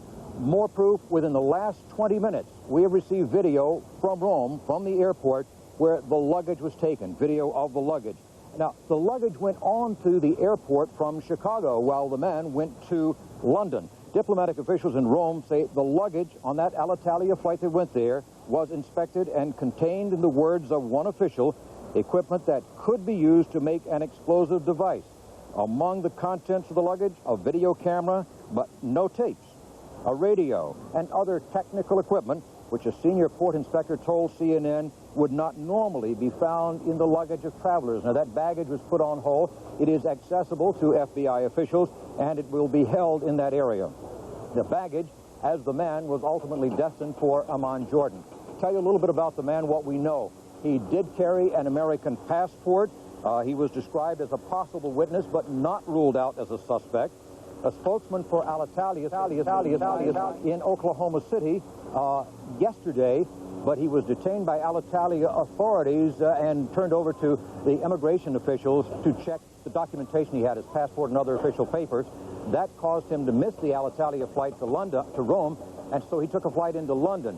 Well, in the interim, British authorities were notified, and the man was stopped at London and then sent back to the United States. There is no indication why they let him leave Chicago and go on to London, but he did, and he is on his way back here now. We expect him to arrive in a British Airways flight, and for those of you who are not familiar with Dulles International Airport, you don't get off the airplane and go through the terminal. You go through a mid-field terminal here. There's a British Airways jet, in fact, up at the terminal right now. Now, you can see off to the left side the passenger exit where they would get off the airplane and go inside of this terminal. Now, normally you catch a shuttle bus and come back up to the main passenger terminal where I am standing now. But, of course, it is highly unlikely that they would do that. They would use those vehicles that we showed you and go up to this area, pick up the passengers, and then pick up the person, and then take him on to a place where he will be held. And that's it for now. Bernie, from here at Dulles International Airport, back to you. Carl, one quick question and observation. Clearly, this cooperation between London, Washington, and Rome indicates the international cooperation in this case. Do we know whether this man volunteered to come back, or was he forcibly put on the plane, and is he indeed under intense heavy guard as he prepares to arrive at Dulles? Bernie, we believe he is under some level of guard. Of course, within the airline itself, the airplane, the guard level is not as heavily needed as it would be on the ground because you're in limited access areas. We are told that the man agreed to come back voluntarily to clear his name. Of course, if he was on a flight from the United States and got to London and was refused entry, there isn't a lot he could do, in my understanding of the diplomatic measures, except go back to where he came from or seek another country to admit him. So it may have been voluntary on his part. It may have been the most likely choice at that time. But there has been a lot of cooperation. U.S. officials apparently telling British officials that they needed to have this guy stopped and brought back to the United States, and they cooperated. He's on his way back here. We should see him arrive, I suppose, hour and a half, 2 hours from now. Bernie? Okay, thank you, Carl. Clearly, we will come back to you immediately. Judy? Thank you, Bernie. Now we want to go to CNN's White House correspondent Wolf Blitzer, who has been listening to a briefing just moments ago from Press Secretary Mike McCurry. Wolf? Judy, Mike McCurry, the White House press secretary, says that the president is very pleased by the course of this investigation. He suggests that all of the investigatory leads have by no means been fulfilled, that a lot of things are out there. He says there's been a lot of misinformation reported. He's urging all of the news media organizations to be very careful. Meanwhile, a senior White House official is now suggesting that President Clinton is seriously considering a visit to Oklahoma City this Sunday to participate in a memorial service for the victims of this bombing. No final decision has been made, but the president would like to go if he can determine that his presence in Oklahoma City will, A, not interfere in the search and rescue operation, and B, will not will allow the victims' families and others in Oklahoma City to feel some sort of reassurance. The president is telling everyone, including earlier today, that those responsible for this incident can run, but they can't hide. I can tell the American people they would be very proud of the efforts which have been made in this area since it occurred yesterday morning. They have been awesome, intense, comprehensive, and dogged. But I will not comment on the specific aspects of the investigation until the Justice Department determines it's appropriate to do. The president is being totally categorical in insisting that those responsible will be brought to justice. He is not being precise in explaining how he knows that for sure, given all the question marks in this investigation. But his press secretary, Mike McCurry, told us only a few moments ago that the White House is going to make sure that nothing that it does will interfere with this investigation. The president has one and only one concern, which is that he assure the American people that every step is being taken to bring those responsible to justice, and that every effort be made to help those who have been victims of this terrible incident. Secondly, he wants to make sure that nothing that we say or do here at the White House interferes with appropriate law enforcement efforts that are underway by the Justice Department or by the state and local authorities as well. So we've been very conscious of not wanting to say anything that is going to interrupt or impede an ongoing investigation. Administration sources are telling CNN not to rule out possible Middle East links, though by no means has that yet been conclusively determined. Wolf Blitzer, CNN, reporting live from the White House. Thank you, Wolf. And we have another tragic story. This just into CNN from the Associated Press, and that is that authorities in New Jersey say that 3 police officers have been fatally shot trying to make an arrest and trying to search a house for weapons. The AP report, the Associated Press report, says that a suspect is reported to be holed up inside the residence. The dateline on this story is Haddon Heights, New Jersey. That's all the information we have at this moment. 3 police officers killed. We will bring you more information just as soon as we have it. Now back to our colleague Bernie Shaw in Oklahoma City. Bernie. And Judy, coming up, Bonnie Anderson interviews an expert who has a concern about an environmental threat here in downtown Oklahoma City.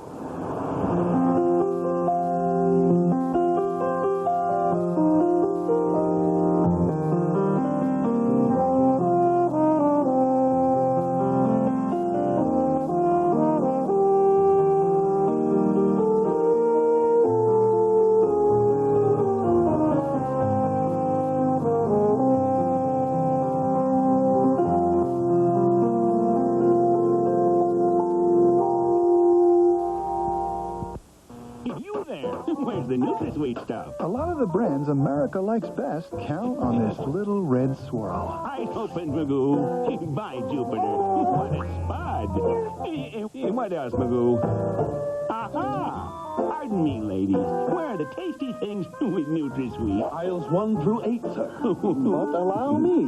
Oh, Magoo, it's a red swirl day. For the great taste of NutraSweet. A giant gumball. Look for the swirl. Yes, indeed. I confess, I don't scrub toilets, but I still want them sparkling. So I use 2,000 flushes. There's chlorine cleaning in every flush for up to 4 months. Honey, I've got better things to do. Why use brushes when there's 2,000 flushes? Hi, I'm Jim Palmer. Are you behind on your mortgage payments because you were out of work? Slow on your credit cards because of a medical emergency, but still a good credit risk? Well, at the money store, they'll consider your whole credit picture and won't automatically disqualify you for some late payments. You can still refinance your first mortgage and lower your monthly payments. So if your credit is less than perfect, call the Money Store at 1-800-LOAN-YES. That's 1-800-LOAN-YES. While you're in bed and sweetly dreaming, somebody's mama is making this made from scratch, hot and steaming, fresh from the kitchen at Hardee's. Rise and shine, omelet lovers. The ultimate omelet biscuit at Hardee's has egg, crisp bacon, and 2 kinds of cheese. Right now, it's one of our daily breakfast biscuit specials, each just 99 cents. Ultimate omelet, just 99 cents, fresh from the kitchen at Hardee's. You know you need life insurance to protect the family you love. We know the way things go, it's hard to find the money to pay the premiums. You know you've got to do it, and we know we can help you. So if you need $25,000 to $1 million or more of quality life insurance protection, call today, 800-257-1257 for this free information package. Garden State Life may be able to save you as much as 50% off what you're paying for term life insurance protection. Call 800-257-1257 toll free. Kids, they come in all sizes, shapes, and colors, but never before with an instruction manual. Parenting Today, an essential guide to raising kids in the 90s. Saturday, 1:30 Eastern on CNN. Tonight on CNN, at 7:30, Lou Dobbs looks at corporate relief efforts for bombing victims on Moneyline. Then at 8, live coverage from Oklahoma City continues with Lyndon Souls and Bobby Batista. At 8:30, Terrorism in America on Crossfire. Larry King goes live to Oklahoma and takes your calls at 9. And at 10, an in-depth look at what this tragedy means to America in a CNN special, Terror in the Heartland. That's all tonight, beginning at 7:30 Eastern on CNN.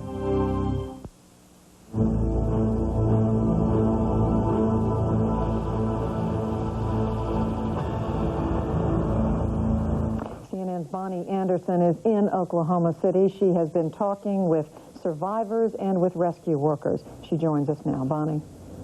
Judy, the world's attention has been focused, and rightfully so, on the search and rescue efforts at the federal building. But there is more to this story as well, and that is the tremendous amount of damage the blast caused to buildings within about a mile's radius. Let's show you here. This building, for example, the roof has collapsed, the windows have blown in, boards have come off. You can see all of the bricks that have been blown off, and we are about a block and a half, maybe 2 blocks away. Over on this side, we'll even show you, you can see a car that was hit by flying bricks from a building here. You can see a tremendous amount of damage. Now, all of this offers tremendous concern to this gentleman, Steve Allen, who's the state's chief asbestos inspector. You have been going around to a number of buildings in this area. Can you tell us what you found? Yes, we've been involved not in the Murrah building itself, but the perimeter buildings, inspecting these for damaged asbestos materials. We think as many as 100 buildings in the area may be affected. The concussion of the explosion and the flying debris has dislodged asbestos in a number of buildings. We've identified a 250,000 square foot county office building that's now closed until an asbestos cleanup crew can come in and render it safe and it can be tested for occupancy. We've inspected basically all the state, state and city and county buildings, not the federal buildings. And we've put out a call for the private business owners and managers. If they will call us, we have inspectors available on short notice who can come in and assess their damage. And we've been given authority from the governor to basically commandeer the state's asbestos removal resources to help get these businesses open as soon as possible. Have you also found these problems in residences? We have not checked residences in the area. Ordinarily, you don't have that kind of an asbestos problem in a residence. How serious is the problem if indeed the debris has opened up cracks or exposed asbestos? We've identified several buildings where there is a serious health hazard caused by the asbestos. It's our intention not to close buildings, but to get them open as soon as possible. Now, this is one building right here, I understand, that you were in. It's directly next door to the courthouse. Can you tell us about that one? Yes, this is a high-rise apartment building, and this afternoon we had 2 inspectors from the State Labor Department going in and assessing any potential asbestos damage. I don't know what the result is. I haven't been back to the office. How long do you think it'll be before the cleanup is completed when you've seen well over 100 buildings? It may take weeks in some cases, but I think that there are 2 problems. There are a lot of places that can't be occupied. Owners and occupants need to get their stuff out so they can get on with their business. If we delay the business of Oklahoma City and the governmental functions, and terrorism will have won that much more. So it's our goal to get back in operation as soon as possible. All right. Well, thank you very much for joining us. As you can hear, while the search and rescue operation is still underway, there are other inspectors, other state and federal officials who are looking at other types of damage caused by the blast, and that cleanup indeed may take weeks. Judy? Thank you, Bonnie. And as you suggest, for the survivors of the bombing, there has been a rush of emotions. Their world and that building suddenly came crashing down on them. A day like any day suddenly erupted into a horrible nightmare. Two who did survive described their ordeal. No recollection of time. It could have been 5 minutes, it could have been 5 hours. I mean, I don't know. Tell me when they came back about that rescue, how they finally get when you out. When they came back, he said, "This is Ron," and I was so excited that they really found me. And then it was a very long process. I know that they had to get a chainsaw, and they were cutting something around me. I still can't see anything at this point. They freed one of my arms, and it kind of created a passageway to my mouth, and they passed me down an oxygen tube. And one of the guys reached his hand down in there and, held my hands and everything. They were really wonderful, really wonderful. And they were... How did they finally get you out? Did they pull you up? They dig down to you? They pull you out? Describe how you felt as they lifted you out. It was very scary because it was very painful, but I knew that they had to do it. And at this point, I thought, I don't care, I just want out, And they tied ropes around me and pulled me out. And when I could finally see where I was way down in some kind of crevice, and I guess they were trying to get all the rubble off on top of me. There was something very heavy concrete, I know, that was resting on my head and on my back. And they were afraid of, if they moved something, that it would cause everything to cave in. When it first happened, I had no idea. I was totally at a loss for knowing what had happened. I just had stuff falling down all around me. And, what did you think it was? At first I thought it was maybe a heating unit or some kind of a unit out of the ceiling. They got the drop ceilings in there with the track and the ceiling tiles. How long did it take you to realize what it was? Well, that stuff just kept raining down. Yeah, I don't know, 2 or 3 minutes. I wasn't about to turn my head up until I could feel it not coming down anymore. How'd you get out of the building? Down the stairs. Feel lucky to be alive? Oh, yeah, I do. Made me feel real lucky. Like I could use up one more of those lives. How does it make you feel that something like this happened, not only in your city, but in your office building? Well, it makes me wonder why our immigration laws have allowed this to happen. I think they need to be looked at and some changes made. We're too free with the kind of people we let in this country. Did you ever think something like this could happen in Oklahoma? Not in Oklahoma City. Never. Tell me why. Oklahoma City is not that kind of a place. We don't have that kind of people here.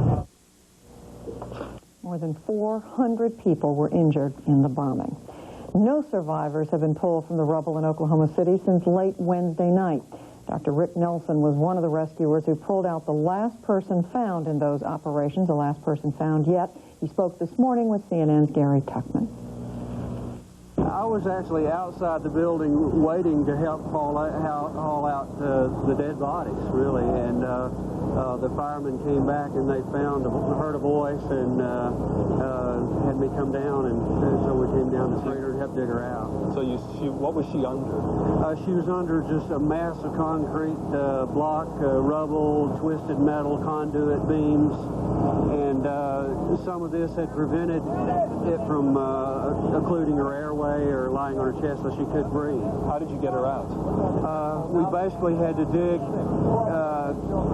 just as you described, just very, very gingerly to prevent things from falling in on her or us, and very carefully cut selected beams and conduits because we didn't know what was supporting what. And what was Brandy saying to you all this time? Well, sometimes she complained of difficulty breathing, and that was very scary until we could see her. When we so you couldn't actually see her face at the beginning? We could see only the tip of her foot, and so when we got her airway for sure cleared, then we felt more comfortable with that.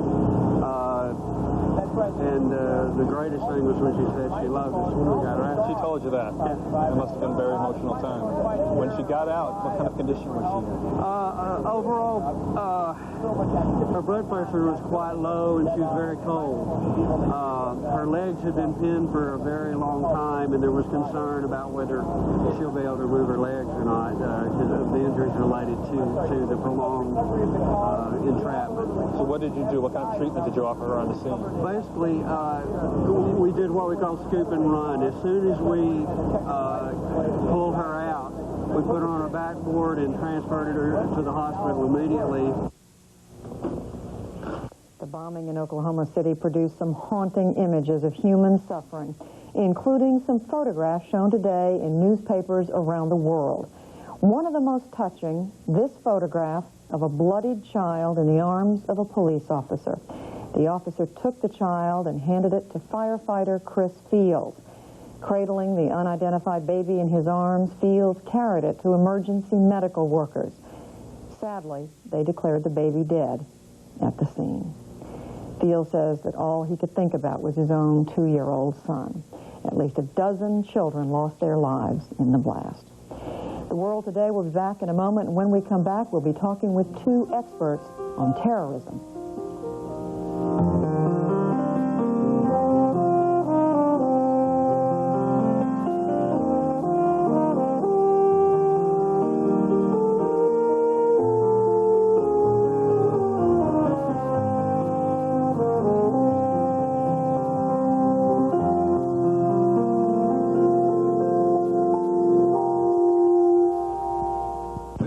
Place for complete coverage of live breaking news wherever it occurs. This is CNN. Bone Ford in New Orleans has factory authorization for an early closeout sale. We must sell 300 new cars, trucks, and vans to increase our allocation of new cars. Early closeout. Ford Escorts will move fast to just $97.95 with many features. Early closeout. The F-150 XL just $11,995 with AM/FM stereo AC and much more. Early closeout. The Taurus only $15,395 with AM/FM stereo AC and dual airbags. It's early closeout time at the original Bone Ford in New Orleans. Your 15-minute dealer, just 15 minutes from Metairie, St. Bernard, and the West Bank. Okay, we want new windows. Problem is, everyone will say that theirs is the best. So now what? Hi, handyman Craig Lowe. You know, I have yet to find a better, more affordable insulated window than the LAS WeatherGuard window. LAS manufactures these windows right here in New Orleans. I know, I've seen it. Each window is custom made with double the airspace of most other windows, and that's what to look for. And right now, LAS is offering 30% off our WeatherGuard windows. So stop throwing your money out the window. If you're thinking windows, think LAS.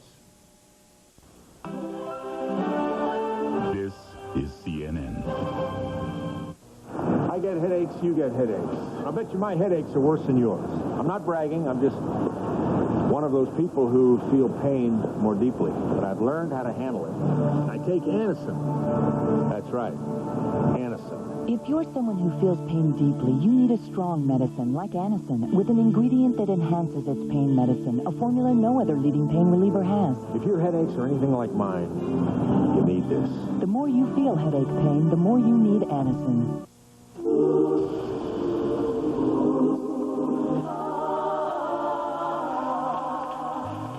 It's the ultimate. Crisp bacon, egg, and 2 cheeses on a fresh made-from-scratch biscuit. The ultimate omelet biscuit at Hardee's. Right now available on our 99-cent breakfast value menu for your ultimate enjoyment. Ultimate omelet, just 99 cents. Fresh from the kitchen at Hardee's. You're looking for something different. Imagine the lush taste of paradise. Tropical passion. New from Crystal Light.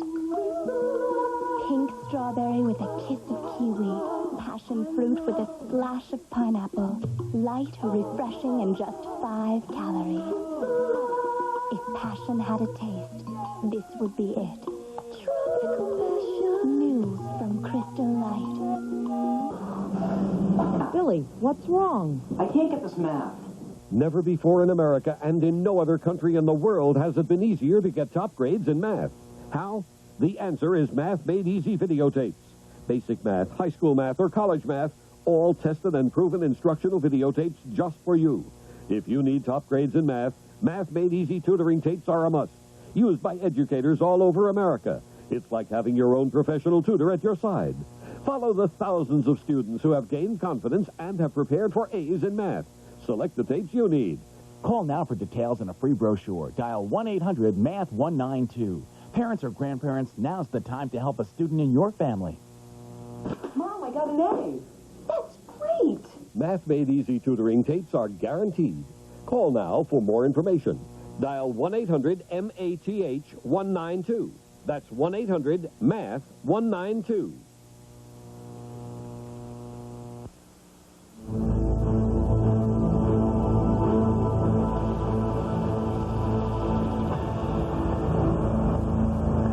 Since the horrific explosion in this building 32.5 hours ago, there is speculation such as what might United States intelligence agencies have known about possible terrorist activities?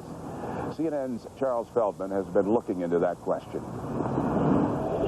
The bombing of the World Trade Center back in 1993 led investigators into a deep, dark world of terrorism and opened avenues of inquiry previously unimagined. It was as a result of the continuing Trade Center investigation that CNN has learned U.S. intelligence agencies were aware as long as 2 months ago, groups of so-called Islamic fundamentalists had recently arrived in the United States. And sources tell CNN the mission of these terrorist cells is to carry out acts of terrorism across the United States. One source with knowledge of the World Trade Center bombing investigation, who has provided accurate information to CNN in the past, chides other U.S. officials for dropping the ball when it comes to tracing the financial funding of these terrorist groups. Because of this, the source and others say there is growing concern there may be terrorist attacks in the near future within U.S. borders. The sources underline there is no known connection at this time between the Oklahoma City bombing and any Middle Eastern terrorists. The sources say their concern is for possible future attacks. They also stress that it is important for the public to understand that the overwhelming majority of Middle Eastern Islamic fundamentalists are not bent on terrorism. Say the sources, what we're talking about here are simply criminals. And perhaps most important, the sources say, to their knowledge, law enforcement agencies did not have any advance information that could have in any way prevented the bombing of the federal office building in Oklahoma City. Charles Feldman, CNN, Los Angeles. Before we go on with our coverage of the bombing investigations, we want to have an addendum to a story we reported just a moment ago from the Associated Press. We said that AP was reporting that 3 police officers had been killed in a shootout in Haddon Heights, New Jersey. An assistant prosecutor there now says that only 1 police officer is dead in those shootings. His account, however, cannot be reconciled with what Associated Press was told by another police officer who did say that 3 officers had been were killed, rather. As soon as we can get the story straightened out, we will bring it to you, again, as soon as we have that information correctly. One of the main questions still to be answered is whether the bombing in Oklahoma is linked to any other terrorist acts against the United States. And joining me now to explore that and other terrorism issues is Noel Cook. He is an expert on counterterrorism. He is a former Defense Department official responsible for overseeing the Pentagon's role in dealing with international terrorism. Noel Cook, first of all, what strikes you about this bombing? You've investigated any number of bombings. You've been involved in the Lockerbie investigation, in the bombing of the bombing of the U.S. Embassy in Lebanon in 1983, and others, many others. What strikes you about this particular incident? Probably what's most striking is the similarity in terms of the characteristics of the bombs used and the method of operation by which they're delivered. And you mentioned the bombing in Lebanon in 1983. It just occurred to me when we were sitting here that that bombing was on April 17th, 1983. So it's almost exactly 12 years ago. And we've seen a continuum of these kinds of bombings. We had one in Beirut the following year. So it's a particular type of bomb. It's relatively easily made. It has to be delivered a certain way because it's quite large. The objective is to create massive casualties. And more recently, the target sets that we seem to see here, beginning with the World Trade Center, in '93. The World Trade Center, to our judgment, was selected as a symbolic target, in addition to which the people who would carry it out thought that there's a heavy involvement of the American Jewish community with that target. With the target. Right. And since then, the attempt to murder the Pope in the Philippines, the Pope is clearly a major symbol, a Western symbol, the head of the Catholic Church. The effort at the same time to attack the aircraft, 5 American aircraft. Well, what would be the point of targeting a quiet federal building in the middle of America in the state of Oklahoma? Well, again, it's a symbolic target, and it was a soft target, so they could get 2 things. Meaning one, easy to get to. Easy to get to, and not particularly well defended, so that they could hit a symbolic target, and they could cause massive casualties. They succeeded on both counts. When you say they, you sounded, and we were talking before we went on camera here, you are assuming that there was some Middle Eastern element behind all this, and I want to know how you reconcile that with these 2 suspects the FBI is describing, who are described as 2 Caucasian males. Right. Well, I have no way of reconciling it at this point. I think it's much too early to tell whether, in fact, these people were to a certainty associated with this. It would not be normal. We don't think we've seen in the past a situation in which these groups, or this group, would hire other people to do something for them. It's possible that they would. It's possible that they would say, I want you to rent a truck. But that would be the sheer speculation how they come into this, and if they do come into this thing. You heard Charles Feldman's report just a moment ago. How much information is there floating around inside the U.S. intelligence community about terrorist cells, international terrorist groups that may be operating in this country? At any given time, there's almost more than you can bear. I've had to deal with people that we have been able to rescue, in effect, or people who have been hurt in terrorist events, and we'll say to them, you know, why did you let this happen? We were told, we gave you this information in advance. And they would say, I've got so much information that if I believed all of it, I'd be hiding in the closet the rest of my life. So the provision of these... So you're saying what's important is distinguishing what really leads to something and what is just extraneous information that doesn't mean anything. Based on what you know, and concluding here, Noah Cook, are you confident they are going to find the people responsible? I think we'll find the people responsible at the operational level, the people who actually did it. Whether we will trace it back, at least in this instance, trace it back to the initiators, to the people that inspired it and financed it, I would be more skeptical of that happening. I think we're going to be a while before we're able to do that. All right. Well, Noah Cook, we thank you for talking with us on The World Today. Thank you. The World Today will be right back. Clearly, having seen now that this kind of stuff, and we in Oklahoma would say naturally, well, this is New York City or Los Angeles or that sort of Beirut, this kind of thing can happen anywhere if it can happen in Oklahoma.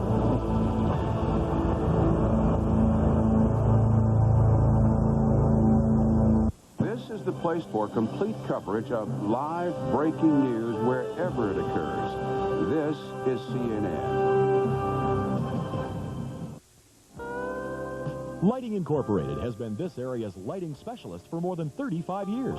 So why would you shop a store pushing paints and plants and lumber when you want a light? See the people who can shed some light on lighting.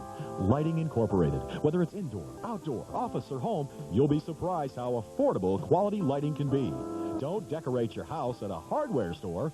Nobody has more lights than Lighting Incorporated. Our name says it all. Why is so much money pouring in at Bone Brothers Toyota? Because when you sell more, you get more. Louisiana's #1 Toyota dealer has more marketing money on new 95 Tercel, ranked best in its class by J.D. Power for just $85.95. More marketing money means new 95 Corollas with dual airbags are just $10,995. But Bone Brothers must sell 200 in 2 weeks or lose the cash. So hurry to the West Bank, to the Bone Zone, to Bone Brothers Toyota. This is CNN. My allergies were terrible. No one medicine seemed right for me. Benadryl worked okay, but sometimes made me drowsy. My prescription medicine didn't make me drowsy, but wasn't always strong enough. Then my allergist recommended Dimetap. Compared to Benadryl, Dimetap is less likely to cause drowsiness. And he told me something else. A recent study showed its antihistamine provided better relief than a leading prescription. Dimetap. It's just right for me. Dimetap Extend Tabs, the right allergy medicine for you. I'll bet you my headaches are worse than yours. I'm not bragging. I just feel pain more deeply. I take Anacin. Anacin, with an ingredient that enhances its pain medicine, a formula no other leading pain reliever has. The more you feel headache pain, the more you need Anacin. Discover the movie critics are calling powerful and deeply moving. Not chickenpox, AIDS. Told with honesty and humor, The Cure will touch your heart. Don't miss The Cure, rated PG-13. Starts Friday. Have you been planning your dream home, but the thousands in upfront cash make it impossible? Our dream was to own our own home. Well, we found the home we wanted, and we were able to afford it. Because we built it ourselves. We knew that owning our own home would mean more than just saving for a rainy day, more like years of savings. Then a friend told us about the Miles Homes program, and we figured if he could do it, so could we. With the Miles Homes Total Home Building Program, the more work you do yourself, the more you save. The manuals were easy to understand, and the pre-assembled stud walls really got us off to a fast start. And when we needed hands-on advice, we got it. Miles Homes has helped over 40,000 families make their dreams come true with no down payment on Miles materials, below market construction financing, cash advances for subcontracted work, and your land does not have to be paid in full. Call Miles Homes today from anywhere in the country. 1-800-343-2884. Whenever you hear a fireman or anybody call, we've got a live one. The adrenaline rush that runs through your body is unbelievable. You can be almost asleep and they scream, "We've got a live person in here, come, hurry."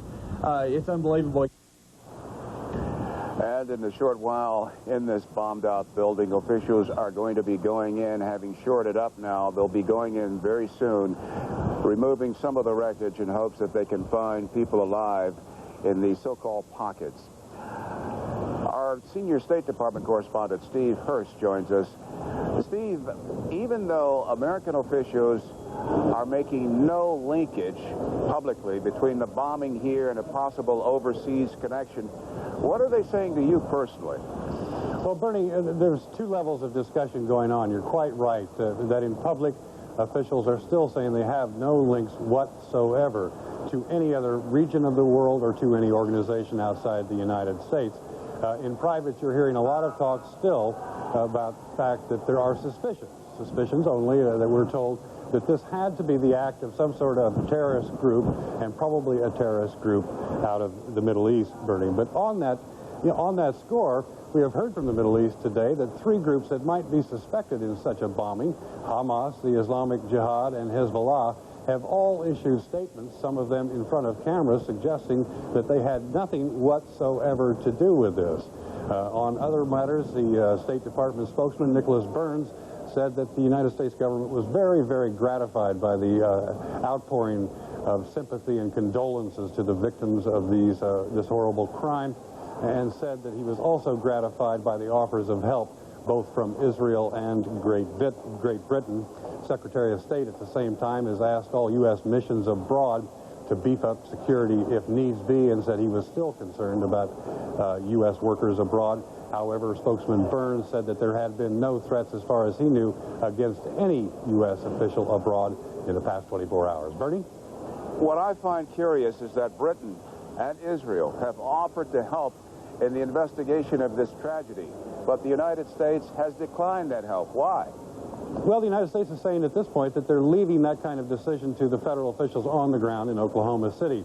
And apparently those federal officials are saying right now the kind of help that is being offered, although it's gladly accepted, the offer is gladly accepted, it's not really needed, and we can't coordinate that kind of help. So that seems to be the case, and the offer have been placed, gladly accepted, but so far turned down. Well, the people in this state capital feel very good to know that there are at least two suspects, and a third man is flying back to Dulles Airport as we speak. Thank you, Steve Hurst. Judy? Thank Thank you, Bernie. When we come back, we will talk to someone who sees some similarities between the bombing in Oklahoma City and a bombing that occurred in Beirut, Lebanon, 12 years ago. He is a former ambassador to Lebanon. We'll be right back.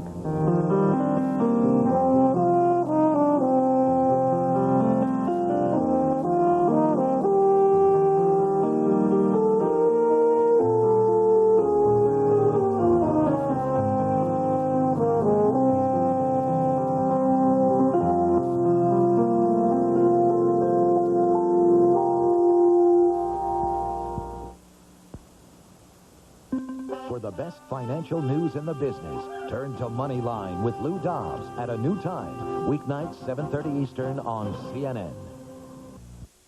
Bone Ford in New Orleans has factory authorization for an early closeout sale. We must sell 300 new cars, trucks, and vans to increase our allocation of new cars. Early closeout. Ford Escorts will move fast to just $97.95 with many features. Early closeout. The F-150 XL just $11,995 with AM/FM stereo AC and much more. Early closeout. The Taurus only $15,395 with AM/FM stereo AC and dual airbags. It's early closeout time at the original Bone Ford in New Orleans. Your 15-minute dealer just 15 minutes from Metairie, St. Bernard, and the West Bank. SOS. The severely overstocked sale has begun on the West Bank in the Bone Zone at Don Bone Ford. Answer the SOS and save on over 300 fresh trays, all factory line, all price ranges. Some used cars and trucks are just $2,000. Or get like new factory program cars with new car warranty and new car financing. Low credit, no problem. Call the 24-hour credit hotline for an instant credit review now. Answer the SOS and save on the West Bank in the Bone Zone at Don Bone Ford. The lights were out. John's sound asleep. And what am I doing? I'm hurting. I can't sleep, and I've got to work tomorrow. But I wasn't so sure about it. I've seen some troubling things. I've seen some children's toys that were pretty bloody, and in the children's baby beds and stuff splattered with blood and just strewn about. There are some people who are saying the car bombing in Oklahoma City is reminiscent of car bombings that have occurred in Beirut, Lebanon. Well, joining us now is the former Assistant U.S. Secretary of State and former U.S. Ambassador to Lebanon, John Kelly. Ambassador Kelly served as ambassador in Beirut from 1986 to 1988. What do you see? What similarity do you see here between Oklahoma City and Beirut?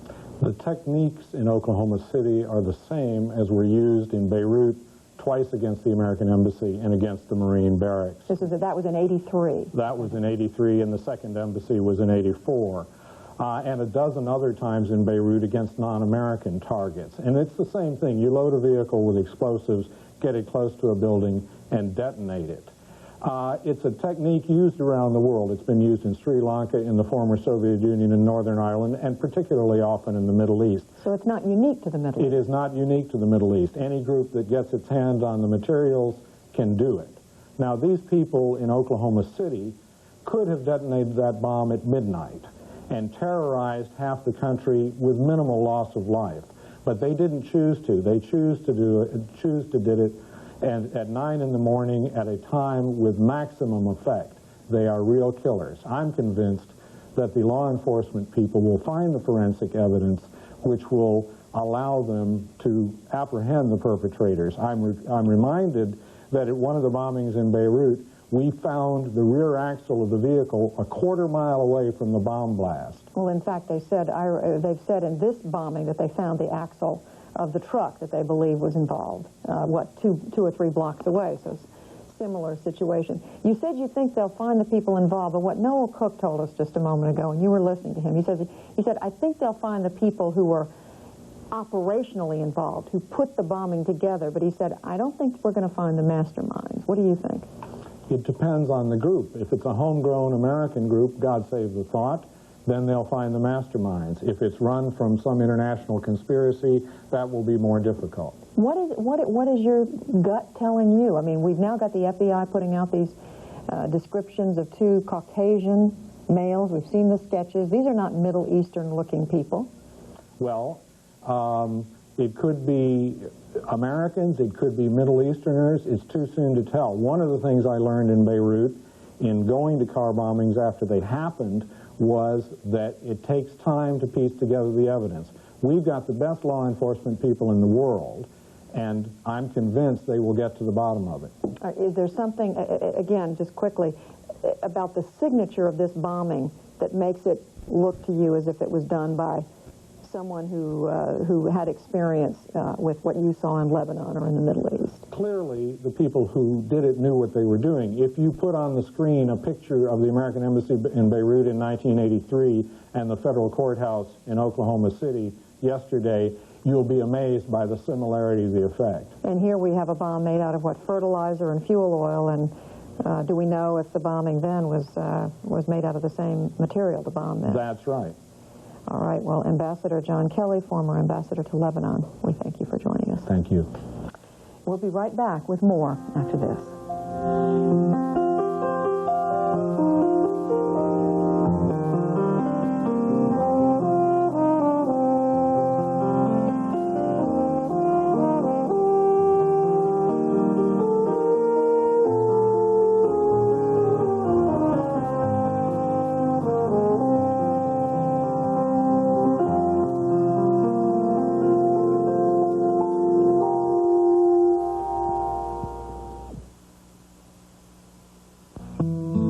We're out. John's sound asleep.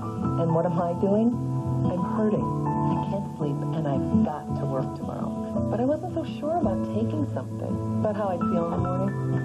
I went ahead and took Tylenol PM. It was the right choice. It stops my pain. It helps me sleep.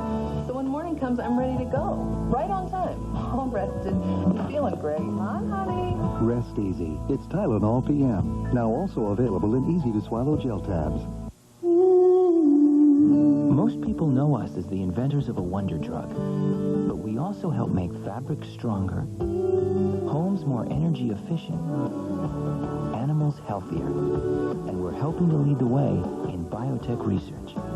So much good we can do for each other. Oh, what a world it can be. Bayer. In healthcare, chemicals, and imaging technologies, we cure more headaches than you think. So, what does happen to all that money you overpay for car insurance? Geico, a 15-minute call could save you 15% or more on car insurance. A lot of people are afraid of being dropped by their car insurance company, but at Geico, we offer renewal to over 98% of our customers. So, we prefer to drop car insurance rates. Geico, a 15-minute call could save you 15% or more on car insurance. Saw that little AIDS boy down near Peterson's yesterday. You just keep a safe distance. What's a safe distance? I warned you what would happen if you got dirty again. What is it? She's afraid that they might not find you here in time. Not measles, not chickenpox, AIDS. The Cure, rated PG-13, starts Friday at a theater near you.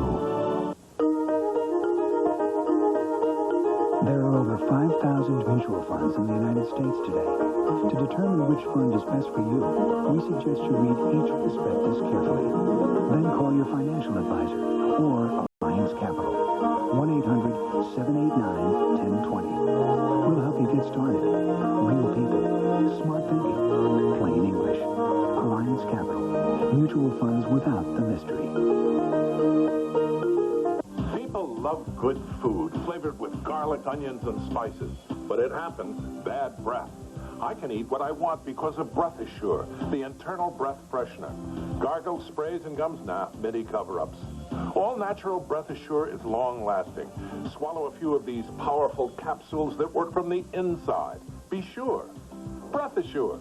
To order Breath Assure for $19.95, call 800-257-1257. Call now. That's 800-257-1257.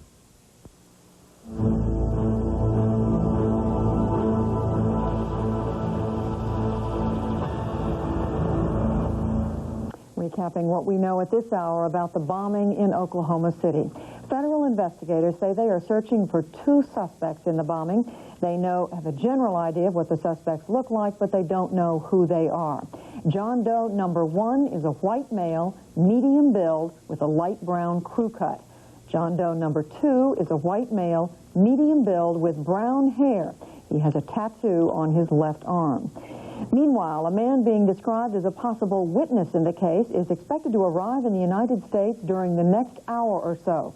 The man was detained in London today after arriving on a flight from Chicago. Sources tell CNN the man is a Jordanian American. The official casualty count at the scene of the bombing in Oklahoma City has remained the same throughout the day. 36 confirmed dead, more than 400 injured, and many, many bodies remain buried in the rubble, so the death toll will certainly rise. Authorities say the search for survivors in Oklahoma City's federal building could go on for another 4 or 5 days. Rescuers say they're keeping their hopes up, but they have not heard any signs of life in the building since late last night when they rescued a 15-year-old girl. That's it for the world today. I'm Judy Woodruff in Washington, and Bernie, it has been a long and grim day in Oklahoma City. Indeed, very grim, Judy. I keep thinking about the upwards of 41 children in that second floor of the nursery in the federal building behind me. We know that 12 of them were found dead, 2 of them found burned beyond recognition. And I'm thinking of one rescuer who was so utterly frustrated today. He said, "All I've found is a baby's finger and an American flag." But there is praying, there is hoping that perhaps more life can be found in this building.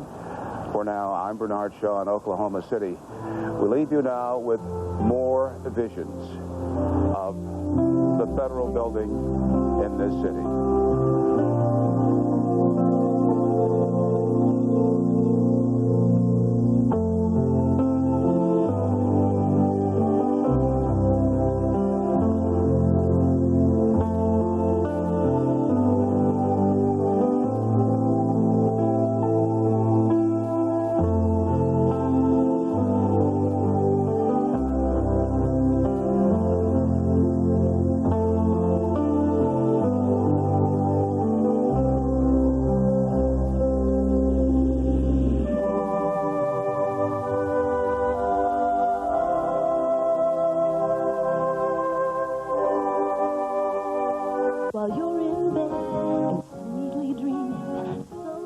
City, rescue workers are still digging through the rubble, hoping to find more survivors. Federal authorities searched for 2 suspects, both white males, whom they say rented the vehicle which carried yesterday's deadly bomb. As for further beefing up security at government buildings, Louisiana Congressman Billy Tozan says that's only part of the solution. We can beef up security to a point where we no longer have freedom and access to one another. And there's got to be a limit to that in a free society. You can't go overboard. And the second choice is to beef up the criminal justice system so you can deal with these people. I mean, the president and Janet Reno call for swift, certain, and severe justice. Tell me where you get that in our criminal justice system. Federal authorities are looking to Louisiana tonight for help in catching the bombers. Neil Gallagher, who is the head of the New Orleans office of the FBI, left for Oklahoma City today to help in the investigation. Margaret? John Huffman reporting from the Hale Boggs building downtown. Security is also being stepped up at government buildings in Jefferson Parish. Many employees at the Yenny building in Harahan are concerned because they work right across the street from a federal building that looks exactly like the Yenny building. Security officials say they have alerted all of the personnel and are taking extra precautions. New Orleans City Council was also shaken by the Oklahoma explosion. Members today okayed an emergency ordinance to spend up to $15,000 for added security. The money will be used to buy metal detectors for safety on the first and second floors of City Hall. Police Chief Richard Pennington says he considered beefing up security weeks ago, but the Oklahoma tragedy gave city officials a sense of urgency. It does send a message, and I think that's why we should always be security conscious, because we always feel that it's never happened to us, and we get into a situation where we think that it never will happen. And I think that's indicative of what happened in Oklahoma City. Civil sheriff's deputies might also be called in to guard City Hall. I think is the necessary first step to secure the public areas of City Hall. There have been threats before. I've received threats about some issues that we've dealt with just recently. And the New Orleans Police Department is also getting involved, and here's why. We're at the front entrance to the police department's parking garage. And as you can see, we're going right inside the building. No one to stop us, not even a gate or a security guard. None of the doors here are secure either. Chief Richard Pennington addressed security with the mayor 2 months ago and is determined to make all public buildings safe. In fact, he's already moved and eliminated a glass door outside his office. We ought to have a mechanism in place when individuals come in some of these buildings that we ought to know who's armed, who's not armed, and just be more security conscious. And workers at City Hall like the idea. We encounter very irate people at times. In fact, we've had to take people out in handcuffs. And, of course, the superintendent knows the importance of top-notch security. He is here from Washington, and, of course, he was there 12 years ago when several people got into City Hall and shot several people that work at the Washington City Hall to death. So security is a #1 priority, and it looks like it may happen. Unfortunately, it has to come on the heels of what happened in Oklahoma. Norman? Yeah, and following that, you can't take security for granted anymore, any place. Nowhere, no time. All right, Gary Mattingly reporting from City Hall. Well, maybe the only real worry for us now tonight is in the weather department. And Dan Milham's here now to tell us about that. In Oklahoma City, signs an intensive search for terrorists is bearing fruit.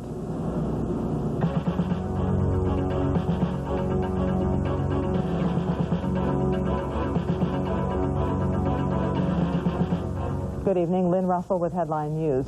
There may be a break in yesterday's car bombing in Oklahoma City. The FBI has issued arrest warrants for 2 white males, identified at this point only as John Doe. One is 5'10" to 5'11" with a light brown crew cut. The other is about an inch shorter with brown hair and a tattoo high on his left arm. Authorities say the men are armed and extremely dangerous, and civilians should not try to apprehend them. Attorney General Janet Reno says authorities are seeking more information. The government is offering a reward of up to $2 million for information leading to the arrest and conviction of those responsible for the bombing in Oklahoma City. Although we have many hundreds of leads, we want to make sure that we have all relevant information that could lead to the conviction of all of those involved in this event. Investigators traced the suspect from the truck used to carry out the bombing. A piece of wreckage with the vehicle's identification number on it was found in the crater that was left by the bomb. CNN has confirmed it came from a Ryder truck rented yesterday in Junction City, Kansas. A possible witness to the bombing is being returned from Britain to the United States tonight. He is identified as Abraham Abdallah Ahmad, who has an American passport. Customs agents say he flew from Oklahoma City yesterday morning to Chicago and then to London, where he was questioned by authorities and was denied entry into Britain. He had been booked on a flight to Rome. Italian police seized his luggage, which was en route to Amman, Jordan, at the Rome airport. They reportedly say the bags contain non-explosive materials that could be used for bomb making. In Oklahoma City, rescue teams and firefighters again are working late into the night to search mounds of wreckage and debris at the 9-story Alfred P. Murrah Federal Office Building. The Associated Press reports they have found 3 more bodies. This afternoon, they stopped searching to shore up the shaky building. About 200 people still are not accounted for. The search teams say it could be next week before they finish. Authorities will confirm that 36 people died in yesterday's explosion, including 12 children. 432 people were injured. Crews are going through the building 1 brick at a time, so nothing is loosened that might injure people buried in the rubble. Newspapers around the world printed a photo of a baby being handed from a firefighter to medical workers. That unidentified child later died. Some parents endured hours of tension before they learned if their children were safe. I dropped them off at 7:45. I'm due at work at 8, and my child is like 2 minutes away from the daycare. And as the explosion happened around 9, a little after 9. And at first I didn't think anything of it, and I didn't think it was that serious anyway because we wasn't listening to the news or anything. And I had a friend that worked down the street, I think in the Oklahoma Health Science Center, and she had said that they had closed them down because the windows had shattered. So she was like, well, let's go check on your boys. And so by the time she got up to my job, she was saying that they were transporting the children to the Red Cross. So we went to Red Cross, and the children weren't there yet. So then we went down to the daycare. Do you have any idea of the extent of the damage or such? No, not until we got downtown. What was your feeling about that? When I seen the daycare, it was just like, oh my goodness. I mean, it was like it had never been used. The windows was just blown out, and people was just everywhere. And so we had finally got a police to escort us to like 6th and Harvey. They said that they were going to take the children over there.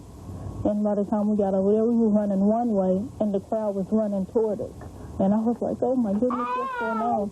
And the people was running by and say, oh, they just found another bomb. So then we were trying to get out of there. And I'm like, where are my boys? Where are my boys? And we went to Children's Hospital, and they were saying that my boys was at Red Cross. But then we went to Red Cross. They were saying no.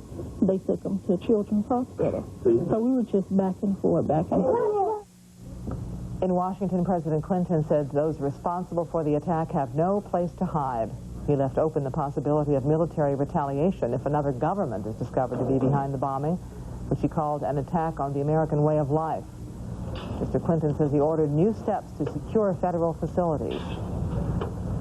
We are working very hard to strengthen the ability of the United States to resist acts of terror. We have increased our efforts in law enforcement through the FBI and the CIA. We have increased our ability to cut off money used for such purposes. We have increased our capacity to track the materials that can be used to destroy people. I have sent legislation to the Congress, as you know, that would increase this capacity even further. I have done everything I could, and our administration has, to bring home suspected terrorists for trial from Pakistan, from Egypt, from the Philippines, from elsewhere.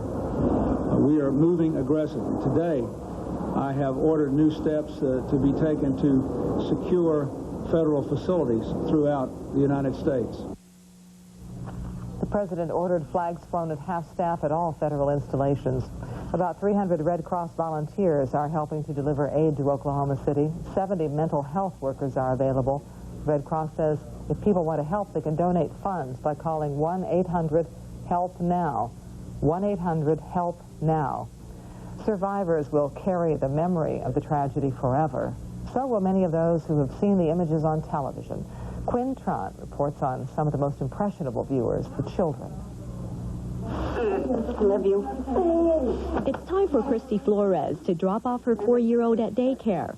Saying goodbye today isn't easy. She's holding him a little closer, a lot tighter. Little Nicholas explains why.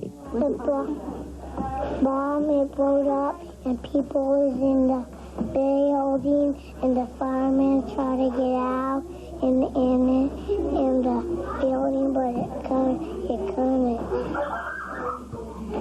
in the building because I saw a policeman under the building. These are the pictures Nicholas and his mother saw on television. Damage, destruction, blood and bodies. And these are the pictures of human pain 5-year-old Shayla Danner really cannot put down on paper. She says these are images she cannot forget because some of the victims are children her age. Well, I feel sorry for the kids' parents because they died yesterday. And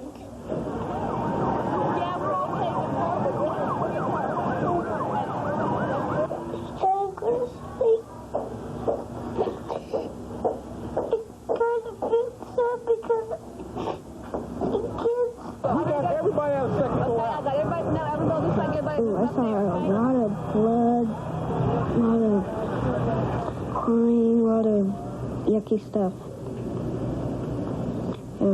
Stuff you don't really see a lot every day here in Oklahoma. Yeah, it wasn't really pleasant. And 7-year-old David Swanson feels lucky his family is safe and sound. His dad works across the street from the blast site. Little David says for a long time he wasn't sure whether his dad was dead or alive. Today he knows. My mom and I have learned what a second is. Yeah. What do you mean by that? Well, when the bomb went off, my dad could have been killed just like that. World leaders are expressing condolences and outrage at the bombing. British Queen Elizabeth and the Duke of Edinburgh extended their sympathy to the families in a message to President Clinton. The tragedy is making headlines in Tokyo, where authorities are trying to solve last month's terrorist subway gassing. Thousands and thousands of people are affected by that bombing. The Boston subway system and JFK Airport in New York were closed for a short time today after threats were called in. The evacuations in Boston lasted more than an hour during midday. JFK was shut down for 40 minutes this morning. Once again, the FBI has released composite sketches of 2 white male suspects linked to the Ryder rental truck used in the bombing. The FBI says arrest warrants will be issued. The government is offering a $2 million reward for information leading to the arrest and conviction of those responsible for the bombing. A possible witness detained in London is being flown back to the United States for questioning. The Italian authorities seized his bags in Rome and say they contain bomb-making materials. Attorney General Janet Reno says investigators are following all leads. We are going to pursue every lead. We are excluding no lead. We have received information from a variety of sources concerning a variety of leads, and we will continue to pursue every lead. All international escape routes been closed. We are taking all possible action with respect to routes that people can take under any circumstance. In Oklahoma City, the official death toll at this point is 36, including 12 children. Hundreds of people are injured. 200 people still are unaccounted for. The rest of the day's news in a moment. I cannot imagine what it is you were looking at. That is the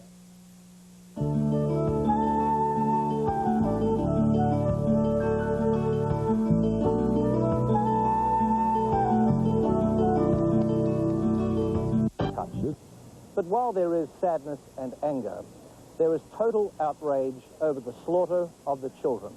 No one can understand or cope with that. But we found one child who, with his family, survived. Got one here! There's a child here!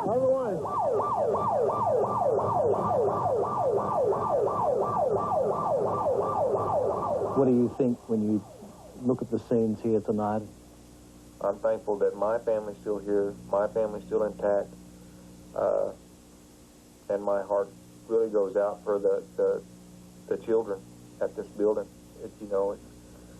They come first to me. I look down that street, I see those children still coming and going. Yesterday was an emotional day for Richard and Bertha Nichols because they were at Ground Zero across the street from the explosion and lived to tell about it. The glass just kind of imploded. It just blew all around it. It's like a pressure hit us, and it's like a big puff of wind. It hit us real quick, and it looked like a fireball. The noise was so huge. It almost felt like I felt an impact on my head. I don't know if it was from just the pressure that hit me or what, but it hurt. Richard works nights in an apartment complex diagonally opposite the federal office building. And yesterday at 9 a.m., Bertha, along with their 11-year-old nephew Chad, had just arrived to pick Richard up when the deadly explosion enveloped them. It blew flaming debris right at them, and Chad was trapped in the car. I just seen something out of the corner of my eye, and it was something that was coming through the air, and it was just circling. It was going, and I knew it was big, and it was coming straight at us. And all I could think of was my family to get out. Was it a piece of the car? Do you think? Later, we found out it was a piece of a car that hit us. It was the axle. And Chad was in the car. What did he do when it happened? He was trying to get his seatbelt off and get out, and which I'm glad he did not get a seatbelt off before that piece of car hit our car, because I don't know where he would have ended up at. Today, Richard returned to the scene of yesterday's disaster. After the explosion in your car, you got your nephew out of the car. Where did you run to then? I took him across this street and about right over here in front of where that police car is. And that's when I noticed it wasn't my building, it was down there. So that's where we stopped, and I laid him down right here by the red light, and that's where I checked him over and my wife. I didn't think this was dangerous at all. Find someone want to do something this drastic. Just to say I did this. It don't make no sense. Chad spent the night in the hospital, but he was one of the lucky children with so much destruction and so many dead. Richard and Bertha thank God that he'll be okay, because a piece of debris hit their car where the boy had been sitting moments before. I think he was extremely lucky. Extremely, yeah. I think he had just gotten out of the front seat and got into the back and put his seatbelt on right before the blast. And he was on the opposite side of the back seat. So what happens, Richard, tomorrow? You're going to pick him up? We're gonna go over and pick him up just as soon as they call us and bring him home. Bring him home. And we joined Richard and Bertha this morning when they went to pick up Chad from the Hillcrest Health Center in South Oklahoma City. Hi, Chad. How are you? Good to see you out. How are you feeling? Yeah? Think you're a lucky boy? Well, it's great to see you out of hospital. Congratulations. So in this whole horrible disaster, at least one family found their happy ending. We can only hope for more happy endings like the one we just saw. Our thanks to Terry Willisey and Mary Garafello for their fine reports today. Coming up, a court battle over O.J. and Nicole's kids and an exclusive interview. I'm much more aware.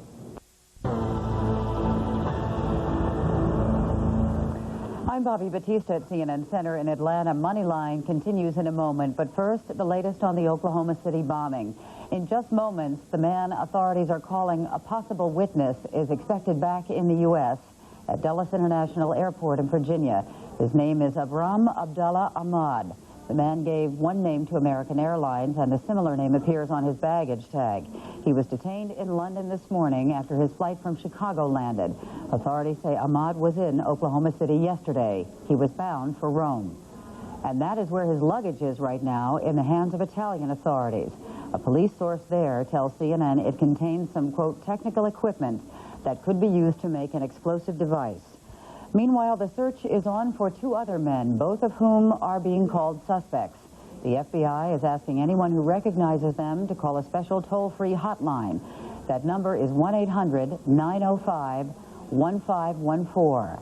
One John Doe suspect is described as a white male with a medium build. He is said to be about 5'10" or 5'11" and weighing between 180 and 185. He sports a light brown crew cut and is right-handed. The other suspect is also a white male of medium build, about an inch shorter and about 5 pounds lighter. This suspect has brown hair and a tattoo that's visible on his left arm. The government is offering a reward of up to $2 million for information leading to the arrest and conviction of those responsible for the bombing in Oklahoma City.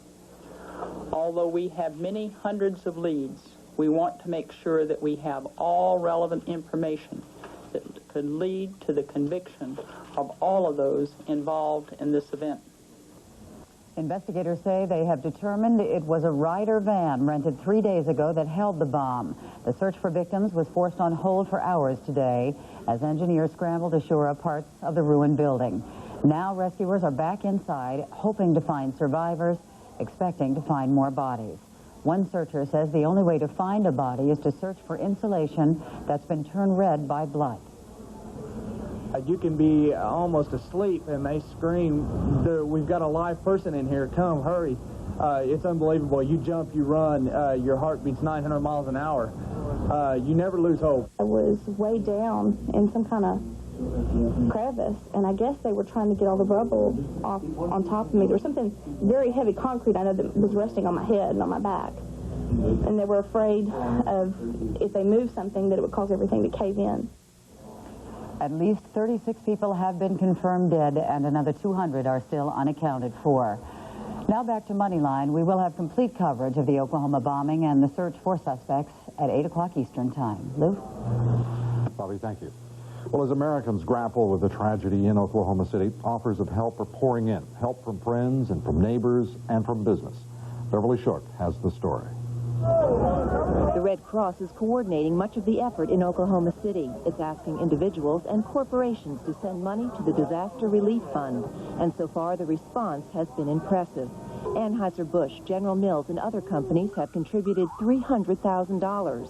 AT&T has donated $10,000 to a local blood institute. And Ma Bell's cellular unit is providing free calls for rescue workers. Sears Roebuck is sending blankets. Baxter International is filling orders and donating hospital supplies like IV solution.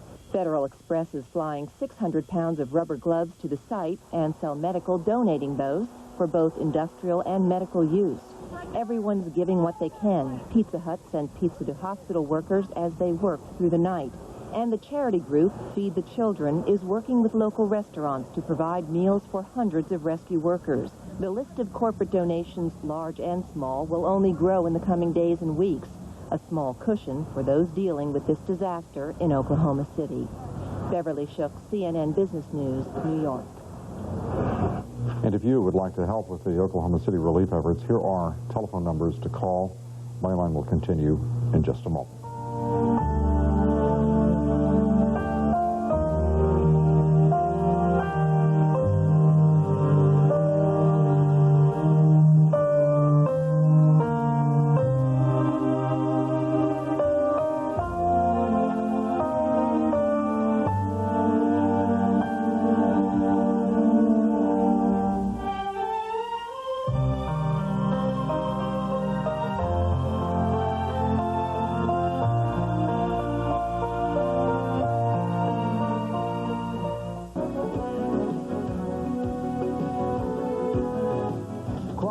Tonight, 8:30 Eastern on CNN.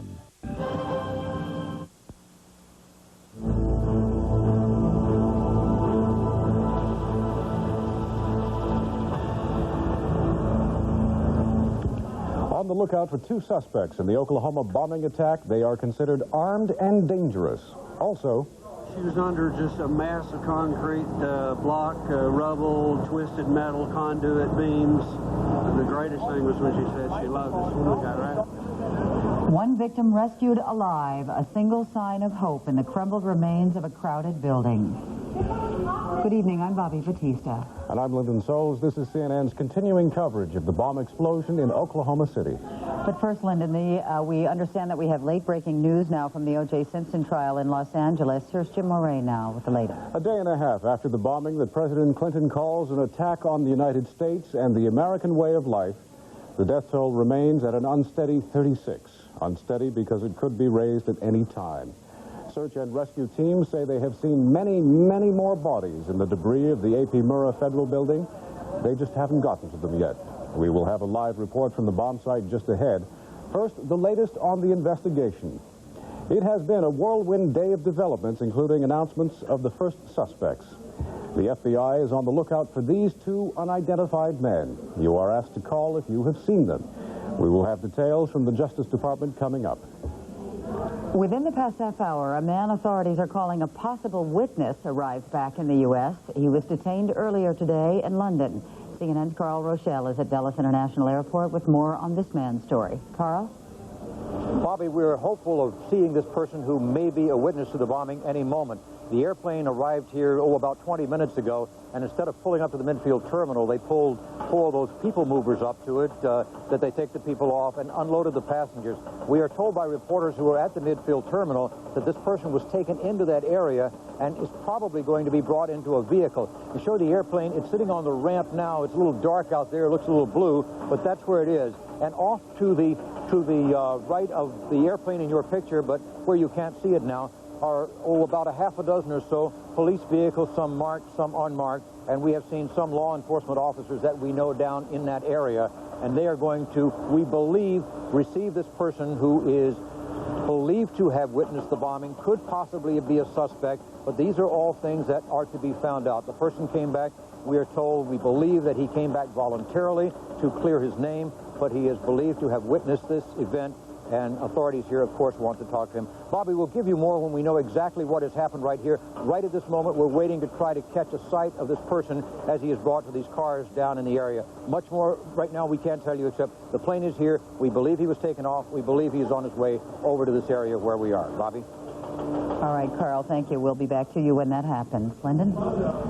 Federal authorities are offering up to $2 million for information leading to the capture of the Oklahoma bombers, and they provided some details about the men they are looking for. CNN's Anthony Collins joins us with the latest information from the Justice Department. Anthony?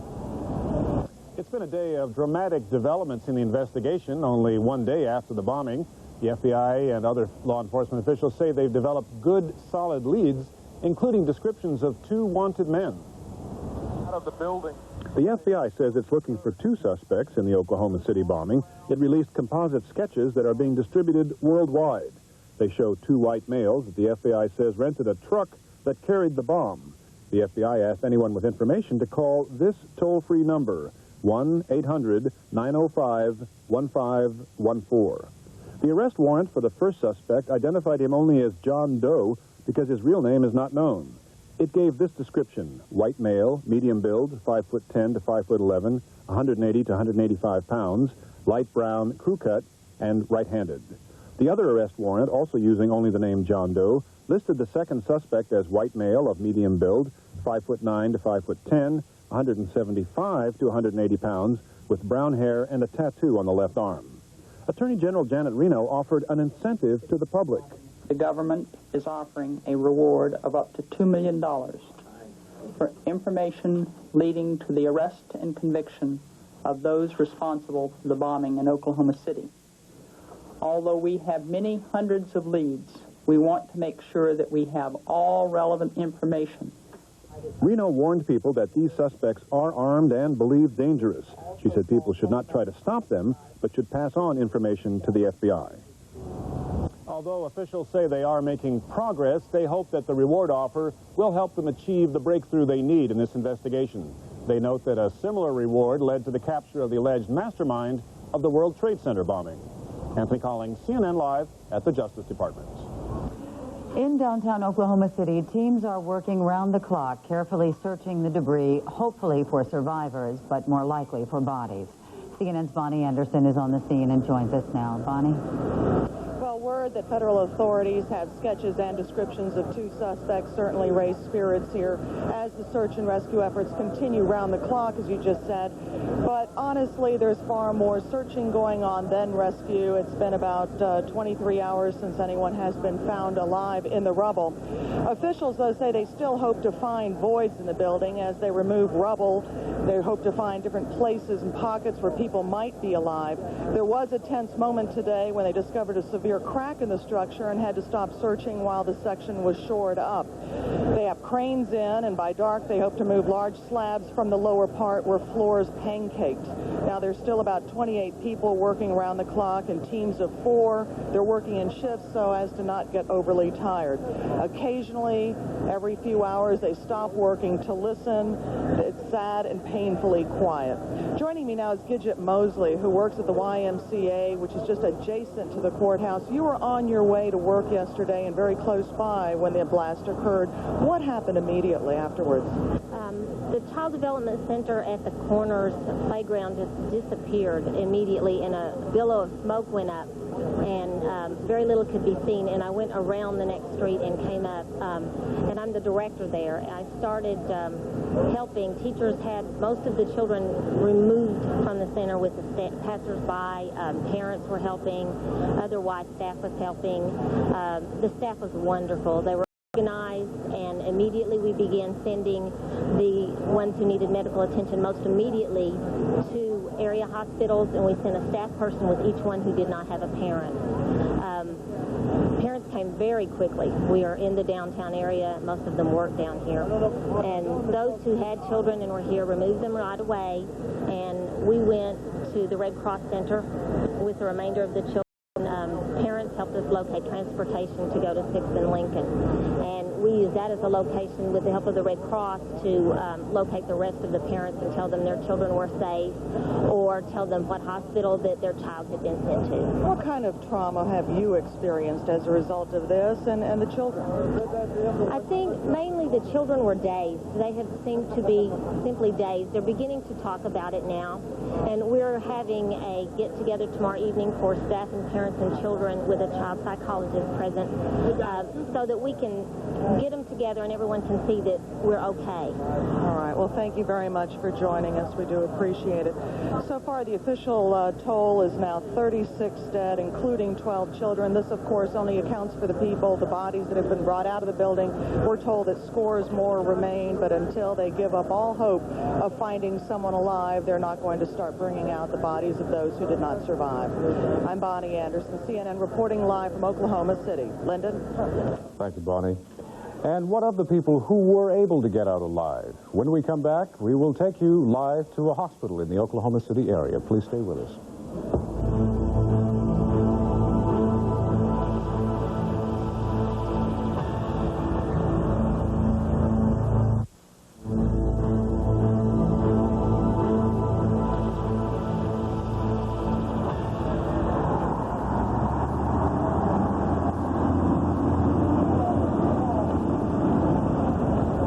President Clinton today ordered flags at all federal installations be flown at half-staff to remember the victims of the Oklahoma City bombing. He also had some strong words for the bombers. For more on that, we go to CNN's Wolf Blitzer now at the White House. Wolf? Bobby, officials tell CNN they are still not ruling out the possibility of some sort of Middle East terror connection to the bombing. This despite indications that the two suspects wanted by the FBI are white and apparently spoke with American accents. One well-informed source tells CNN that the two suspects may have been hired by others to go out and rent the truck involved in the bombing. In the meantime, officials are playing down the likelihood that the individual being brought back from London to Washington will have a whole lot to offer investigators. They're suggesting, though, that there were good reasons to bring this individual back to Washington. In the meantime, the search for other suspects continues. President Clinton makes this flat pledge: those responsible for the Oklahoma City truck bombing will be arrested. Whoever did it, we will find out, and there will be justice that will be swift and certain and severe. And there is no place to hide. Nobody can hide any place in this country. Nobody can hide any place in this world from the terrible consequences of what have been done. Mr. Clinton warns against jumping to conclusions about possible links to international terror groups, but hints there may be some. This was an attack on innocent children, on innocent victims, on the people there in Oklahoma City. But make no mistake about it, this was an attack on the United States, our way of life, and everything we believe in. So whoever did it, we'll get to the bottom of it, and then we'll take the appropriate action. In this case, Mr. Clinton says that could include the death penalty, as first suggested by Attorney General Janet Reno. If this isn't an appropriate case for it, I don't think there ever would be one. And I strongly support what she said. He ordered flags flown at half-staff till Monday, and he's considering a visit to Oklahoma City Sunday to attend a memorial service, but only if that won't interfere with the search and rescue operation. I think the president feels that he certainly wants to be with the people of Oklahoma City. His heart is certainly with them, and he is, conscious of the fact that we need to make sure that federal authorities there are helping in what the most urgent tasks are, which are recovery of victims and then pursuing investigative leads. And he's directed all of our energies to that end.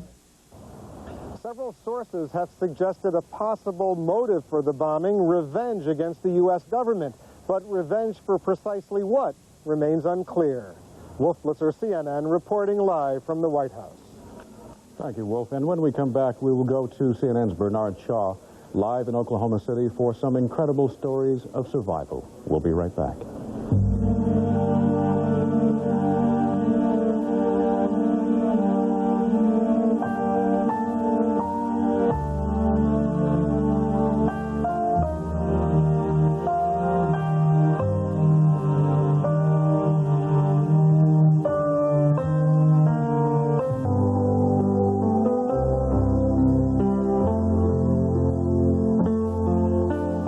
Shaw in Oklahoma City. 34 hours and 15 minutes ago, Susan Erbach was in a third-floor office building across from that devastated federal building. She was standing in a doorway, minding her own business, talking to a colleague. And then it happened. Now, Susan Erbach is to my left, here in a hospital bed at Presbyterian Hospital. How many stitches do you have? Well, I asked them if we were over the 200 count, and they said yes, and that was all I wanted to know. So, at least 200 stitches and all over. Word has spread very quickly that 2 identified suspects have been released to the public. there's a search on for these men. When you heard that the United States authorities here with the Oklahoma City authorities had come up with 2 suspects, what did you think? What were you feeling? I was impressed. I think they've worked really hard to try to come up with the leads and follow up everything and just try to coordinate and figure out what exactly has happened. How did you come to get more than 200 stitches? Well, it's a combination. Our building was just across the street, and I was standing with my back to the window that happens to me in my office, and all of a sudden we just heard a boom, and our entire office just crashed around us. Not only did the windows blow out, but also the ceilings and the walls. Just plaster fell and caved in, and was thrown to the ground, and just was buried there for a moment. Did you have any thoughts about whether you would survive what was happening to you at that instant? No, my whole thought was just get up and get out, and I did. I was able to do that. Were your coworkers as fortunate? Yes, and in fact, of the people in my specific office, I'm actually the one that's hurt the worst. When you came out of the building, what did you see? What did you hear? I was just shocked because the ambulances and the fire trucks were already there. I mean, this was minutes after all of this had happened, and a lot of people were standing around on the street waiting, and there were people who were walking around, obviously, who were bleeding, and so I went over where the ambulances were because I knew I was bleeding and needed to get some help. While you were trying to get help, what was going through your mind? I know that there was a rush of time. Seconds were just passing by. I think I just couldn't believe it. I mean, for me, I just wanted to get out of the building and make sure I got out of the building. And so, quite frankly, at that point, I just wasn't feeling really much of anything except knowing that I needed to get some help and try to get to the medics and get going. What do doctors say about when you will be able to walk out of this hospital? I'm actually going out tomorrow. Tomorrow? Right. I'm leaving the hospital, but I've got a little recuperation time left. What did you actually suffer? I've got major lacerations, and I've got just everything hit on the left side of my body. The glass got my back, and falling plaster mainly got my arm and so on. So I've got a couple hundred stitches all over. One last question. When you realized the magnitude that the federal building had been devastated, that the little children on the second floor nursery were involved, and other people, and people as we speak are still trapped there, when you realized the magnitude of this tragedy, what were you thinking? It took me a while to know that because when I came out of my building, I came out where I couldn't see the federal building, so I didn't realize the extent of the damage. Now, they started bringing over a couple of the children who were over there, and of course I knew that there was a daycare there, and I mean, it's just bad enough seeing adults hurt, but it's always worse somehow to see children hurt and so on. So I really did not see the extent of the damage until after 4 hours in the emergency room and not until late in the day yesterday. Well, we're glad that even though you still have quite a recovery to go through, we're certainly glad that you're going to be leaving the hospital tomorrow. Thank you. Thank you for taking time to talk to us here at CNN. Ms. Erbach mentioned children. Imagine you're a rescue worker and you've seen bodies. You've carried out dead children. As one rescuer said today, the only thing I've seen is a baby's thumb and an American flag. Policemen, firemen, nurses, doctors, what goes through their minds once they've seen that? And a lot of the fire people are working 2 hours at a time inside that devastated building. Dr. Tom Sheen is here, and there's such a thing called post-traumatic disorder. You're very concerned about that. I'm concerned about the critical incident stress problems that do develop in the emergency workers as they go about their task, because it's a devastating thing to be involved in this kind of care for people and see the aftermath of such sorrow and suffering and feel like your best work sometimes isn't enough. Indeed, not enough, because these firefighters and these rescue people have gone in with the search dogs, there is an utter feeling of helplessness because there are people who are dead and there are people who are crying and calling out for help. You cannot reach them. Well, after one of the rescuers has been in that kind of environment for a couple hours and comes out, what are your concerns about that person's state of mind? Well, to begin with, people are highly trained, highly skilled, dedicated, experienced, and know how to do their work, and that carries them a long time, and they get by on a good adrenaline rush. It's when they do take time to get past that point of time and have time to consider just what it was that they have been about, then it sort of catches up with them because the adrenaline rush fades, and then they begin to take stock of themselves, of the devastation, of the work they've done, and it can be very crippling in some sense. They're depressed, they're tired, they're physically exhausted, and they have a number of signs and symptoms of critical incident stress that are the result of this kind of crisis. Deputy Fire Chief John Hanson told CNN a couple hours ago that as soon as any of these officials come out of that dreadful building, they are almost physically taken away to a place. What happens to them? Well, we do a number of things when that sort of thing happens. We take them away to give them some refreshment, that is water, juice, and liquid to replenish the supplies that they've lost. We do a one-on-one to reassure them that they're okay and that the feelings that they have are normal, but it's unpleasant. We often do what we call a defusing, which is giving them some information about what to experience, what to expect, helping them kind of do some talking about that, and that's a very helpful thing in the immediate after effects of a great tragedy. Dr. Sheen, in all candor, you are expecting some walking time bombs, are you not? I think in the long run we'll have a number of people who are wounded healers. They will, in some sense, not know how hurt they are until after the fact, because they're professionals, and so they will do a good job for days and months. But if they don't attend to this in some immediate sense, the cumulative effect over time will lead to another episode later on when they encounter another devastating experience, and it will bring back memories of this kind of tragedy. Well, clearly you and your colleagues and all the medical authorities here in Oklahoma City have your work cut out for you. Thank you for taking precious time to talk to us. Thank you. I'm Bernard Shaw in Oklahoma City at Presbyterian Hospital. Lyndon, Bobby, back to you. Thank you, Bernie. These are very, very lucky people in that hospital in Oklahoma, as are a lot of other people. Unfortunately, the death toll has now risen to 52, according to officials in Oklahoma City. And, of course, there are still many, many unaccounted for. And that's all for now from Oklahoma City. We will be back at 10 o'clock with a CNN special, Terror in the Heartland. Please join us then.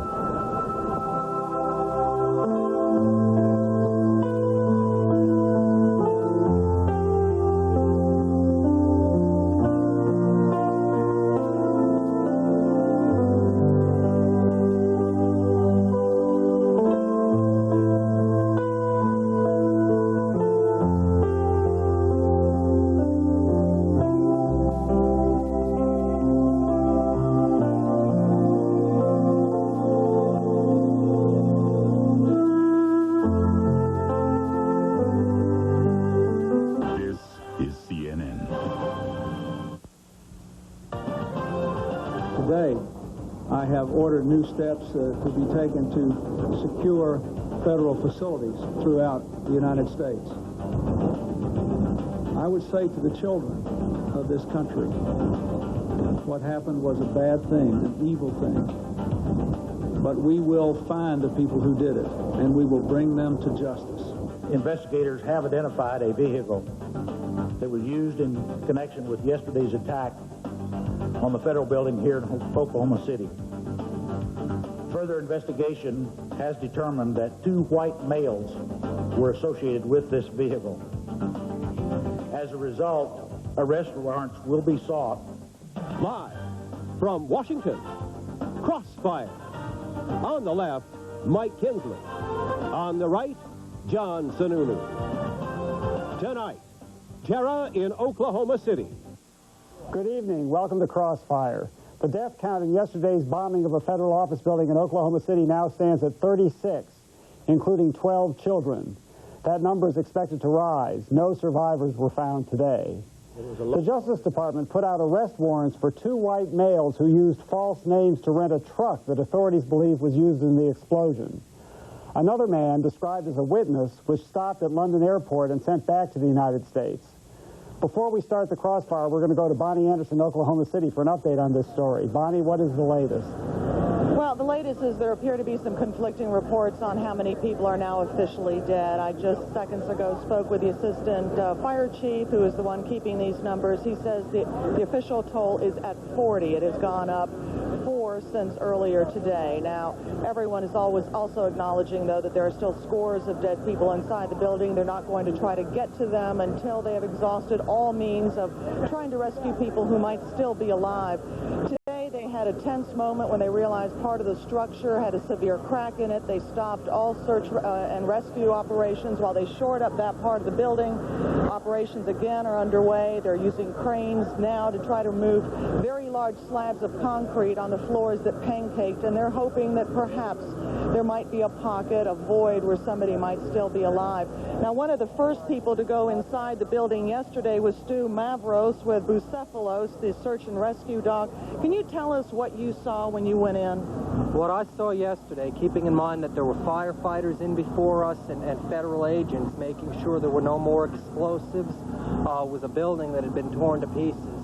As bad as it looks on the outside, it's that bad on the inside. The bomb blast tore a building that was made out of about a foot of concrete with almost 2-inch rebar to pieces. There are thick steel rods twisted into knots. There's concrete blown everywhere. There are interior walls blown down everywhere. There are partitions blown across rooms. There are file cabinets laying on top of ceiling tiles. There is rubble from other floors, and there is blood. And by looking at the scene, you know that a great deal of people suffered in there. You know that people died in there. And you know that that terrain is very difficult for you to search with your dog safely. And you know that you have to be careful or you will get hurt, and your dog will get hurt, and then you will be part of the accident. Are you going to go back in? If I'm needed to go back in, I will go back in. We went in yesterday a little bit after noon or around noon. We're pulled out once or twice because they had thought they might have found some explosives. I don't know for sure whether any actually were found, but I believe that there were. Once the scene was safe, we went back in again. As a unit, we searched the entire building except for the 9th floor. No survivors, though, at that point. Actually, we had many hits on locations of human beings. All right. We're going to have to go back to the other show. I do want to thank you for joining us. As you heard, though, the death toll now is officially at 40. John? Thanks, Bonnie. We have Wolf Blitzer back at the White House. Wolf, what is the latest on the 2 white male suspects, their role in this, and what information do you have on the involvement of anybody else in this? Well, there's a tremendous search out for these 2 white males. They apparently did not speak with accents, with Middle Eastern accents.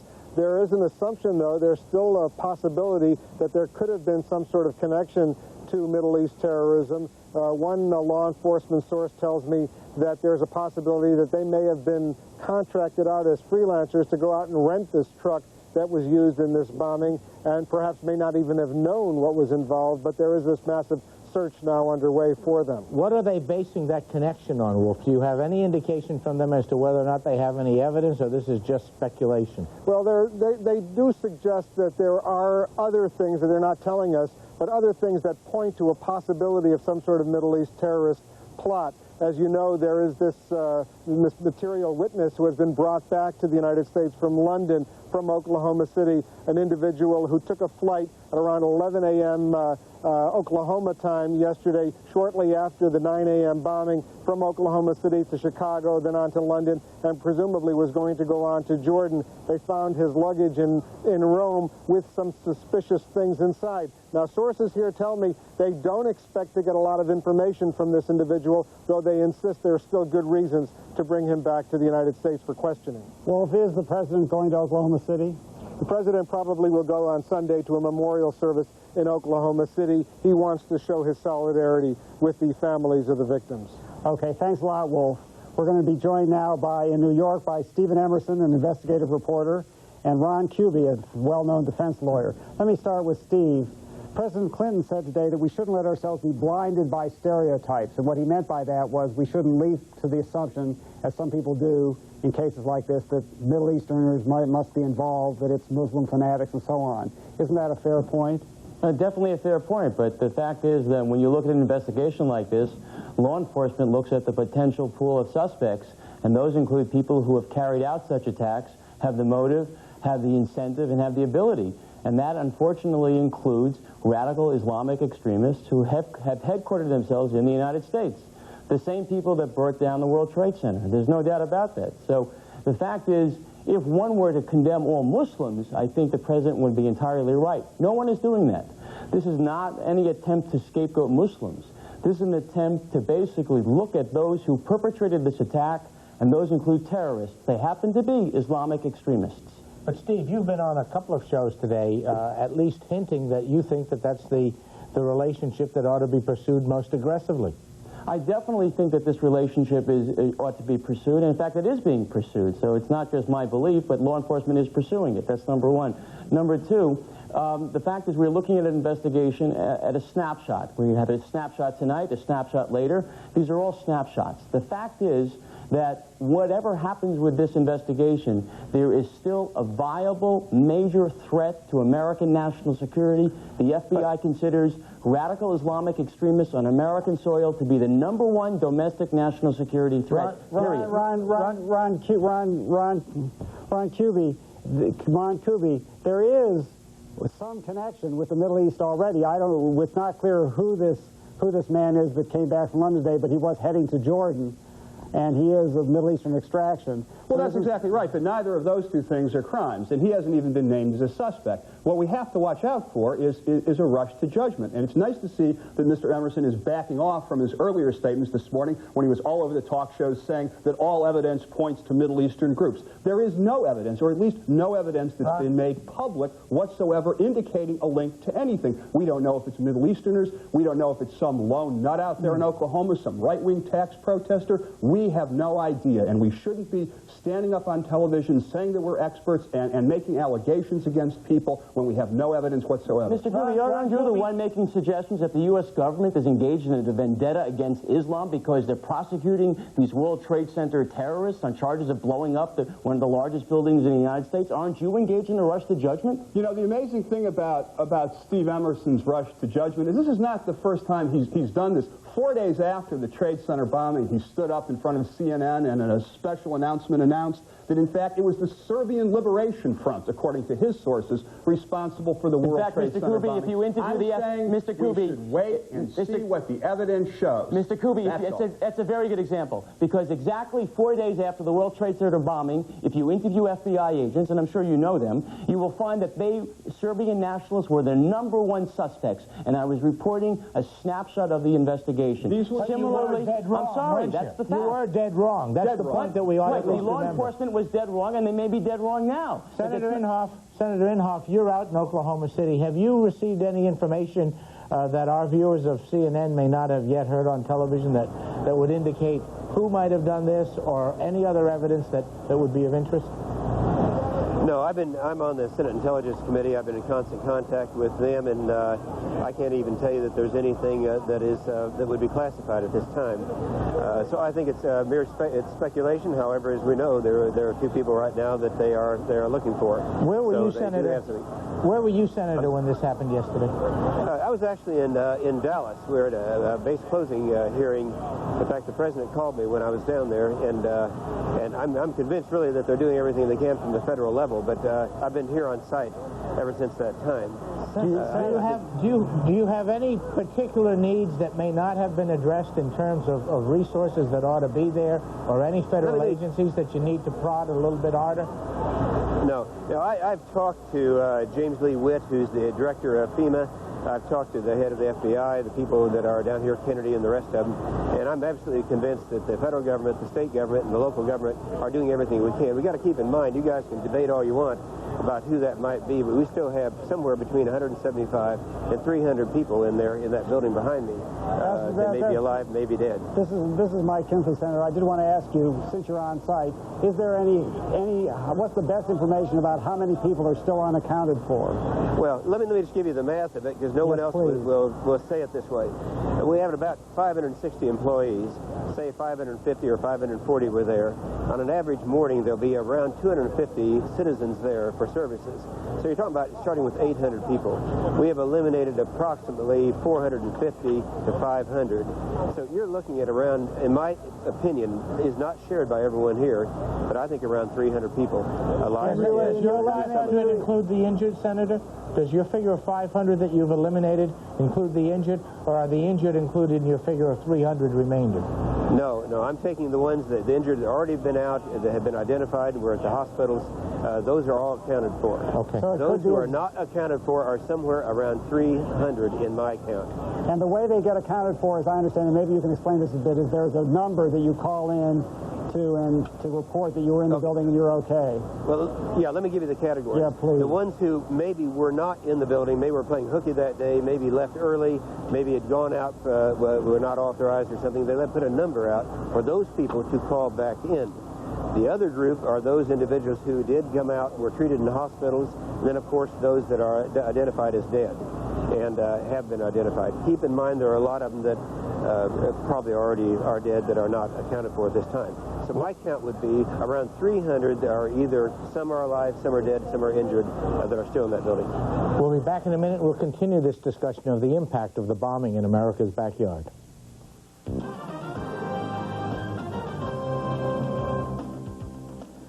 Today, the government is offering a reward of up to $2 million for information leading to the arrest and conviction of those responsible for the bombing in Oklahoma City.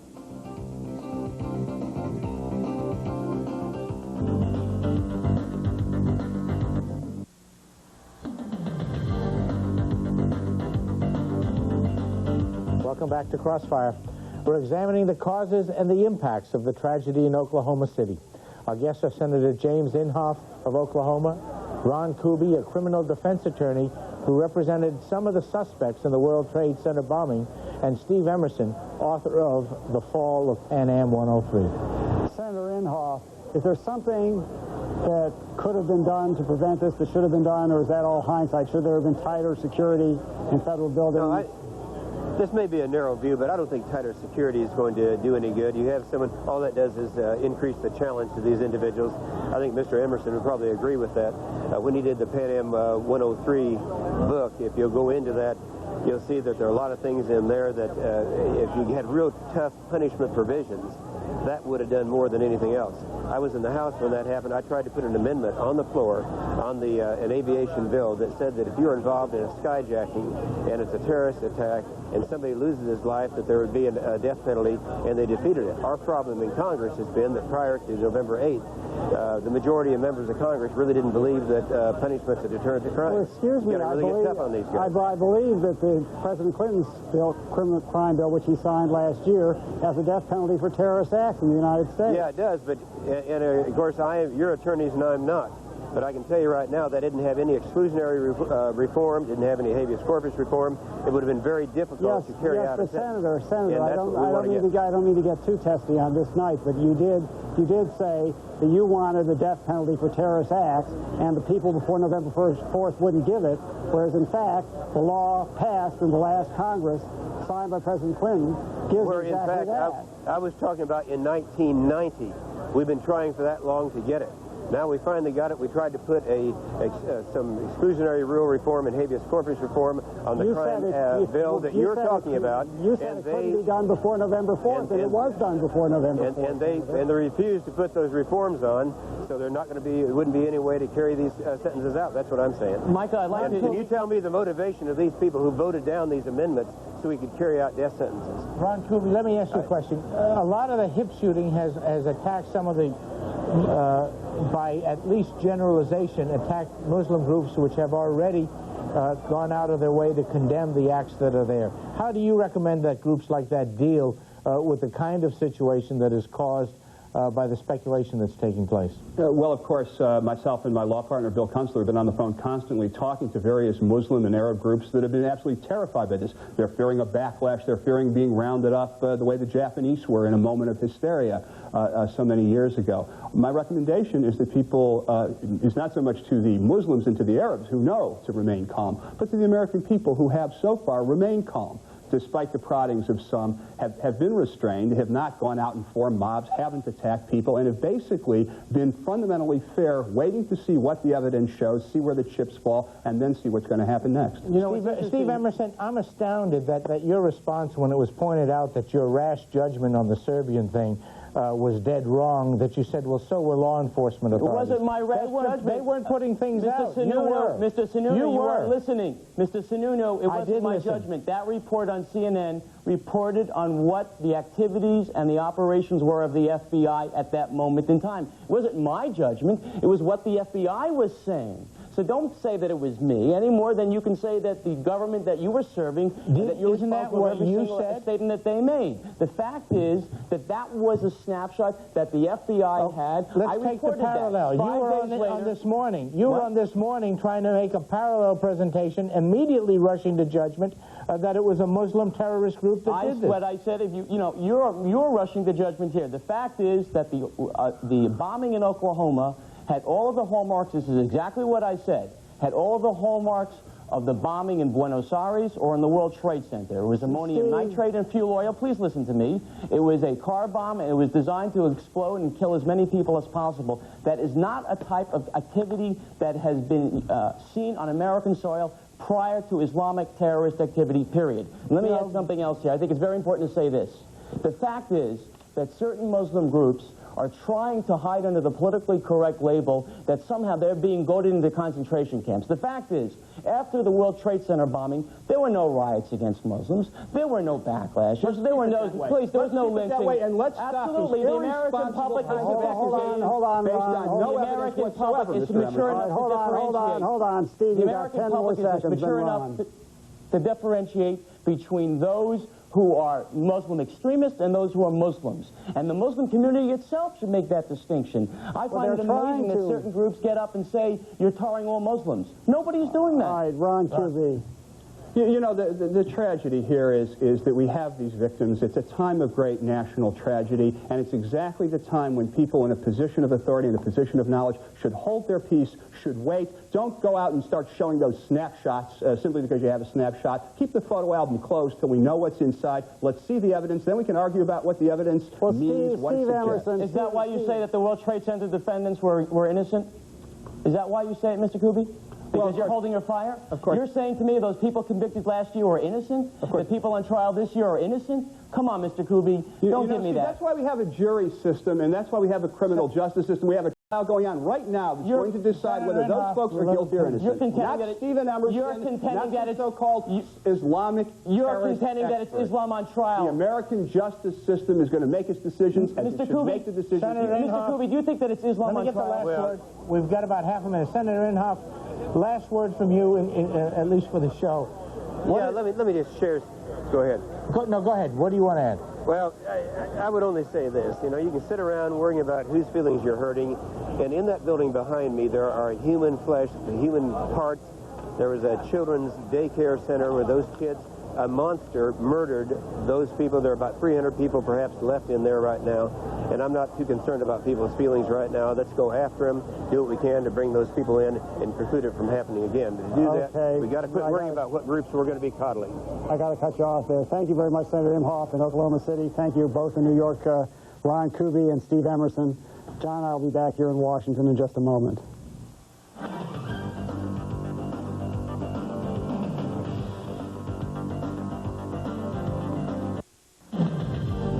Just a reminder, May 1st through 5th, Crossfire will be broadcast live in front of an audience from George Washington University here in D.C. The guests will be taking questions from the audience as well as from me and John. If you're going to be in town and would like to join us, call this number for free tickets, 202-842 202-842-9824. That's 202-842-9824. John?